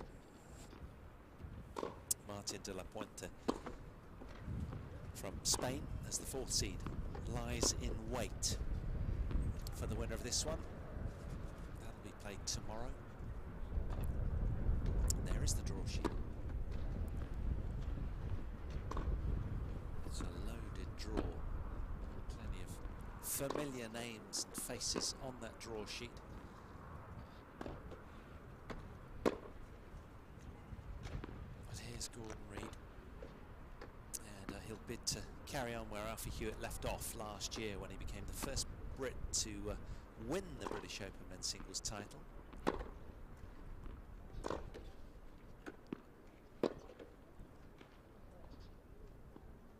Taking on fellow Brit Dermot Bailey.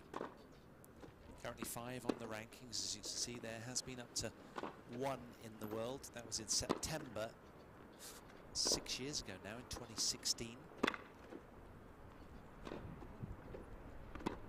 So he's played so much tennis, hasn't he? Look at the numbers there on the career win-loss, quite something. That's literally what I was looking at as well. It's just phenomenal, the amount of matches that these guys play. And the amount of matches as well, Anna, that they play against familiar faces. But these two, ironically, have never played before. It seems really strange, doesn't it? It does. As you said, it's such a small sort of world, and you do get to play against a lot of the same players a lot of the time. So I'm sure it's nice to play against players that you haven't played and develop a rivalry against them as well. You know, another all-British clash. Yeah, this man, 28 years of age, as Anne-Marie was telling us, from Kettering in Northants. British number 3, world number 61, has been as high as 25 in the world. That was 3 years ago in November 2019. Trains at the Riverside Tennis Club in Bedford. Lives in the family home in Kettering with his partner Beth. And he's got a sister, Neve, who's a multi-events athlete as well. So sporting pedigree in the family. Both these players, of course, are on the LTA wheelchair tennis performance pathway.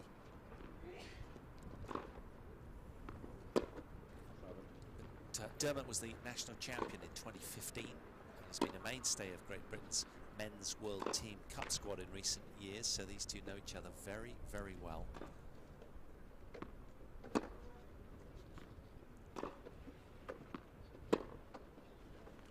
He's won 19 singles and 10 doubles titles, all in international competition. He reached a career best of 25 in the world, as I said. 2 minutes. Like Gordon Reid, Bailey also made his British Open debut in the junior event in 2016, so it's a regular familiar patch for both of these two. And it's his 15th British Open. Previously teamed up with Reid and Alfie Hewitt in the World Team Cup when they took gold in the 2019 rendition of the event in Israel. He became a full-time player in October 2018, did Dermot. And he's coached by Matt Dunkley at the Riverside Tennis Club in Bedford.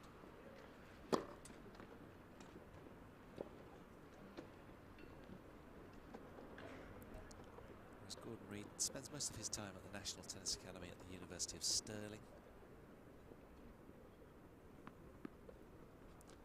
Frankly, with no head-to-head between them, strangely, we just don't know how this one's going to pan out. And it's almost been like a dual weather day that we've been having out here. We've had 1 minute. Dead calm, no wind, as it is right now, breezeless, beautiful. The sun's out, rather Ladies and like gentlemen, the yesterday, quarterfinal where it match was will be the windless. best of 3 tiebreak sets. And then suddenly, Dermot Bailey won the toss and chose to serve. barrage of wind. It's been a really odd weather day. Hopefully it all remains fairly settled anyway, no rain on the horizon. But who'll win this all lefty battle? 30 seconds. Stats point to Gordon Reid every time, given the Gulfin rankings between them, number 5 against the world number 61. But you never know. They'll have probably practiced a few times along the way.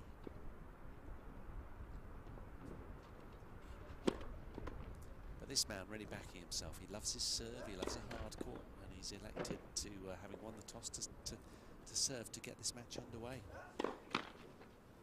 End of warm-up.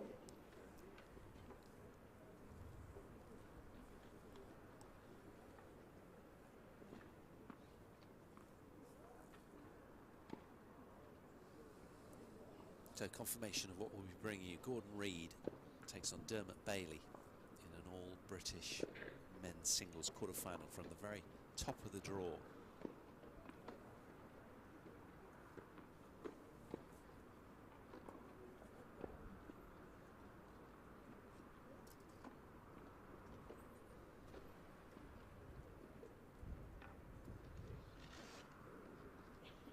First set.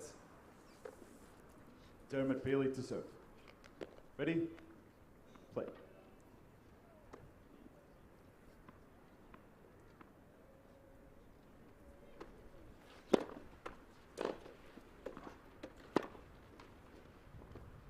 Love 15.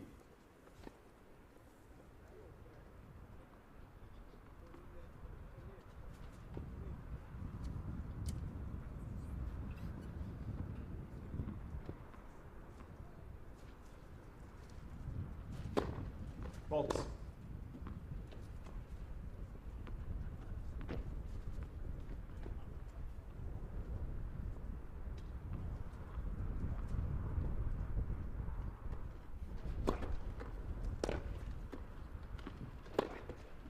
Out. Love 30.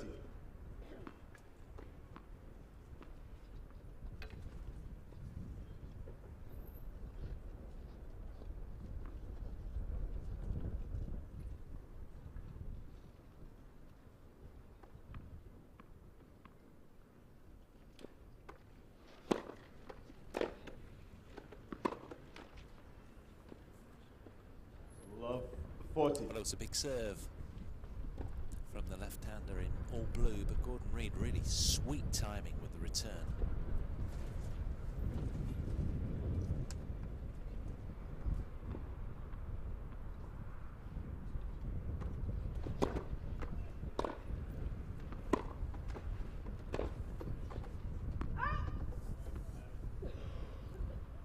Fifteen 40.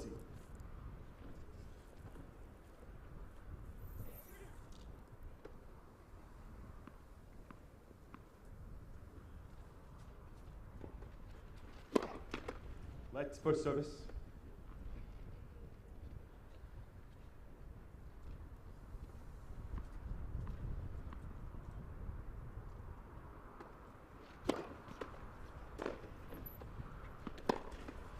Out.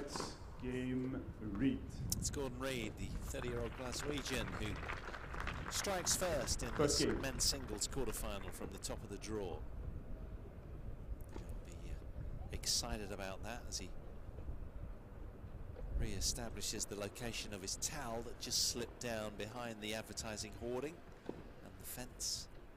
Dermot Bailey will feel perhaps a little hard done by there. He'll need to quickly attempt to make amends. Gordon Reid to serve.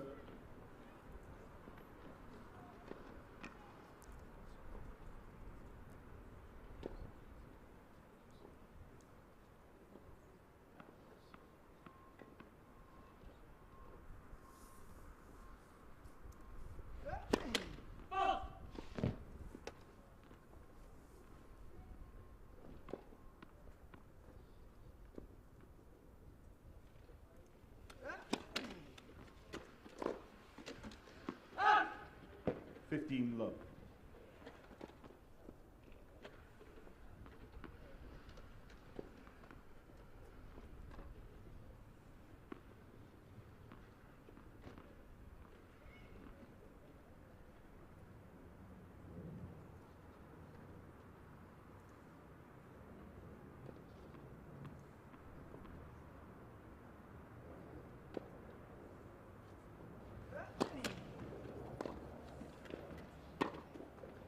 Right.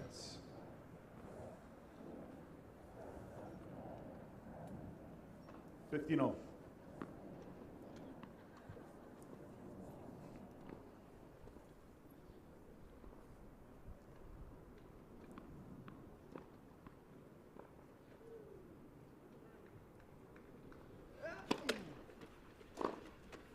Out.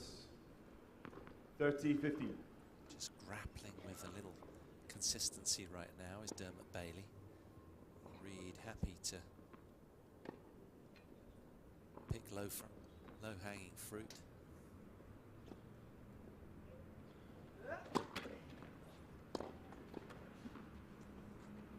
Just throwing in a few too many 40, unforced 50. errors, isn't he, in these opening couple of games? Especially when you haven't played someone before, you want to just add in like a few balls and put them under a little bit of pressure.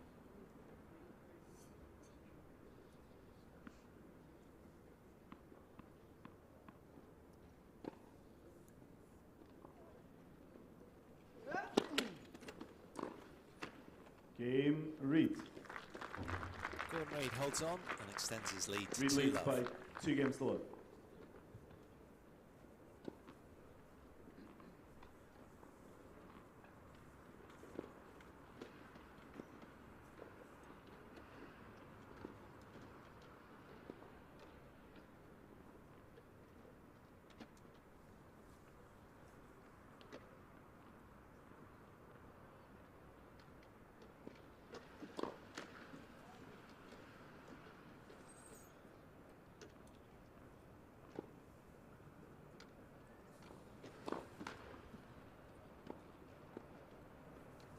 Love 50. Well, I can tell you that down in the bottom half, Joachim Gerard's had a win over Frederic Cattaneo of France, 6-love, 6-4 after an hour and 16. He comes through right at the bottom, the second Let's seed. first service. And he takes on Miki Takuya of Japan, who got past Nicolas Pfeiffer.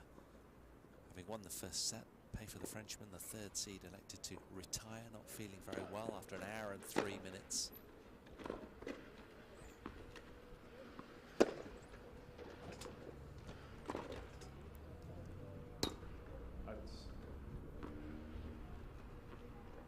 Love 30. I think the wind might have caught that one. A little bit of swirling around here again, isn't it? Yeah, it's strong, isn't it, on the back of Dermot Bailey. It really does push hard.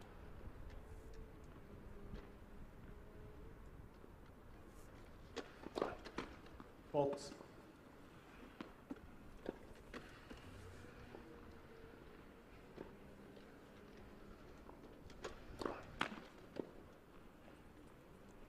Love 40.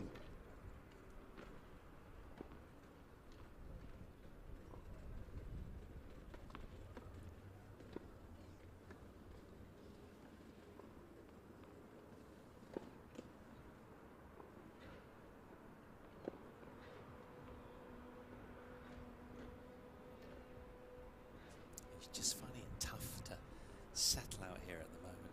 Perhaps overplaying, overpressing a little, so easy to do. He wants to bring his best. He's on a big show court stage. This is a huge moment for anybody, and a big opportunity to take on the world number 5 and British number 2.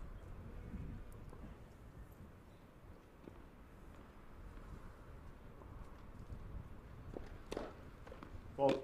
And you can see he's got a very big game, but it's just caught up with Leads by 3 lacking games a love. little percentage at the moment. So Gordon Reid breaks serve for a second time and rolls around with his head down, looking utterly focused, doing his job commendably at the moment. Sometimes that's hard though when you're playing against someone with a higher ranking and more experience, and you get the sense that you almost have to bring more than what you actually do onto the court. You have to try a little bit more, press a little bit more, go for bigger serves, and actually if you just put your game on the court, you give them a chance to test it out. But he hasn't really put Gordon Reid under any pressure in these opening 3 games, has he? No, and I think again because the wind's picked up as well, you know, it's easier to overplay and push even harder, isn't it? Or as you said, you've just got to make balls, get your game on the court, and he hasn't done that yet, Dermot Bailey. You want to try and settle your nerves a bit early on, don't you? Get a game on the ball, but he hasn't really given himself a chance to do that. He's a big ball striker, but you know, it's got to be within the confines of the white lines. That'll come hopefully as he relaxes, but of course you do need a game to really enable that to happen. Here's Gordon Reid serving at 3-love then.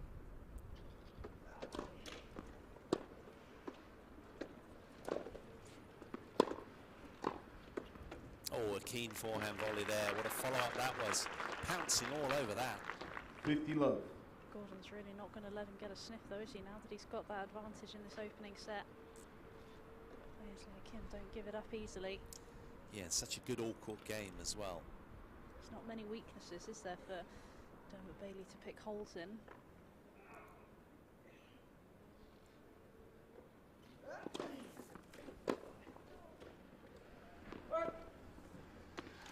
$30 love.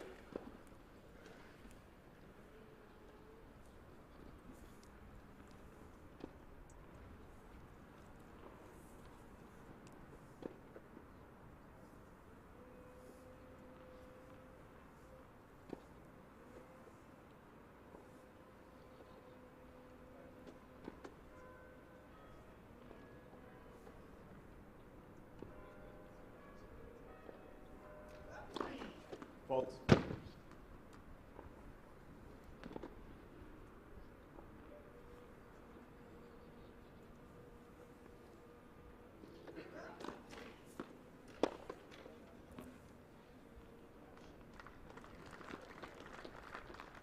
$40 love.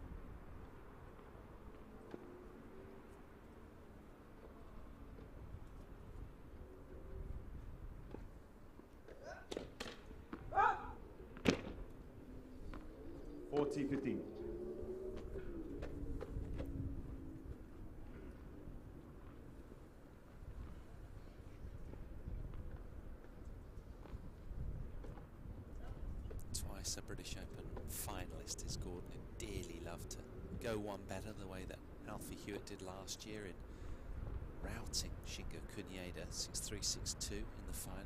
What a match that was. He played so well, he just blitzed Kunieda off the court, did Alfie Hewitt.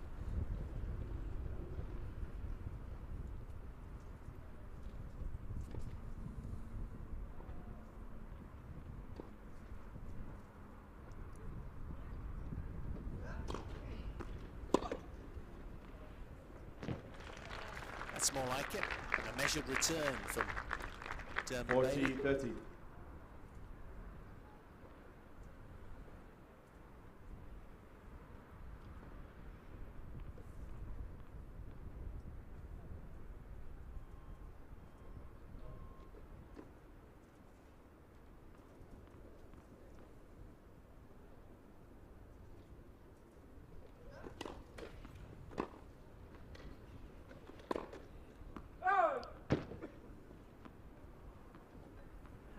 Didn't he? Just Yes. pushed it wide. One of the first errors that Gordon Reid has made in this opening few games.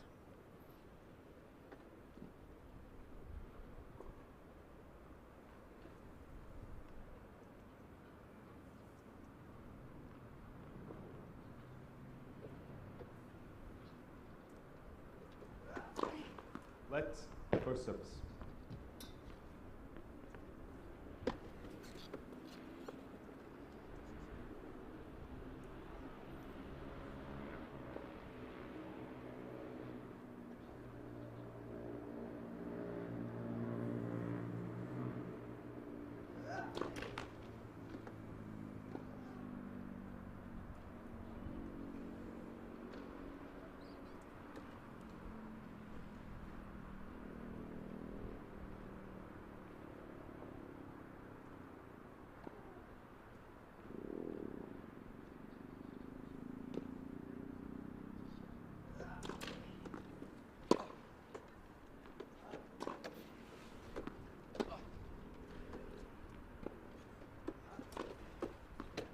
That's a brilliant angle, isn't it? Really sharp, got it up and down so quickly.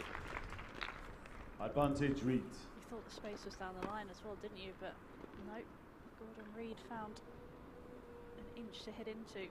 And that's what you can do when you've got the scoreboard looking so favourable so early. Got that looseness, hasn't he? And just the racket head speed he's able to generate because he's not feeling any pressure.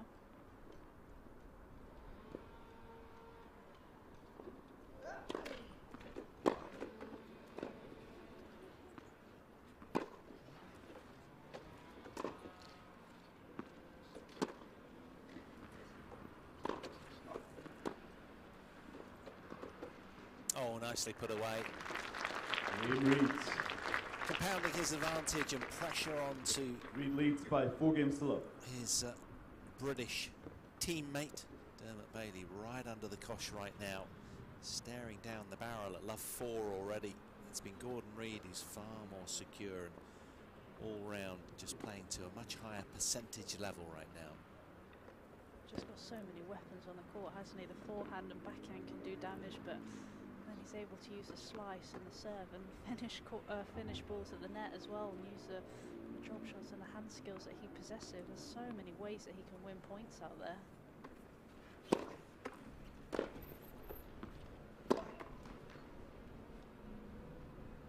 Love 15.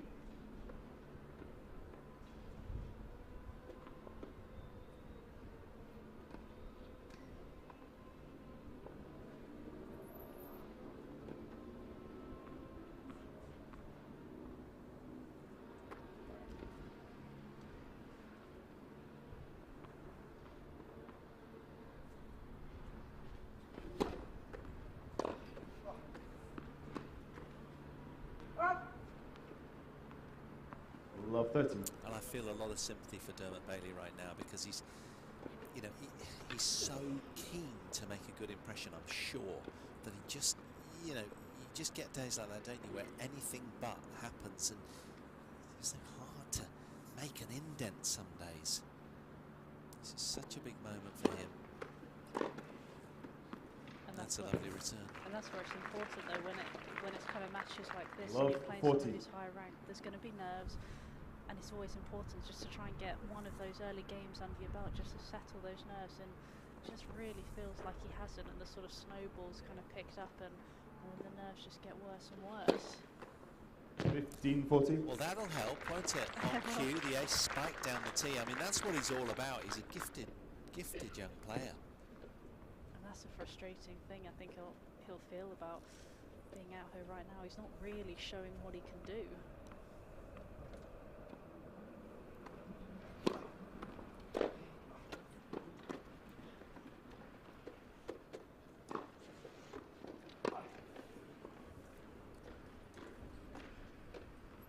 Let's replay the points.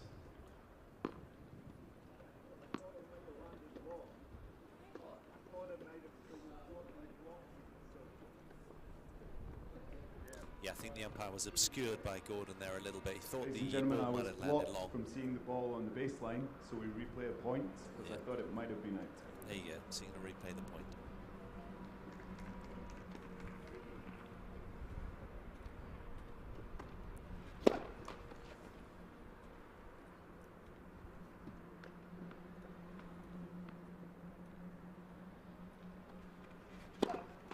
Let's second service. To give you a sense of context, Dermot Bailey won 6-1-6 love in his previous match against Asif Abbasi of Pakistan. Broke serve 5 times.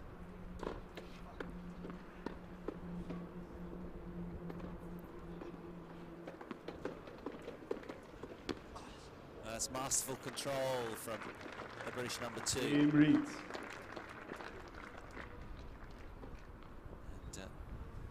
Suddenly now, Reed leads by the 5 games writing to love. looks on the wall as far as set 1 is concerned. Gordon Reid with a heady 5 love, commanding lead out here. He's looked very, very good, and you do seem to sense a golfing class here.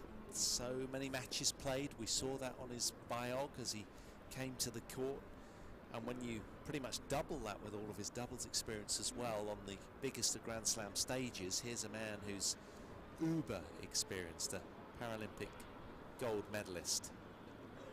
And with how much winning he's done over the years as well, he's just got that innate sense of confidence, hasn't he? And you can just see that here. He's just got that calmness, and even in that facial expression right now, he's just, there's no sign of tension. He's just relaxed. He's enjoying his tennis out there. Time.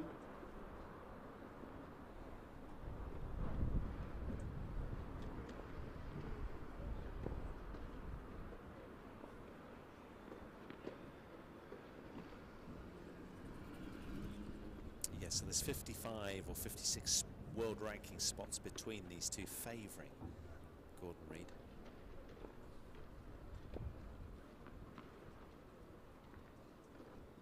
But he'll be utterly focused, as he always is. He's got a nice sense of calm on the court as Gordon. Serving for the opening set then, 5 love.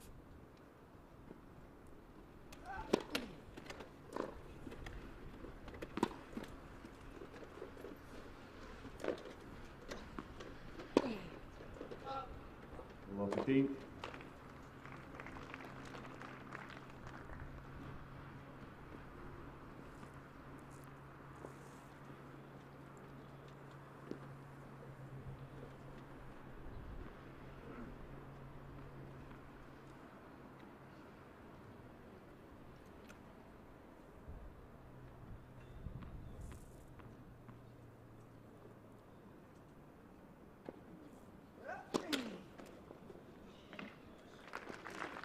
Super sliding wide serve, typical lefty serve there from Gordon 15 Reid. all.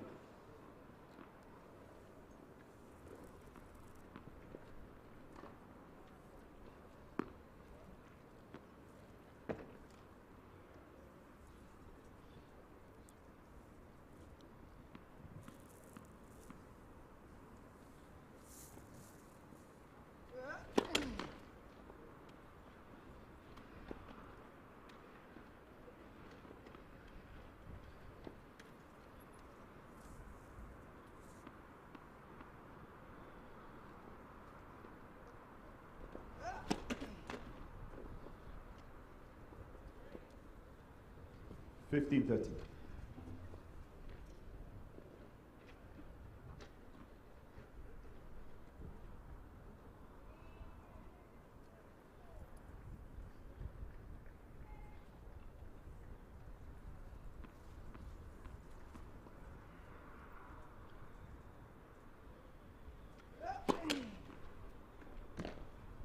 Ready-o. Out.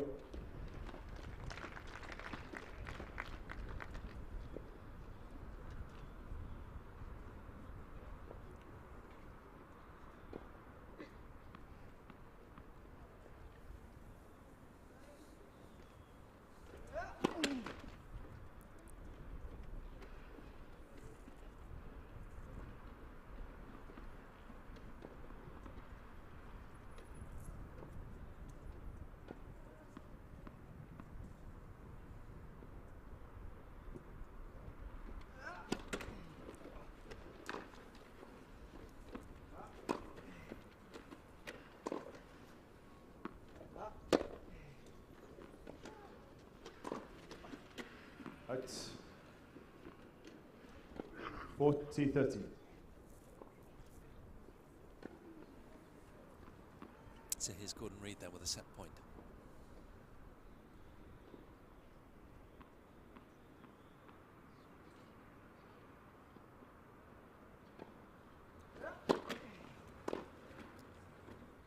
That's game and first set, Reid. Former world number one on fire out here on centre. 6 games to love. In a title that he's never won before, but has contested 2 finals. He's looking imperious right now. 6-love set, he'll be pleased with that. And having broken the Bailey serve 3 times from 5 breakpoint opportunities. And a lopsided total points tally of 25-8, favouring the British number 2. Looking ominous out here, isn't it, for Dermot Bailey. Gordon Reid just looks relentless. There's not going to be any let up. And again, the big thing, look at that. Total points won, 25 to just 8 points. Such a big difference. Not able to create any breakpoint opportunities either. He's got to find a way to just get a foothold in this match somehow. Just find a way to win one of the opening couple of games in the second set, but like I said, Gordon Reid is really not in the mood for giving any handouts, is he? No, he's not in charitable mood, is he? He's not very compassionate either. But you know, business is business, and I'm sure they're really good pals and buddies off court and what have you. There's no doubt in that. But Gordon is ultra professional. He'll just want to get this done as emphatically as he can and just move on through. And of course, it's his opening match, having received a bye in the first round. So for Gordon, it's been a really excellent start. Second set, For Bailey Dermot, to serve. he needs to change it up a little and add a lot more consistency to his game. It's a big game. I reckon he'll be quite troubling indoors, but at the moment he's got to manage himself a little better.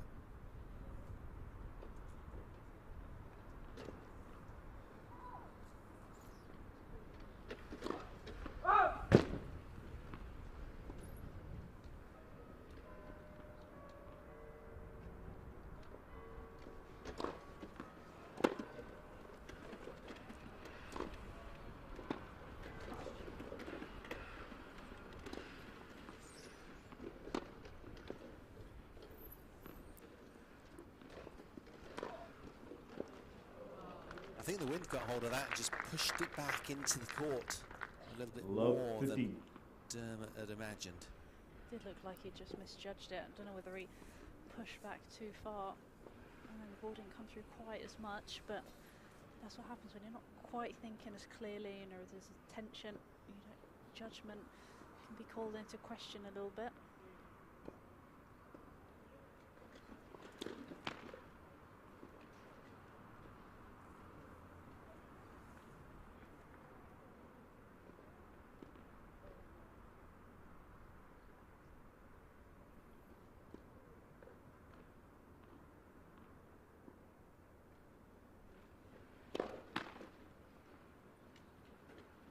Love 30.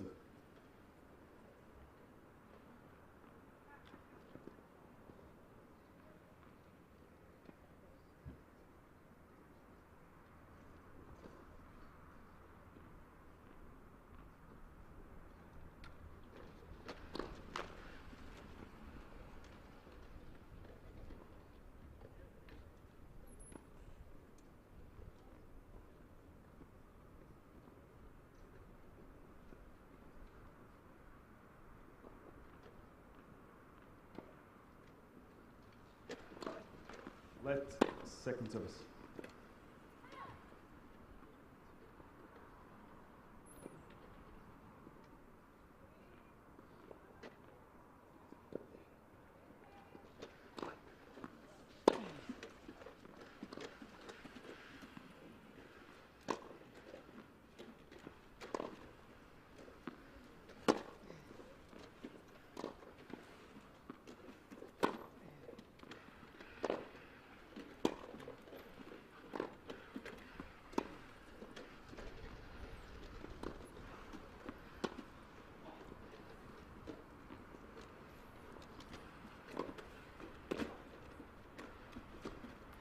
Nice idea.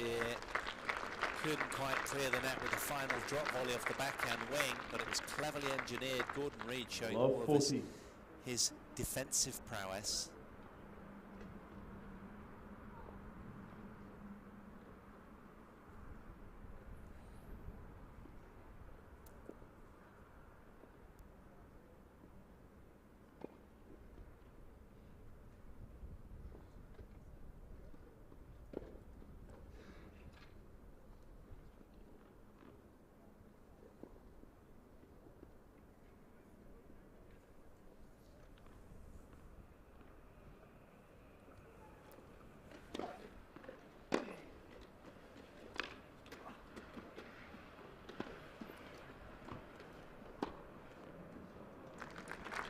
Reid. First game, second set. The look continues for Gordon Reid. Businesslike and purposeful and immaculate in all white. Dermot Bailey, well, he needs to get some traction quickly because time's running out. Psychologically, this is a really difficult place to be for him right now. It's so stifling when you've lost the opening set to a bagel.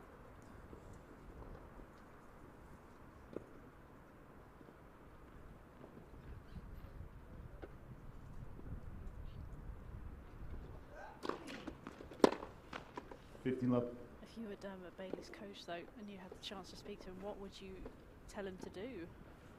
That's the thing. You know, there isn't much that Gordon Reid's doing wrong out there. I think I'll try and extend points a little bit longer, just try and wait in the point and ask a little bit more of Gordon, because it's not like he's just hit an array of winners. You know, it's just a numbers game, isn't it? He's just got to go higher, just play with more percentage, not try and hit it too hard. It's easy from here though. Especially in these conditions as well, when it is so blustery and it is ever changing.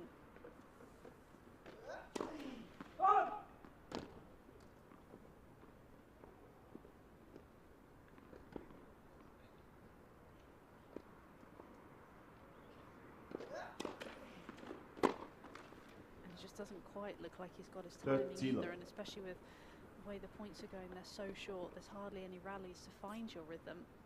It's just not really conducive to getting his timing and getting back into this match.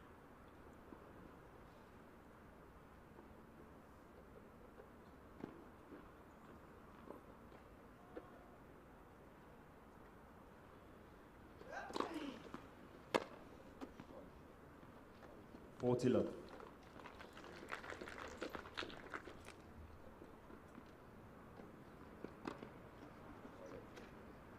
He's just done all the things well that Dermot hasn't quite yet done himself. You know, he's just been solid, more solid on serve, making more first serves. You know, I don't think Dermot's had any traction behind his second serve, certainly in the first set. He's not winning many points behind his second.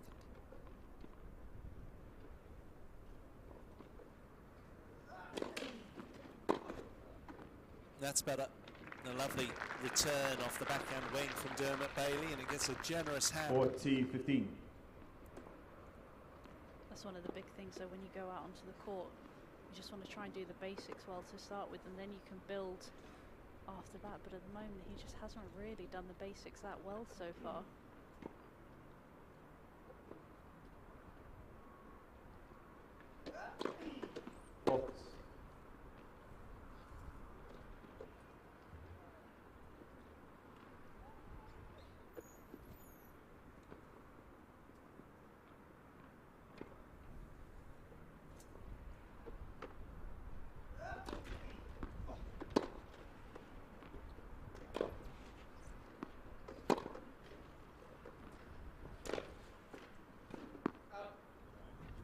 snatched across the contact point there, did Gordon Reid, and well, things momentarily looking up for Dermot Bailey. He's got a little bit more traction in this return game.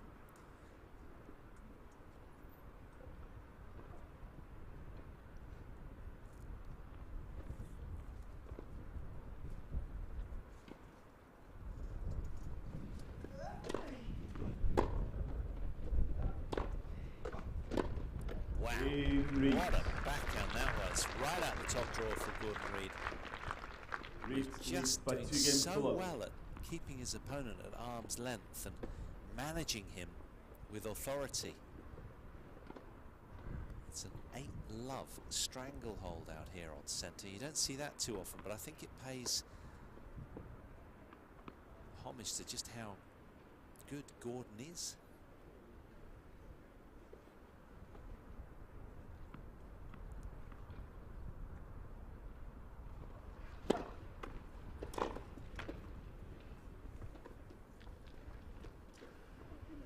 Starting to sort of feel yourself really feeling sympathy for Dermot Bailey right now, because we've all been there.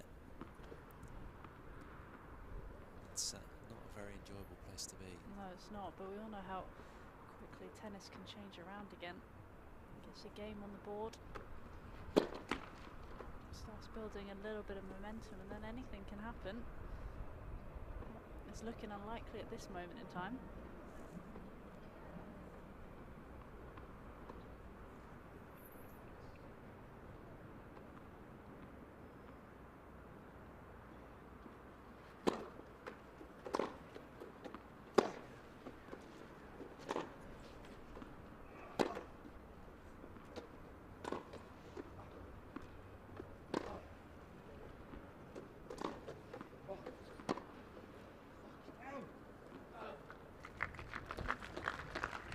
Quality barrage incoming from the former world #1. He's got all the answers at the moment.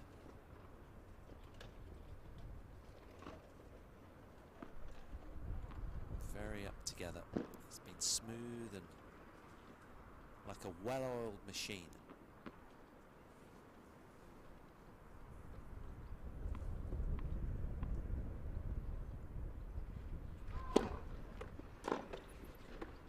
It's 30-15.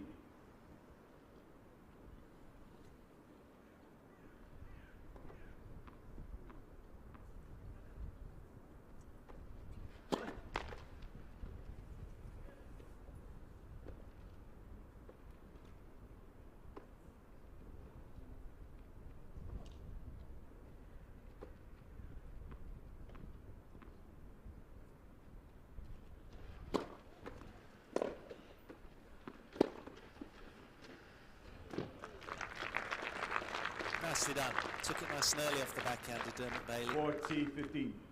Nudged it into the space on the court with effect. Now there'll be a mighty uproar should he win this game, you'd imagine. And he'll deserve it.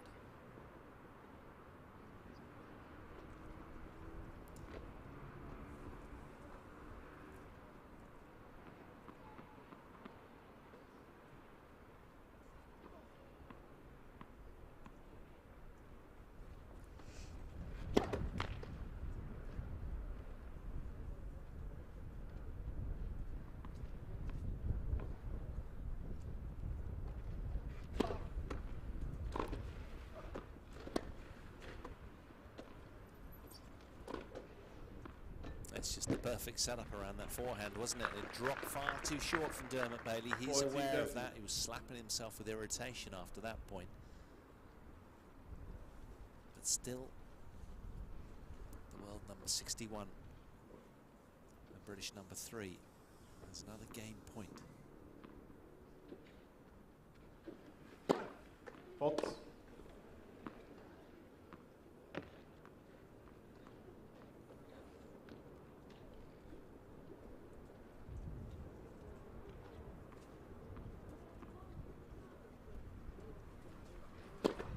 Let second service.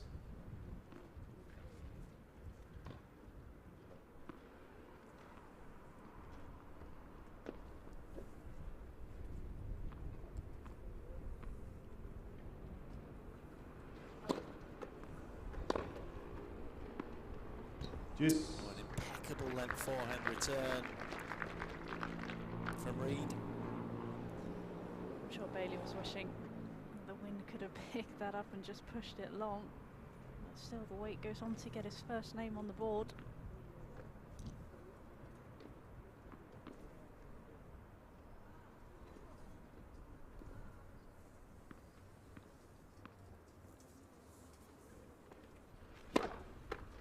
Advantage Bailey. The big serve from Dermot Bailey, retaining the upper hand in the game. I'd imagine he'd go big here as well.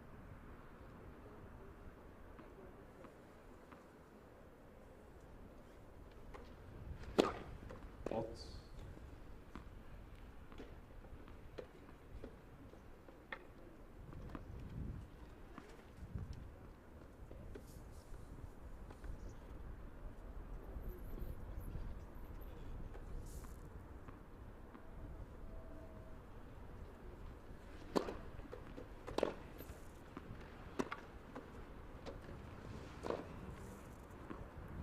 Juice.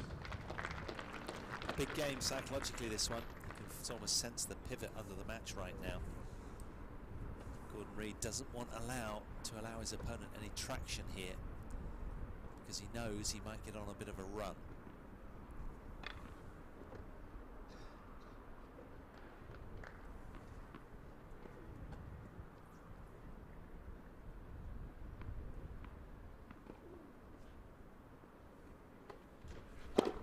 Let's full service.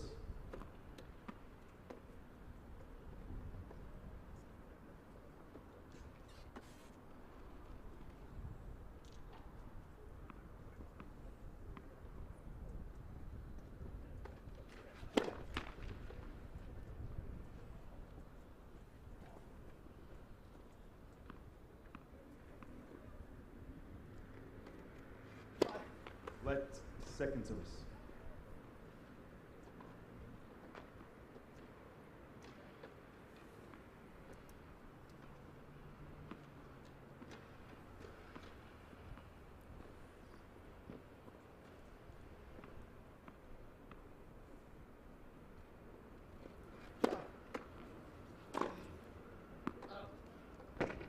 Advantage Bailey.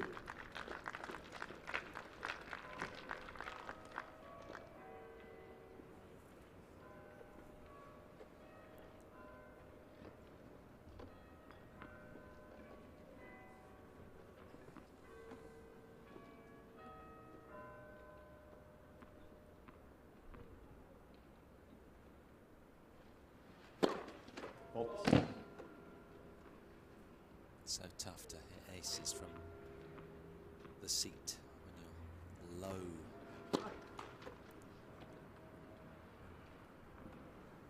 Juice. It's been a difficult day, a difficult watch for Dermot Bailey fans. There's no doubting that. He's grappling with internal demons now, one would imagine, as well, because the last thing he wants is to go down love and love to Gordon Reid. You'd never hear the end of it.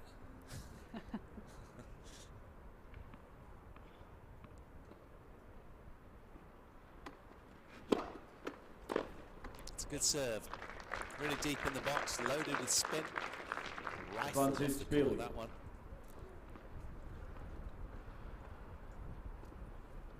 Majority of people around this centre court here in Nottingham will be keen to see this man notch this point right here. Odds.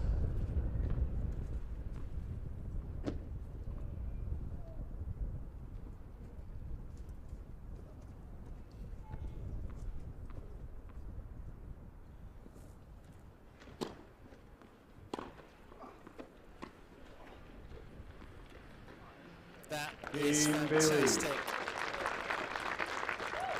What a finishing touch there from Dermot Bailey. Reid leads by 2 games to 1. He's on the board and he'll feel relieved if nothing else, though he's not showing too much emotion after that, but I'd be jumping for joy, frankly. It was a brilliant drop shot.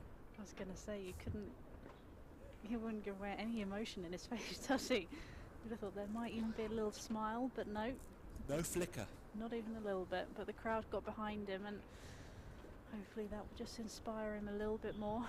Maybe just help him relax a little bit of less tension in the shoulders. Yeah, but he's up against a classy operator named Gordon Reid, who flows with the chair in unison, doesn't he? His whole game, body connects so nicely. His coordination is exceptional. And that's what happens, I guess, when you play at the very highest echelons of wheelchair tennis. You get to be able to, you know, make everything kind of talk Time. in unison, and he's done that so far today. He's been immaculate.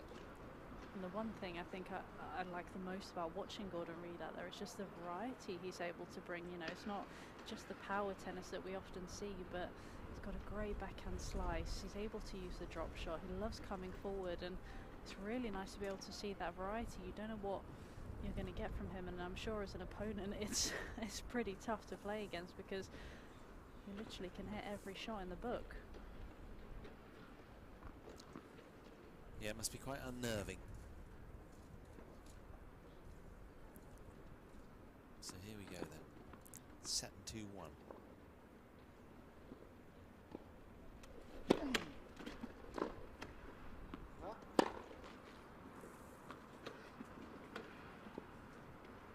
Love 15.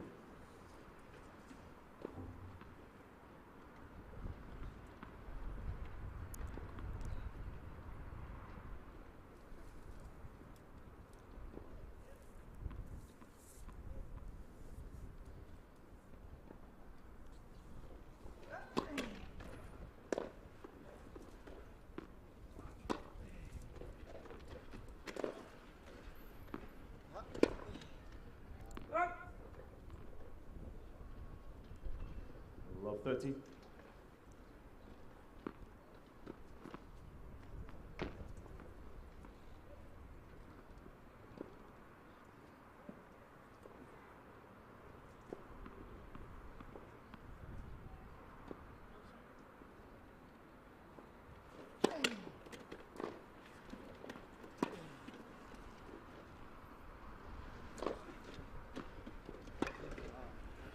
Gordon being a little greedy with the drop attempt. Love 40. Suddenly, from nowhere, it's 3 break points on the British number 2 serve.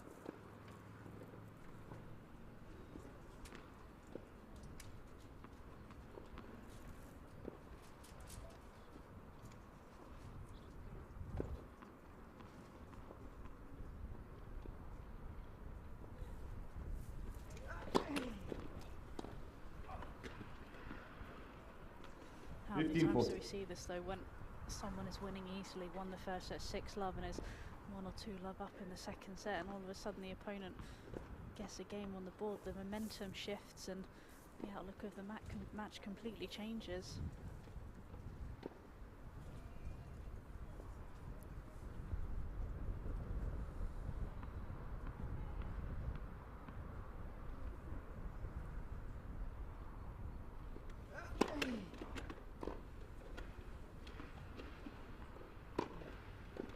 Yep, beautifully taken. So 2 of the 3 break points snuffed out there 30, 40. by the former world number 1.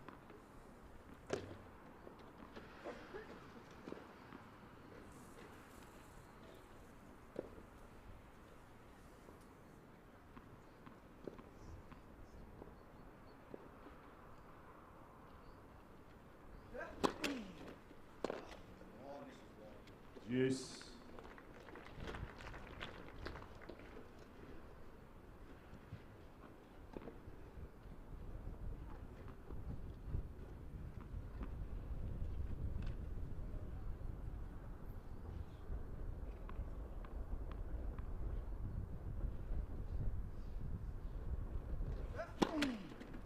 Advantage reads.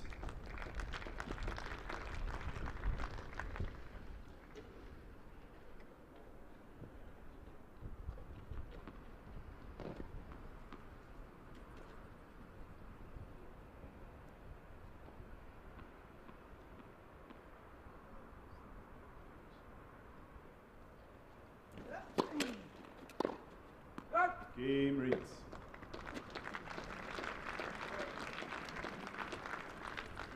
by escapes 3 danger game then. score. And, extends his lead to set 3-1.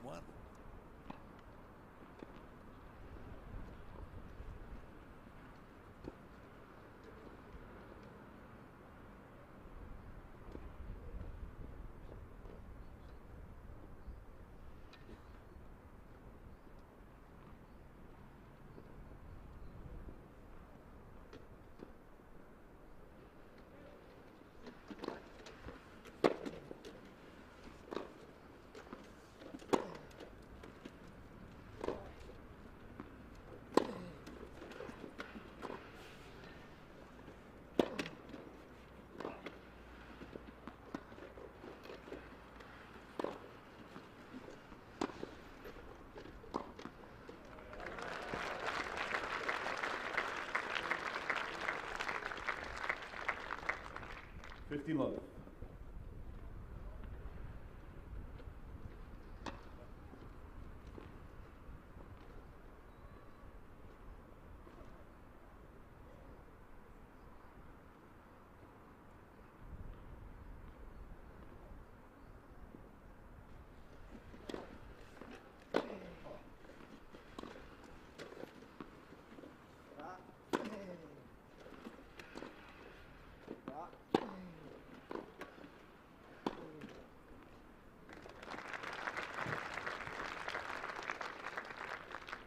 $15.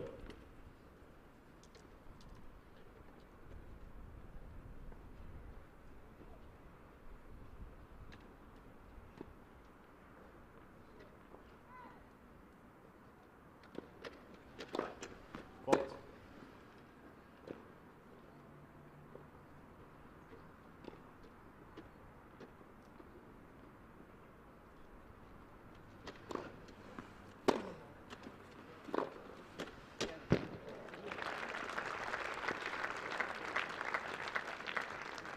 $30-15.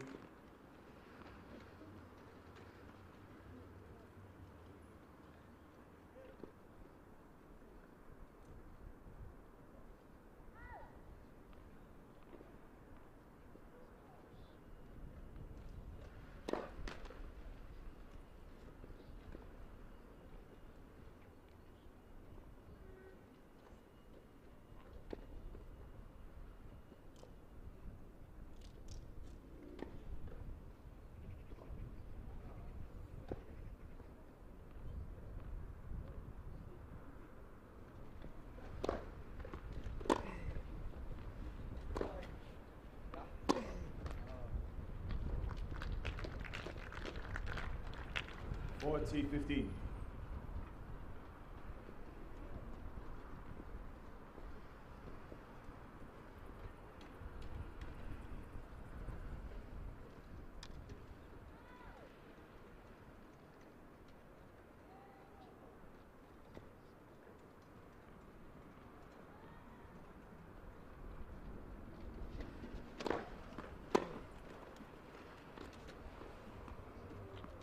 Game Bailey.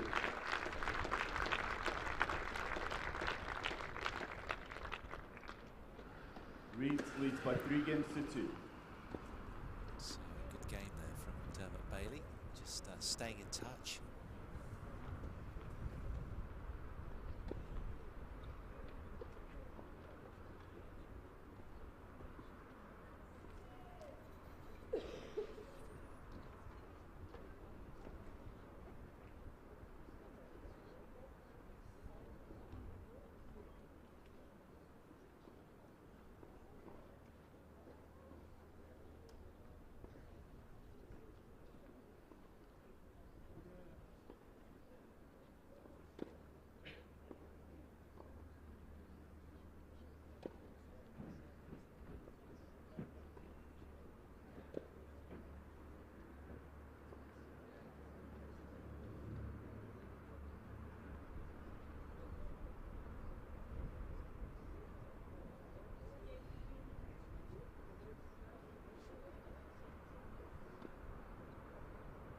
Time.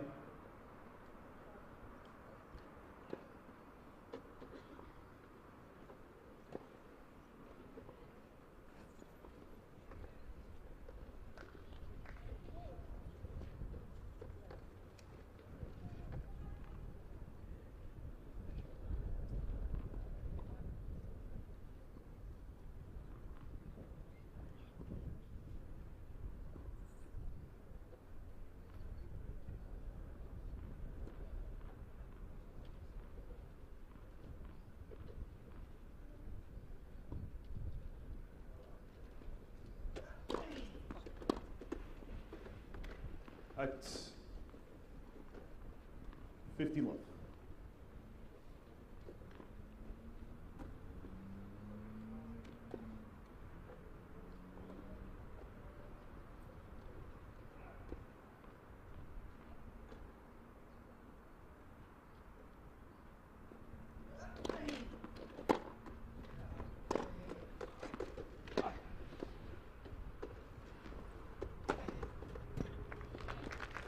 Got up to that so quickly and hammered it away with authority.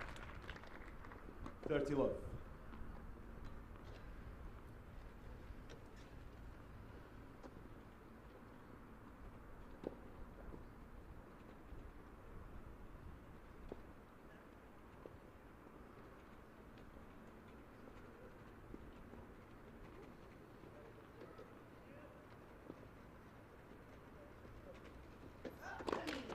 Let for service.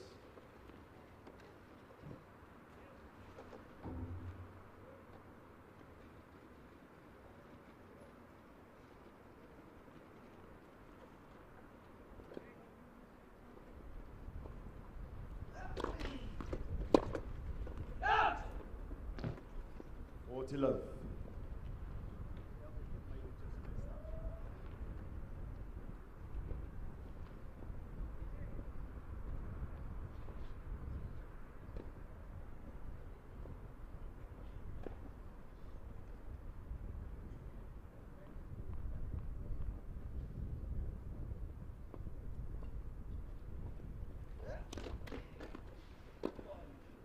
Game, read. Well, lovely little serve that deviated through the air. It didn't have much contact, but a lot of spin, Reed and leads it by just 4 games to 2. bit right into Dermot Bailey. So Gordon Reid just getting the wheels back on nicely and extending his lead at a set and 4-2 now. Just 2 games away from victory.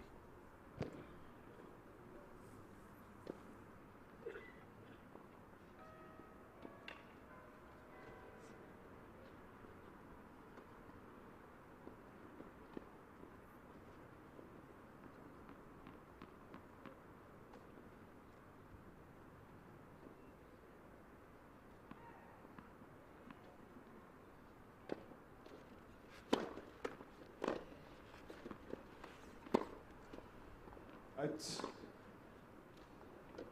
Love 15.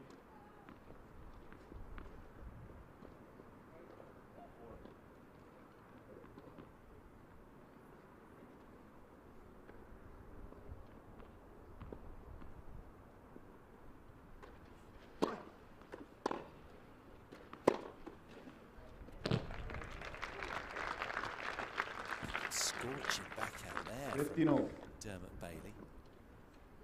Looking a lot more relaxed now.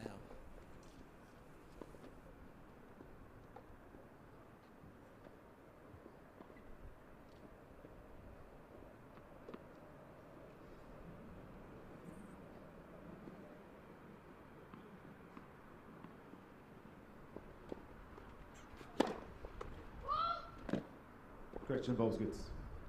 30-15.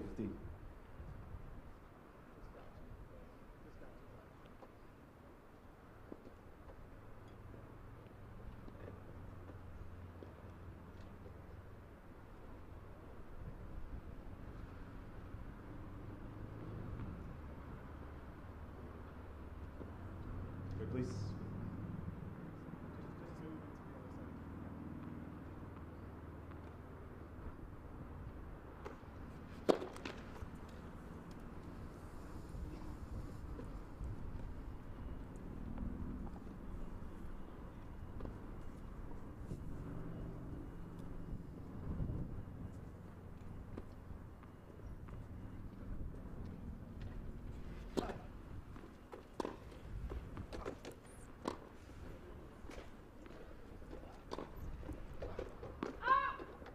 Forty 15. A rare error from Gordon Reid.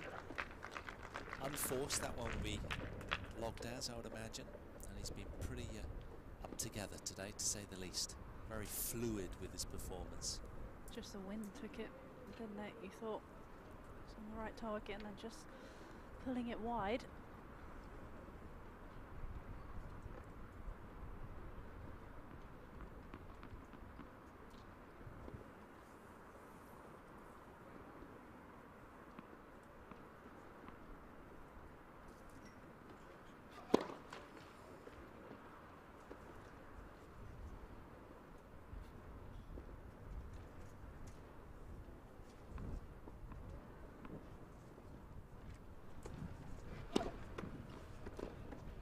Game Bailey.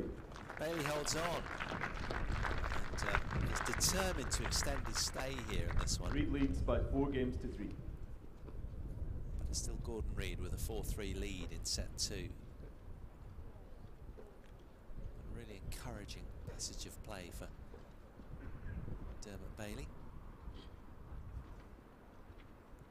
There's a few ominous dark clouds around. Hopefully no rain gonna fall. Wasn't in the forecast anyhow.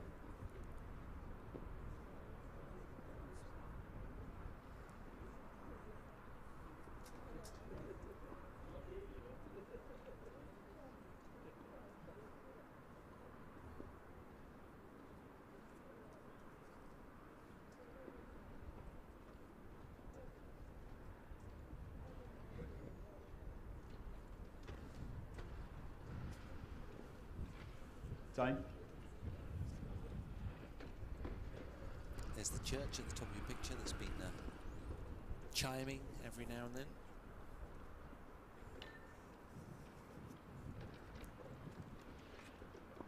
So what else can this 28-year-old muster?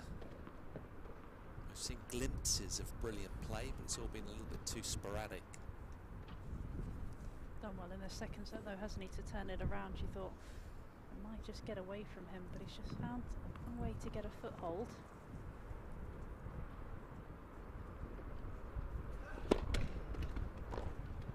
Love.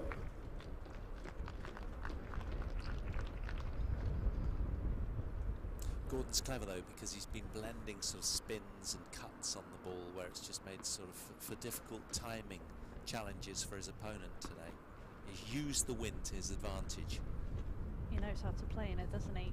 Just knows what kind of spin to hit, where to hit it, giving himself big targets.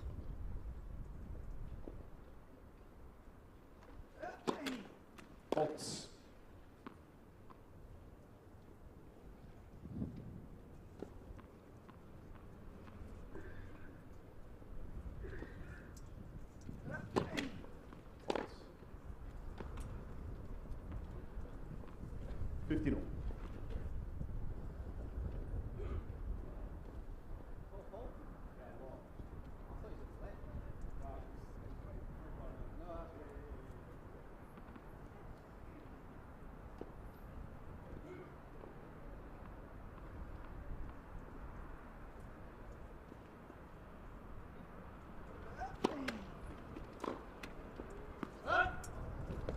T15.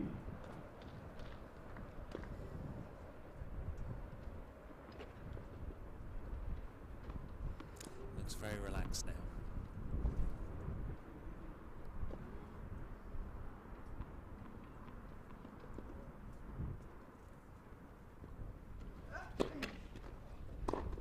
Yeah, tricky left-handed serve, just coming right into the other left-handed returner. Difficult day for Dermot Bailey. That's where he's got to put the ball in the core though, isn't it? Can't give away 2 free returns from 15 all. And that's been the difference, hasn't it? Today is just the important moments. He hasn't quite found the core.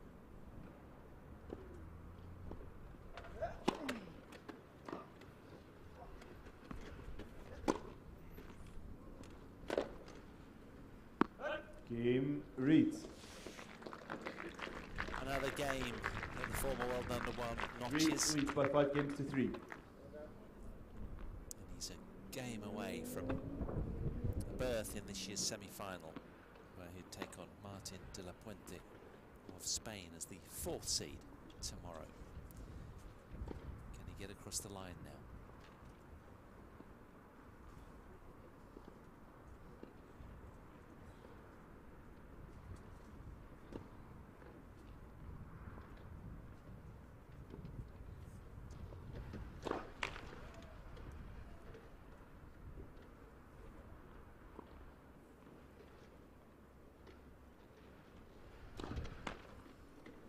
Lapthorn.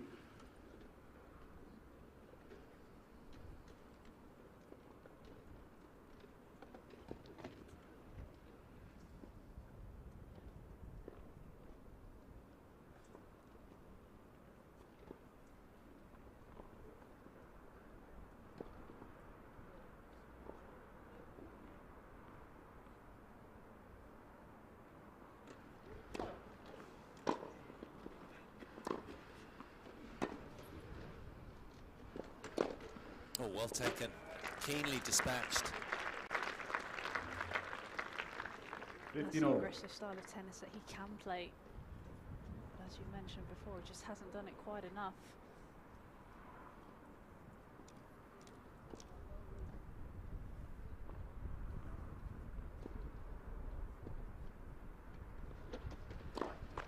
Left for service.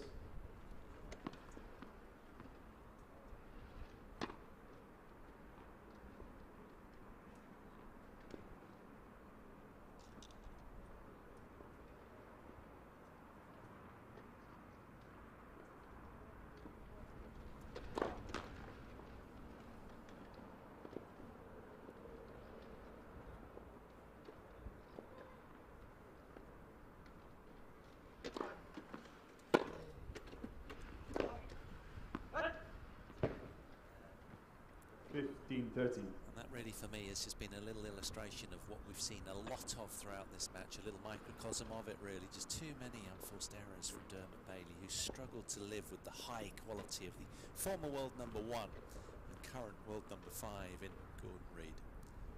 So Reid now just 2 points away from victory.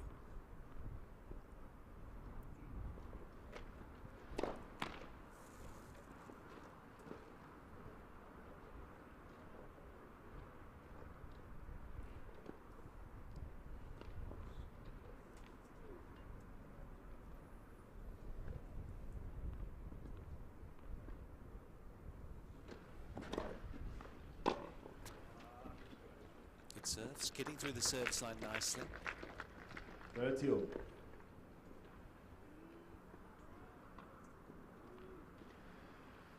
Just today not being able to offer enough sustained solidity.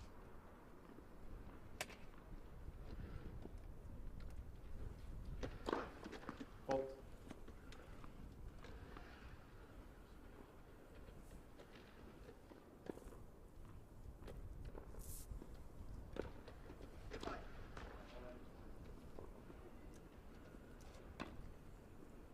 T40.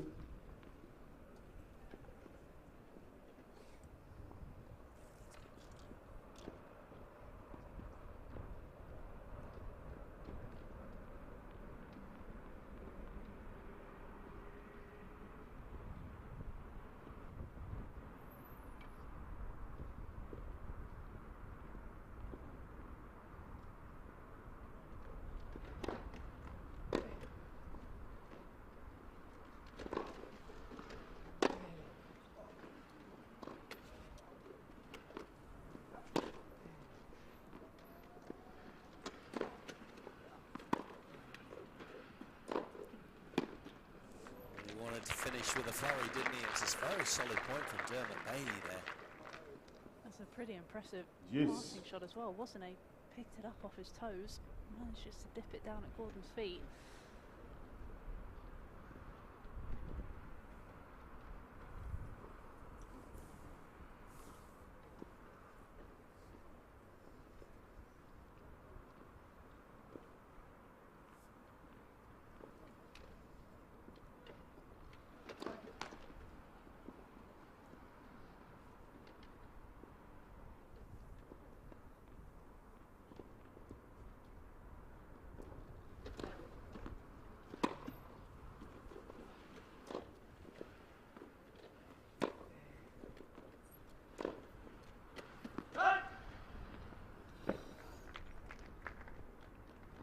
Advantage Reid.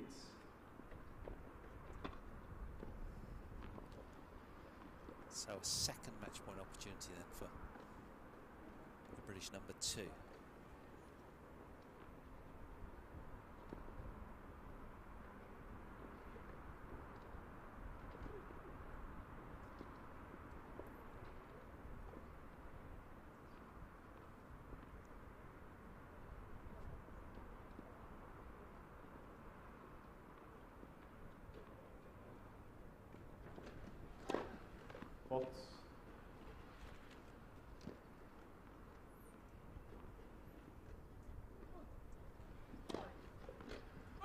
Game, set a match, Reid.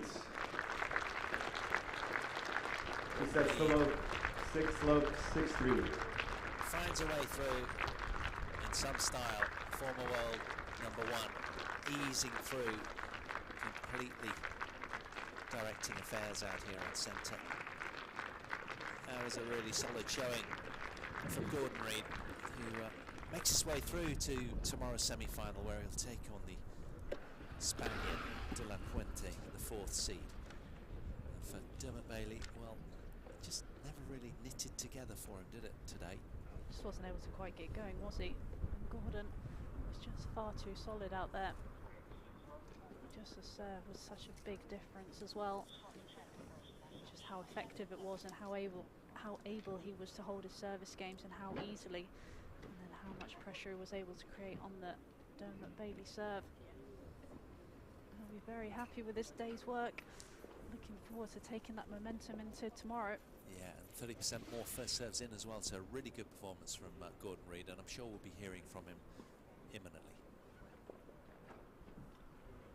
Gordon, many congratulations. I know when I was doing my prep, I didn't know this. This is the first meeting between yourself and Dermot. So how would you assess your performance this afternoon? Should have been there at full square. Oh, right, yeah. No, it was good. I thought it's quite windy today, so getting used to the conditions a little bit, took a bit of time. I thought I served really well the whole match, which obviously put Shipple under a lot of pressure straight away. I know first match here, so yeah, happy with the way it went and hopefully building that tomorrow. You talk about the first match being here, because of course you played on the grass at Wimbledon, now you're playing on the hard course. How difficult was it to transition? Because you haven't had a few days, have you? So it's literally you switch from one surface to another. Well, it's pretty easy going this direction from grass to hard. It's not so easy going the other way, because grass is a lot tougher on the body to move and stuff like that. So as soon as you come onto hard from grass, you just feel like you're absolutely flying. So no, it's been pretty easy. I've had a couple of days in between to train and rest, so yeah, feeling good. And one more from me. Last time you and I spoke was a year ago, and we didn't have crowds here with us. How special is it to see people back in the stands watching you perform this afternoon? Yeah, absolutely fantastic. Thanks everybody for coming down. We know Wimbledon's the big one, so once that's over, it's nice to still have you guys come supporting and hopefully enjoying the tennis. And yeah, the sun will be coming out more the rest of the week, and there'll be even better matches. So come the rest of the week if you're not already planning to. Well said, thank you very much. Your winner, everybody, Gordon Reid, who's through to the semi-finals here at the British Open Wheelchair Tennis Championships.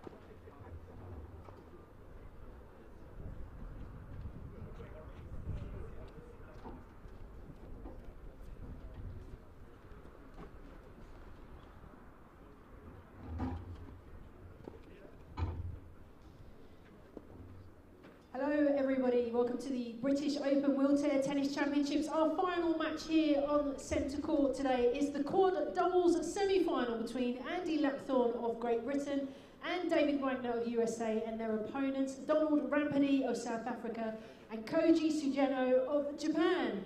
Andy and David are familiar doubles partners, having won 4 Australian Open and 2 US Open titles together, as well as the 2021 French Open and Wimbledon titles.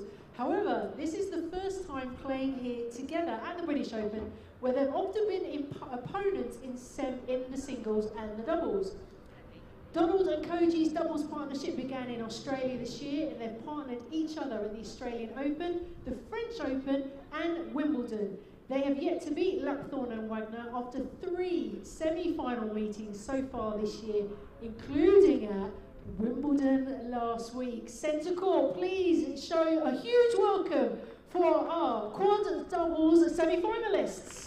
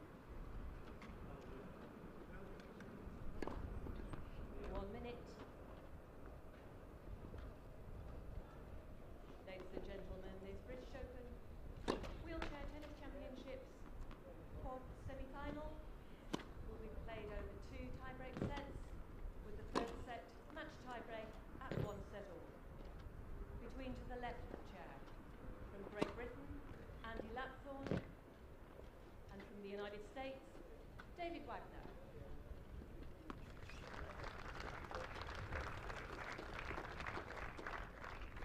And to the right of the chair, from South Africa, Donald Ramphadi, and from Japan, Koji Sugeno.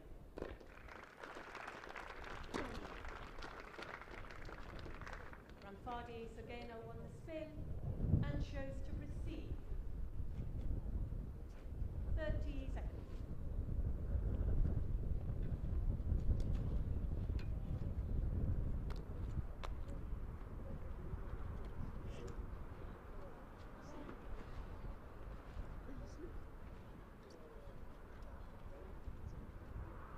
End of warm-up.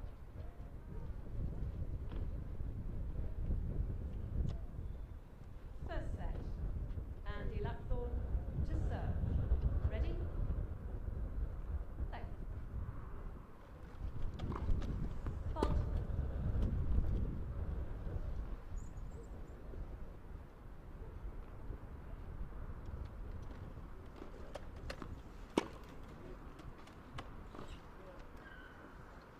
Out.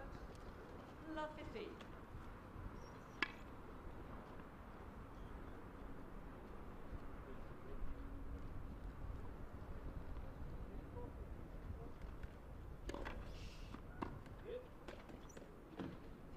All.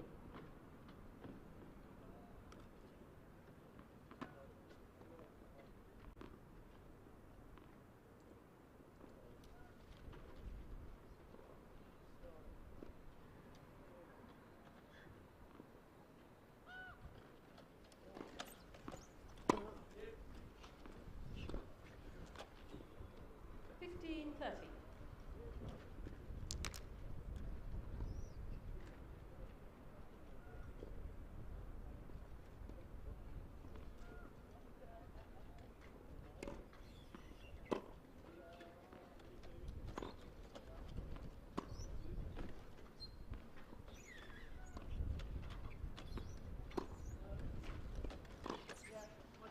Out. 15.40.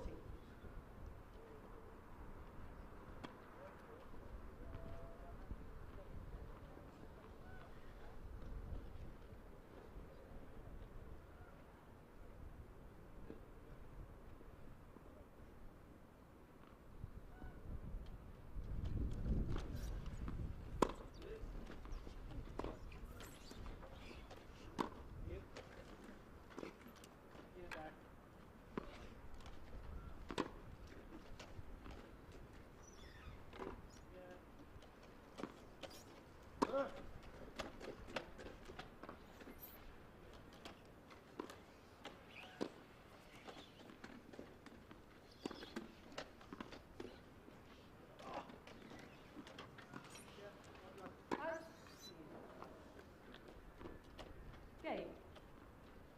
Ramphadi Sugeno. First game.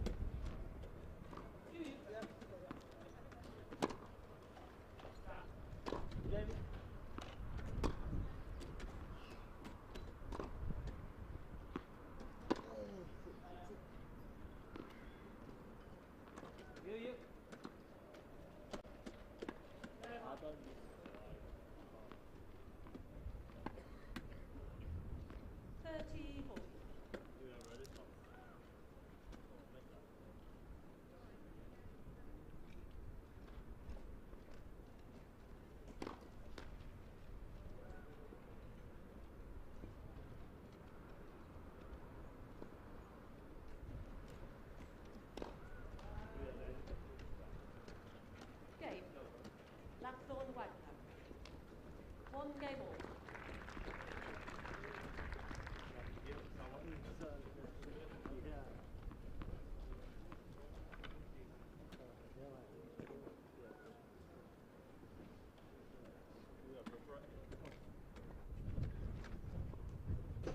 David Wagner to serve.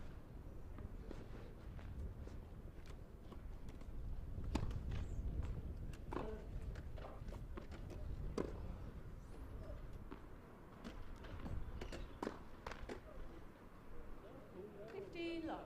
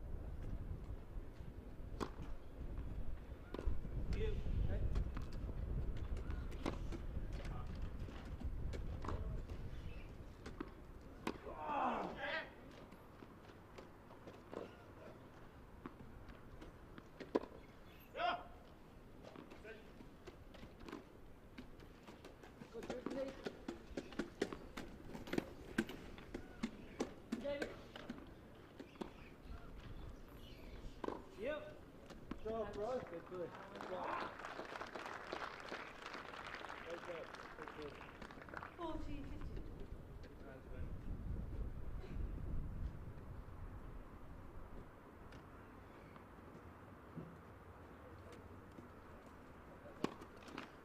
Net first service.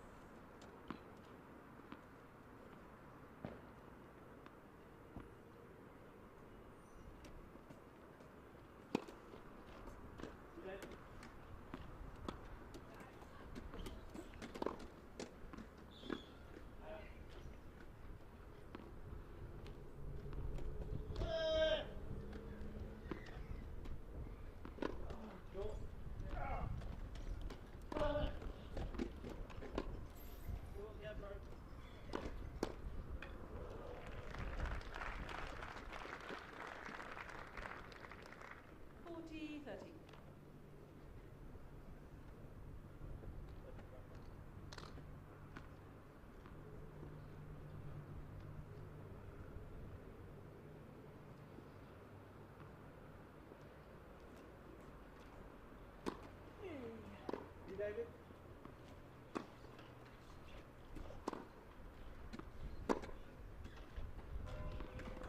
Yep. Yep. Come on! Game. Lapthorn Wagner. Lapthorn Wagner lead 2 games to 1.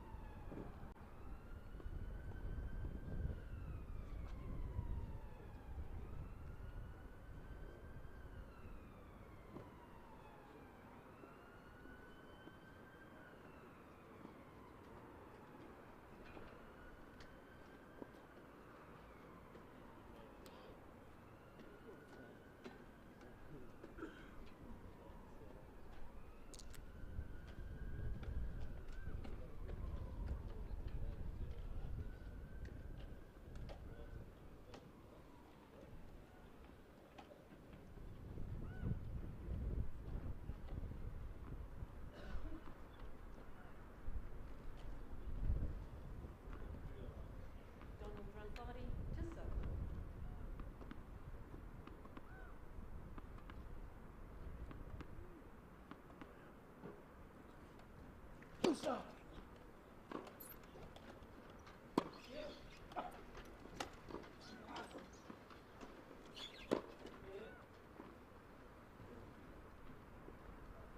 love.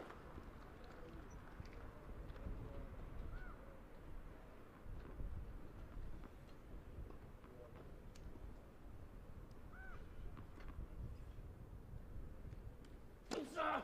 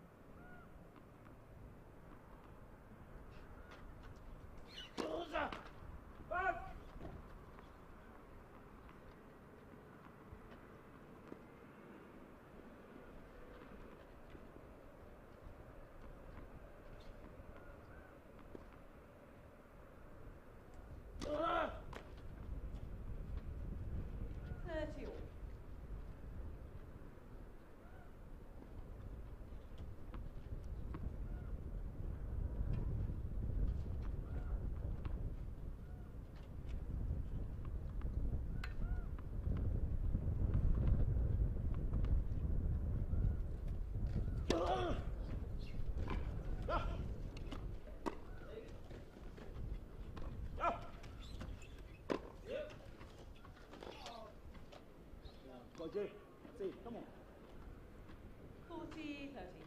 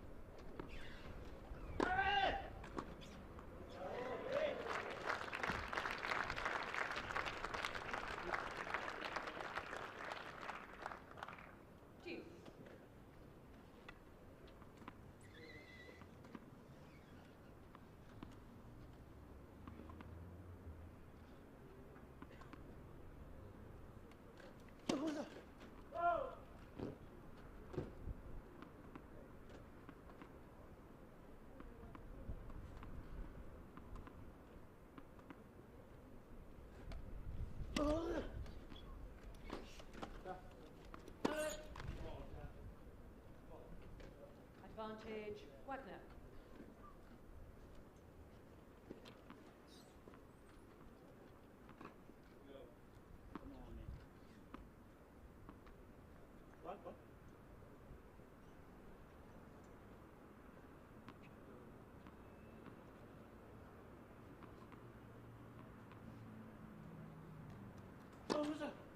Ball.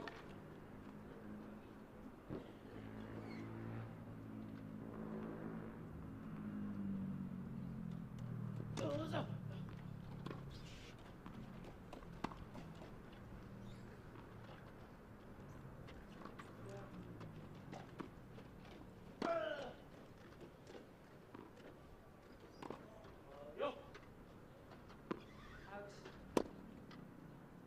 Deuce.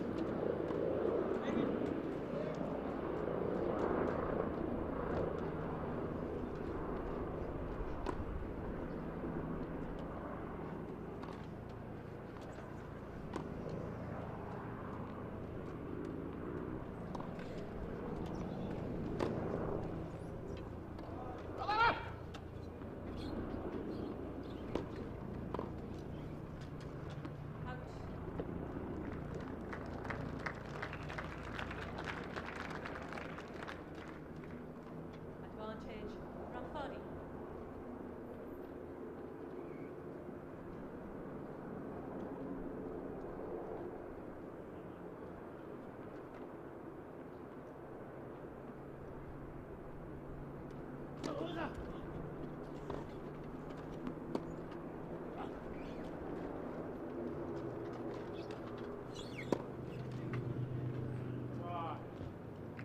Game. Ramphadi, Sageno. 2 games all.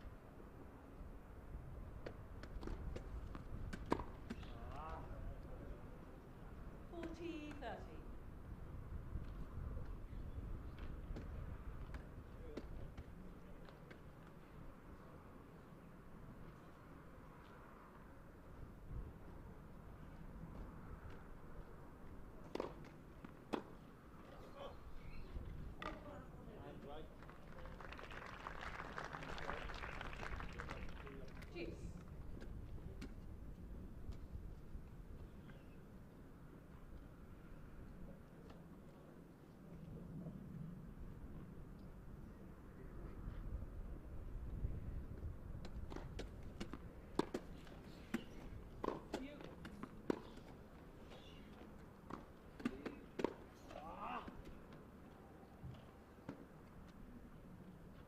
Advantage, Sugeno.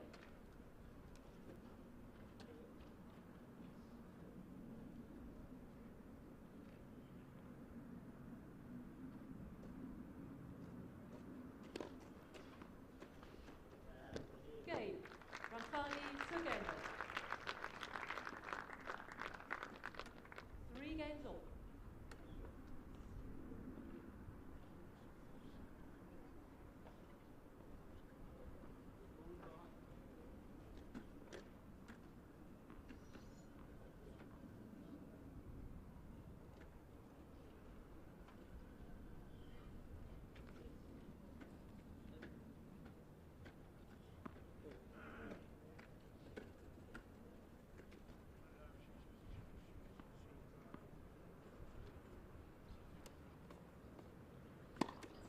Hold it.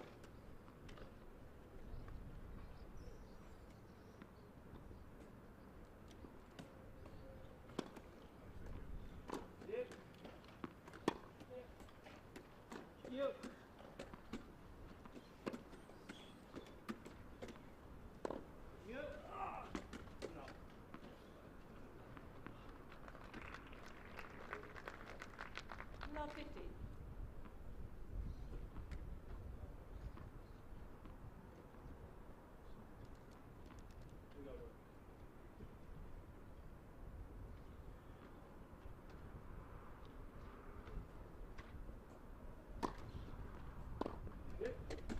Out. 15 all.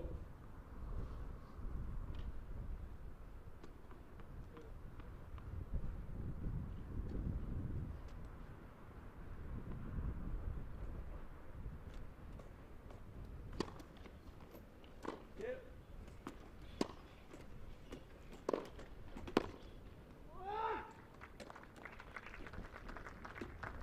15, 30.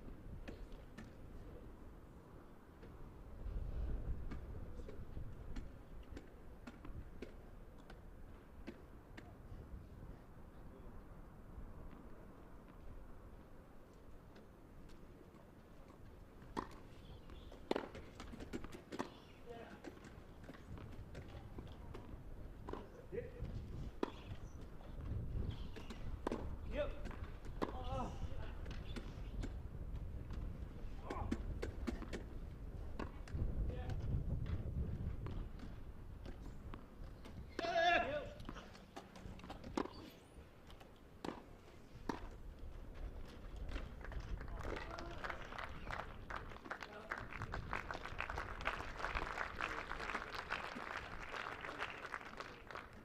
30 all.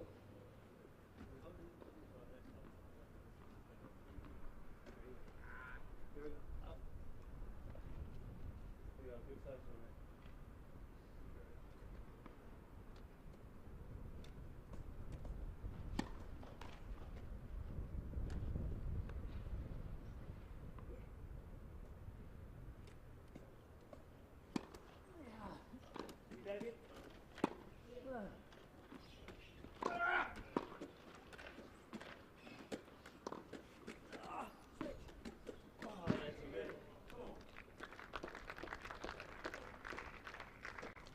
30, 40.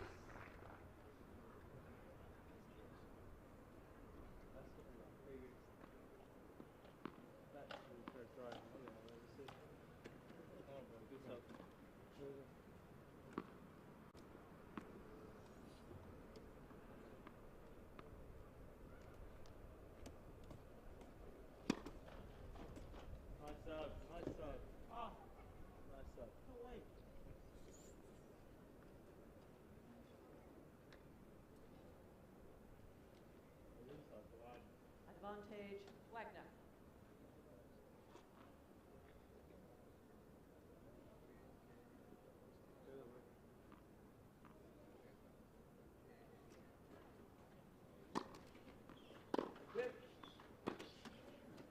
You.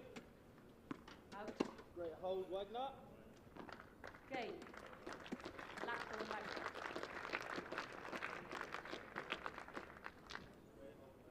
Lapthorn Wagner lead 4 games to 3. First set.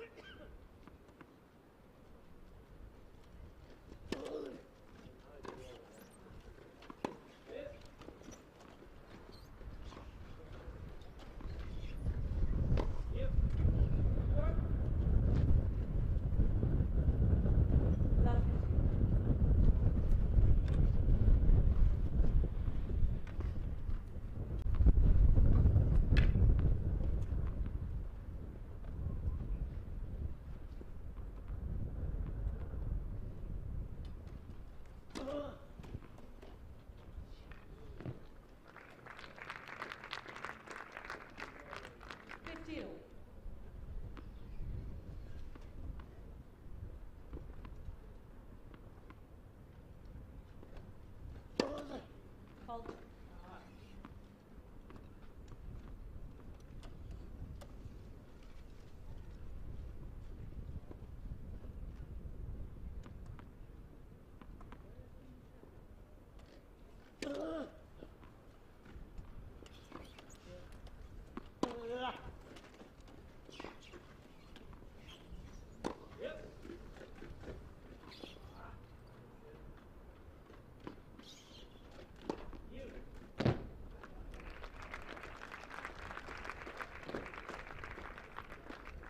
Thirty, 50.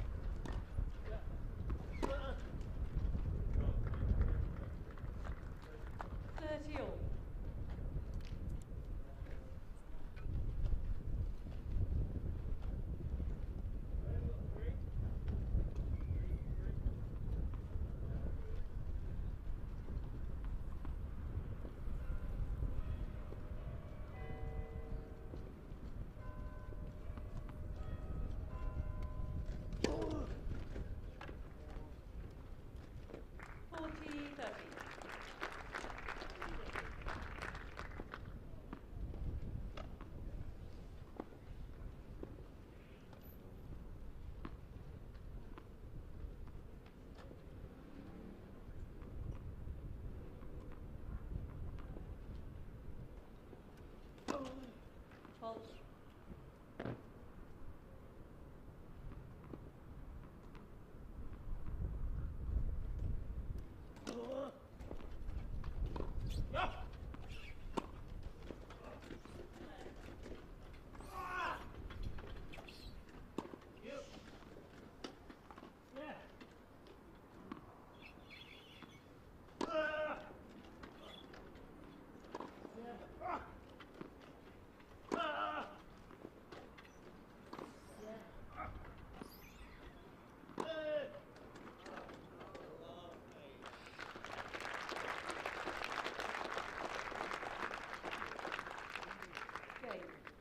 Ramphadi, Sageno.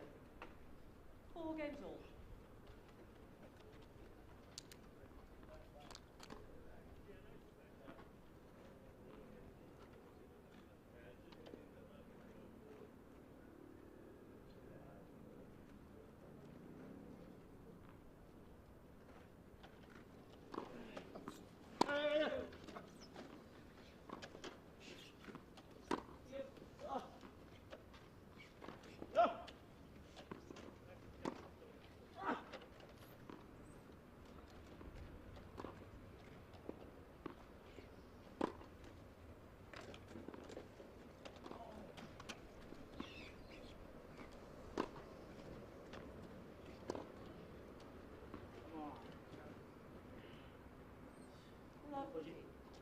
Got this, come.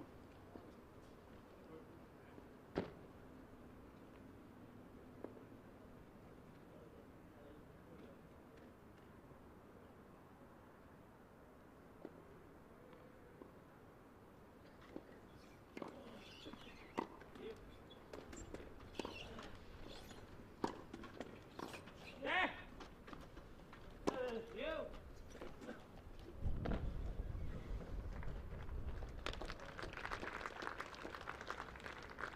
Love 30.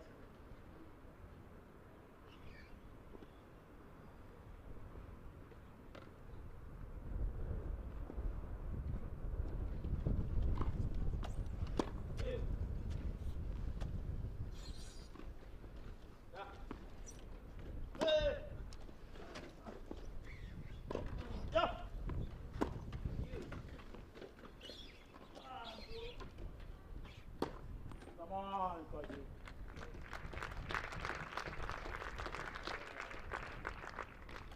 Love 40.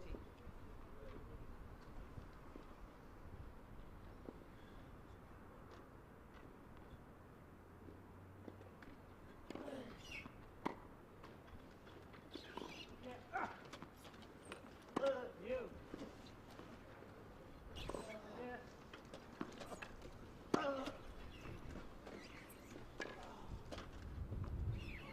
Game. Ramphadi, Sageno. Ramphadi, Sageno lead 5 games to 4. First set. New balls. Ball change, please.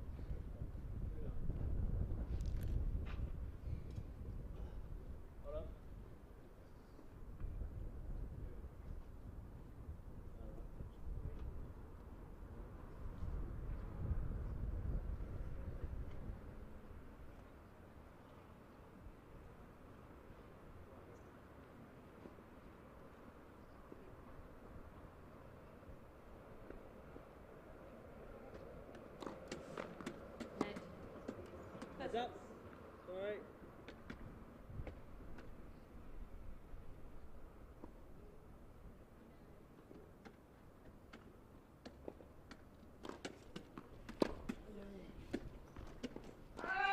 You.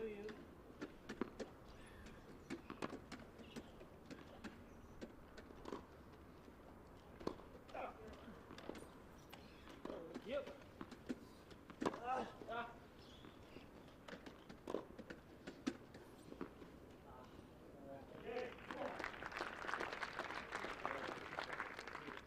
15-30.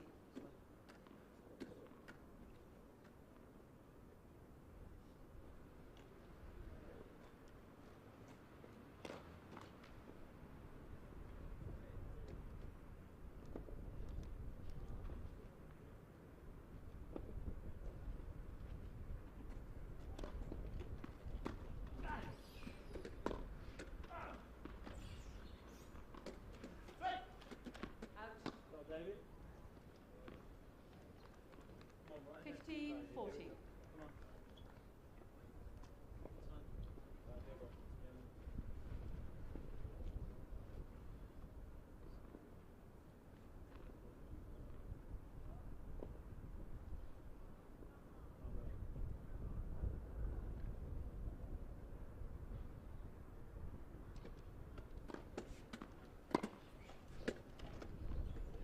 You.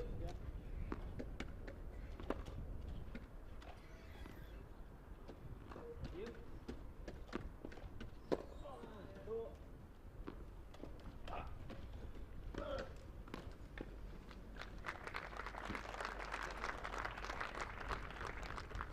30-40.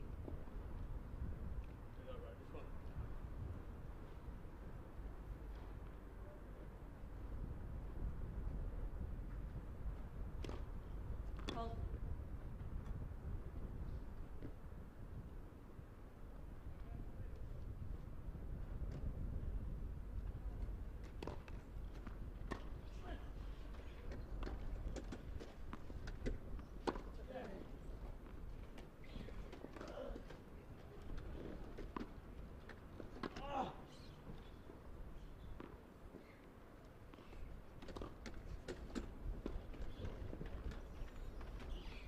You.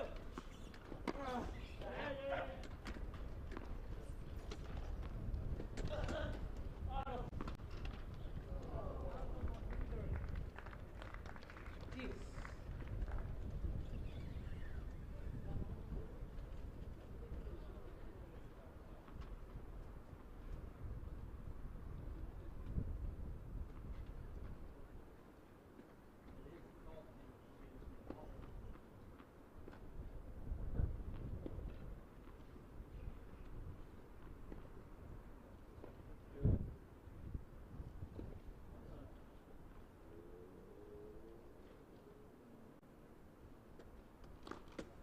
Hold.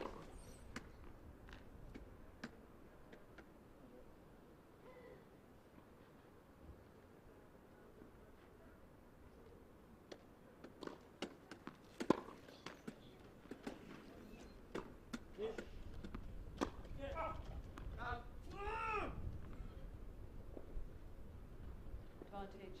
Sagalo.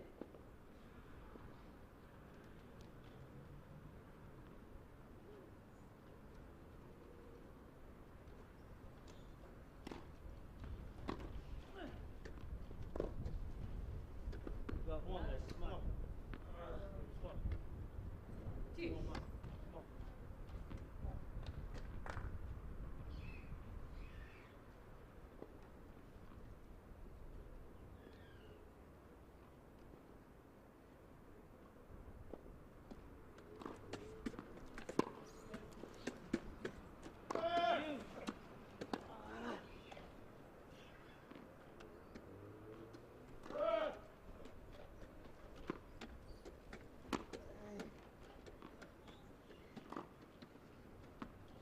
Advantage.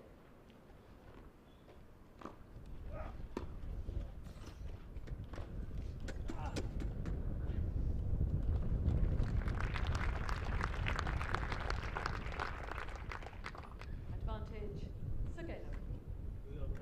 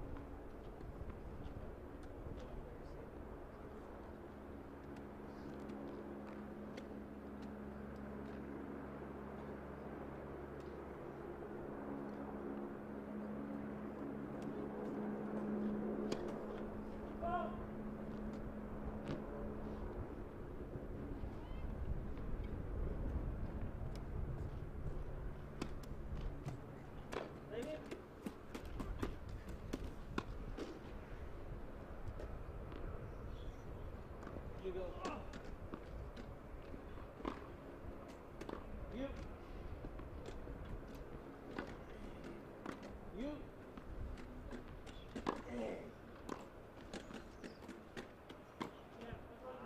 Out. 30, 50. Sorry, bro.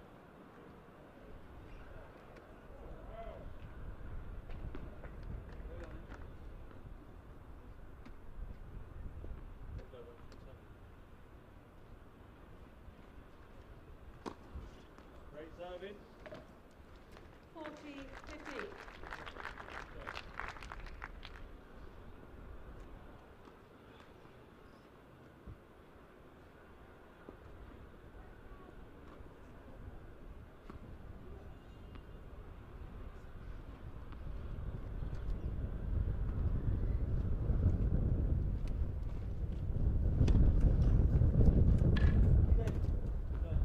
Okay, Lapthorn Wagner.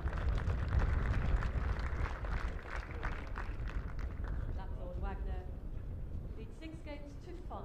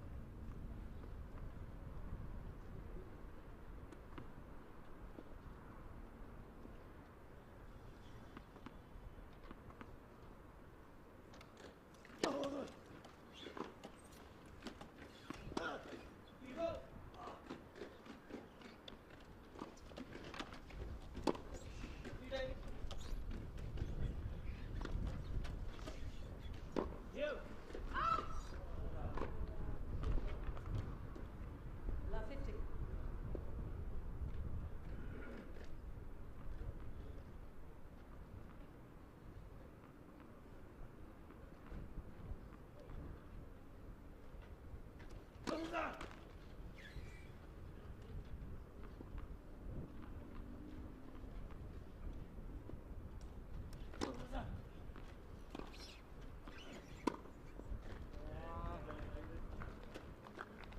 Love 30.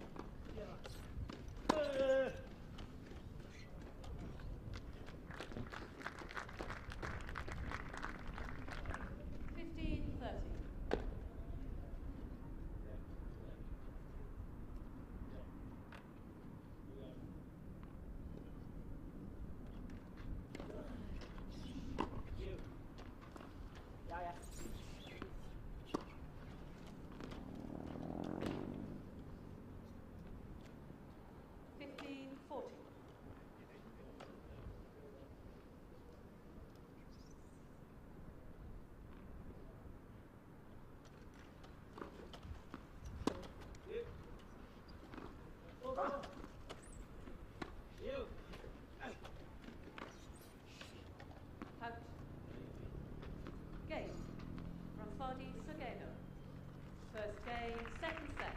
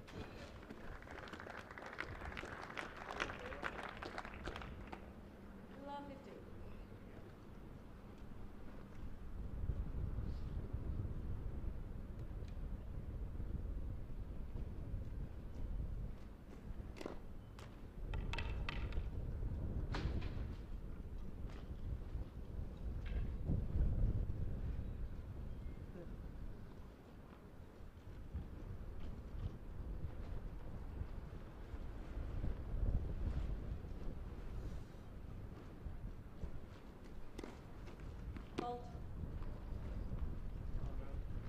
Love 30.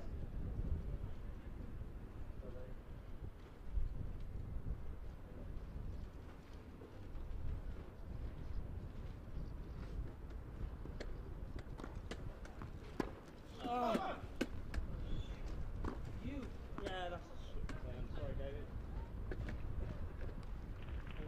15, 30.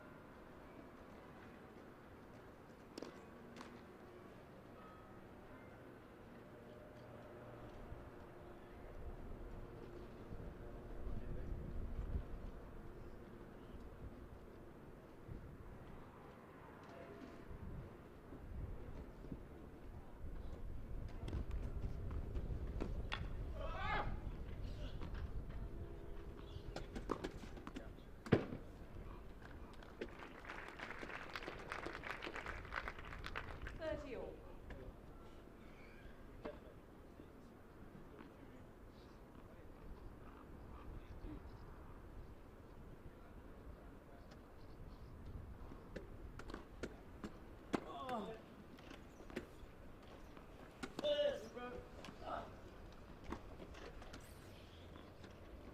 Yep.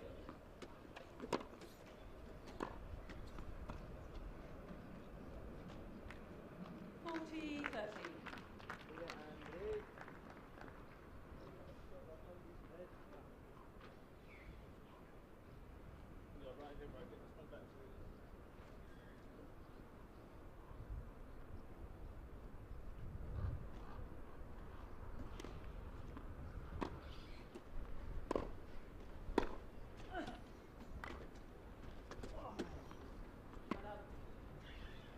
Okay.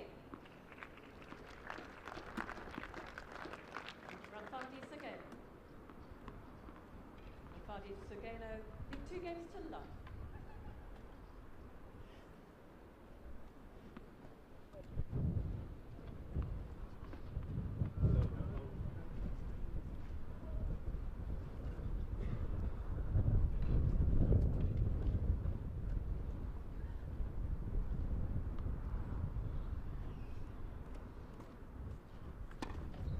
Fault.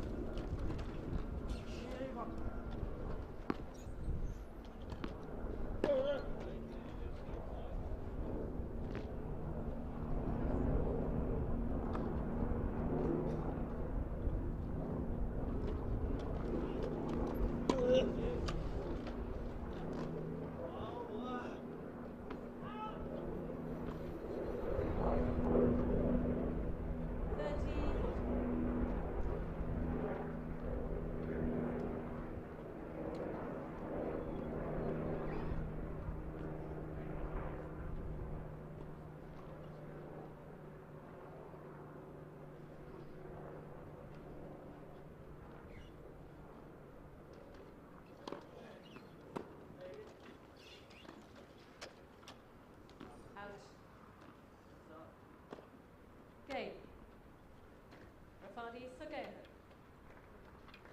Ramphadi, Sageno leads 4 games to 1. Second set.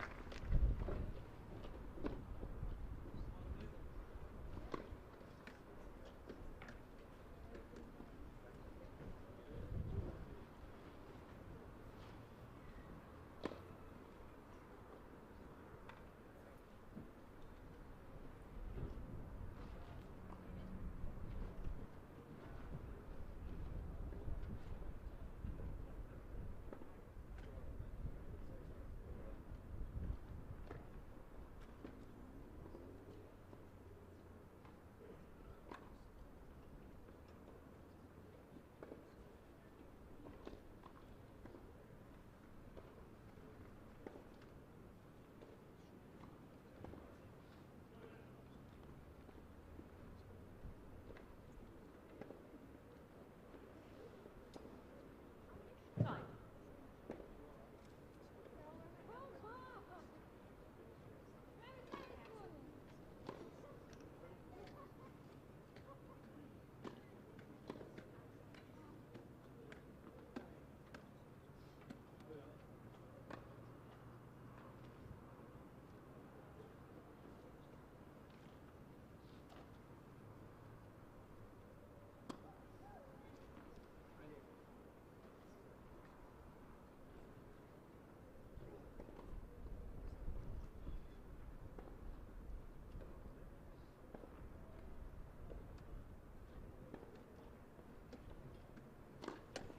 Fault.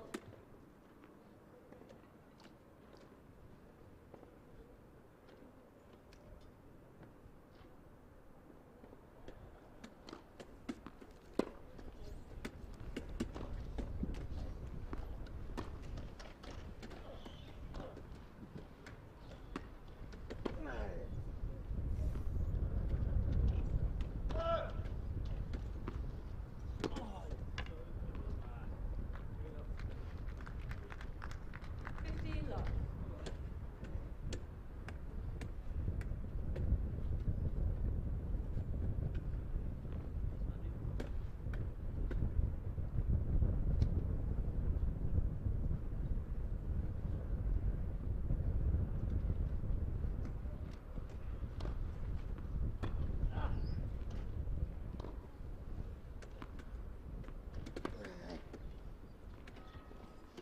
You.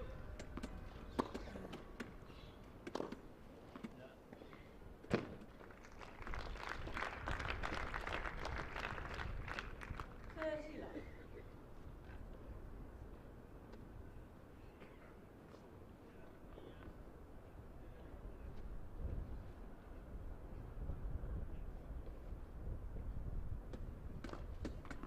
Net, first service.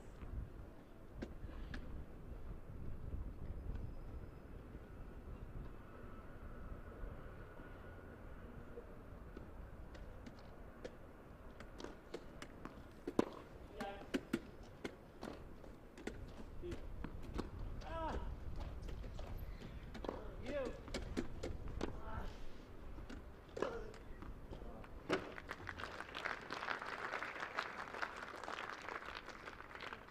40 love.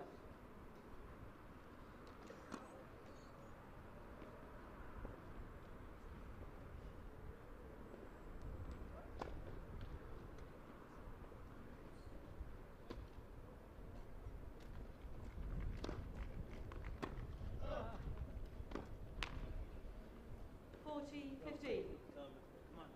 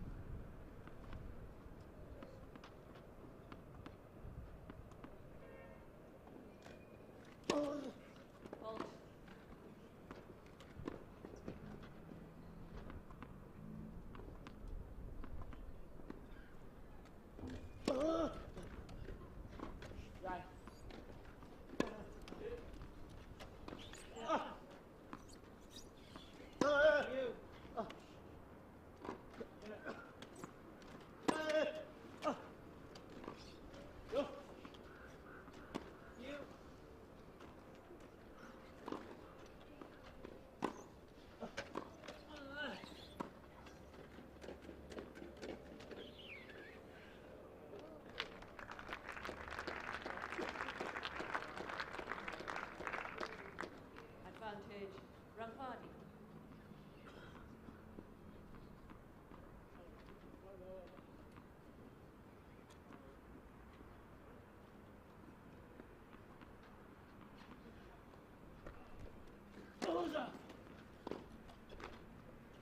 Game.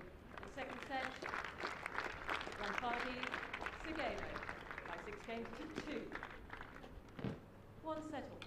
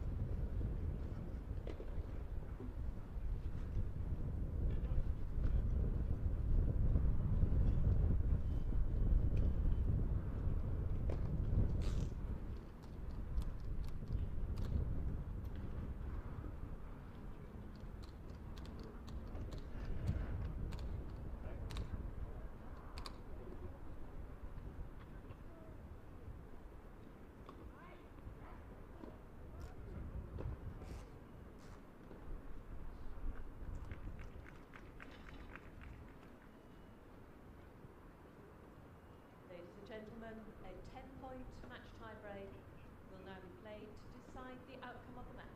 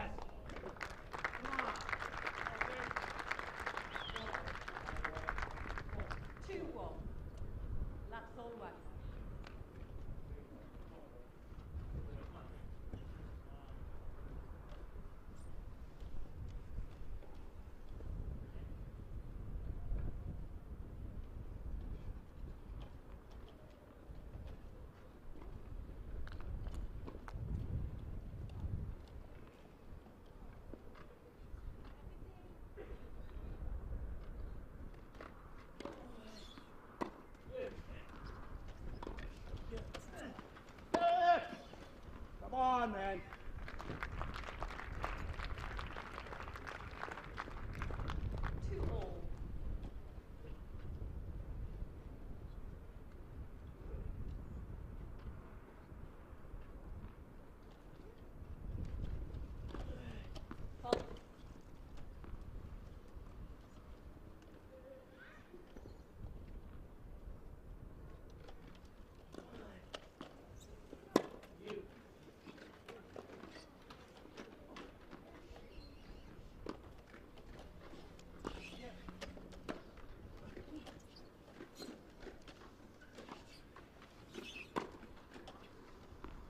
Jake.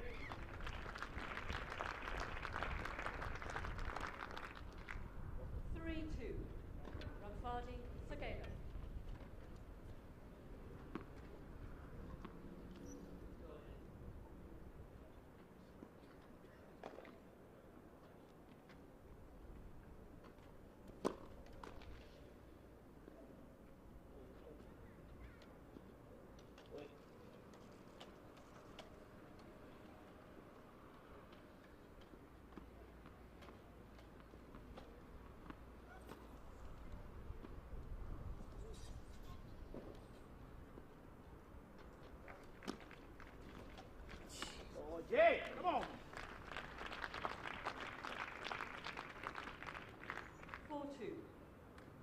Ramphadi, Seguelo.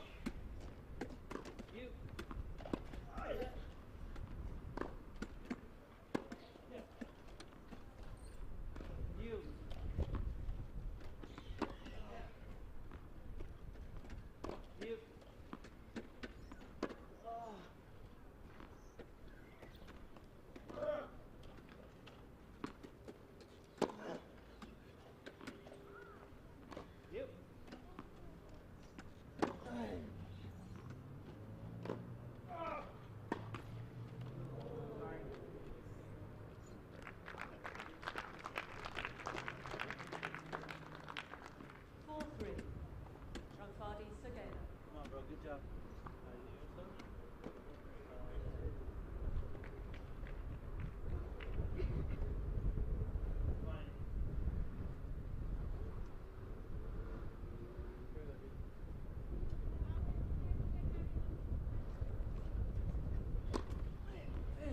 You.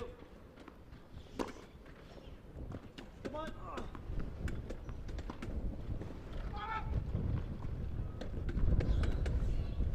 Oh, hit it!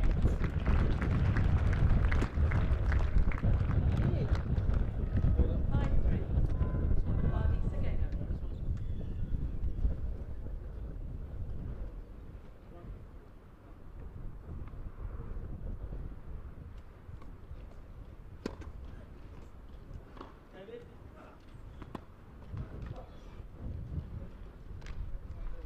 6-3. Ramphadi, Seguelo.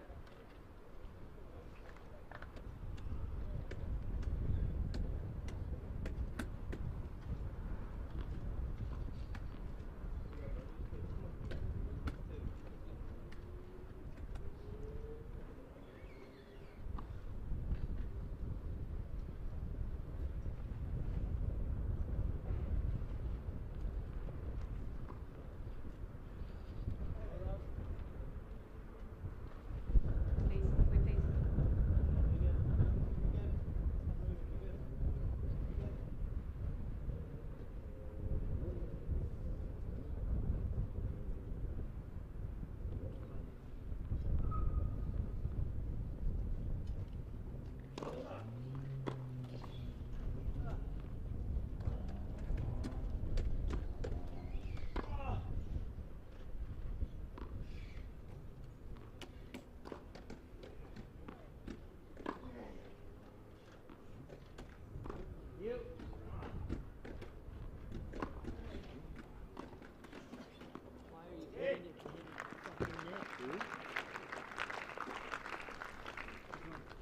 7-3.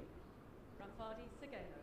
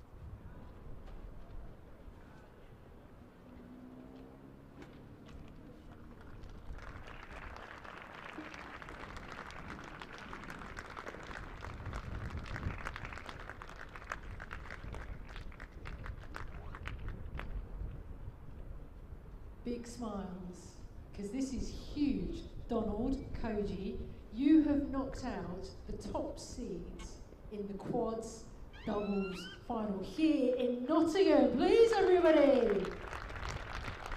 Donald, I'll come to you. That was amazing. I found it very entertaining. How did you find it, being on the court in the sunshine, in the wind? It was amazing. I'm happy. This is going to be our first finals since I started playing with Koji. So I'm very, very happy, even though it was difficult with the wind. Winning against David Wagner and Andy is such a big thing for me because, they've been doing very well in doubles. So I'm so excited to be in the finals. Well said, well said. And what I really like, because I had a little joke with you over there, this is the 4th time you have met David and Andy in a semi-final. And on the 4th time, you've done it. You've knocked out the top seeds here. I mean, for you, Koji, you happy, yes? Yeah. He didn't want to talk too much, so I thought you could say a couple of words. Okay, one more question for you guys, I guess. Being here, being in Nottingham in England, in front of this wonderful crowd today, it's a really, really special moment for both of you. But you're going to be meeting, if I just check my notes, Heath Davidson and Robert Shaw in the final. What I like about you two is that you enjoy yourselves, you laugh, you smile. So can we expect to see that in the final, see competitiveness, but a lot of laughter and jokes as well? Yeah, for sure. We're here to compete, but also we must not forget that we must enjoy also. So it's also gonna happen like it happened before. We're gonna put the smile that you've seen today. We're just gonna enjoy ourselves and see how it goes. Brilliant stuff. Thank you for talking to me. Thank you. Centre court, please give it up for Donald Ramphadi and Koji Sugeno, your winners today. Congratulations, guys. That's it for matches here on Centre Court, everybody. Please do come back tomorrow, where hopefully the sun will shine a bit more better tomorrow, fingers crossed, and the wind will be a bit less windy, I shall say. We will see you tomorrow. Have a good evening. Thank you, everybody.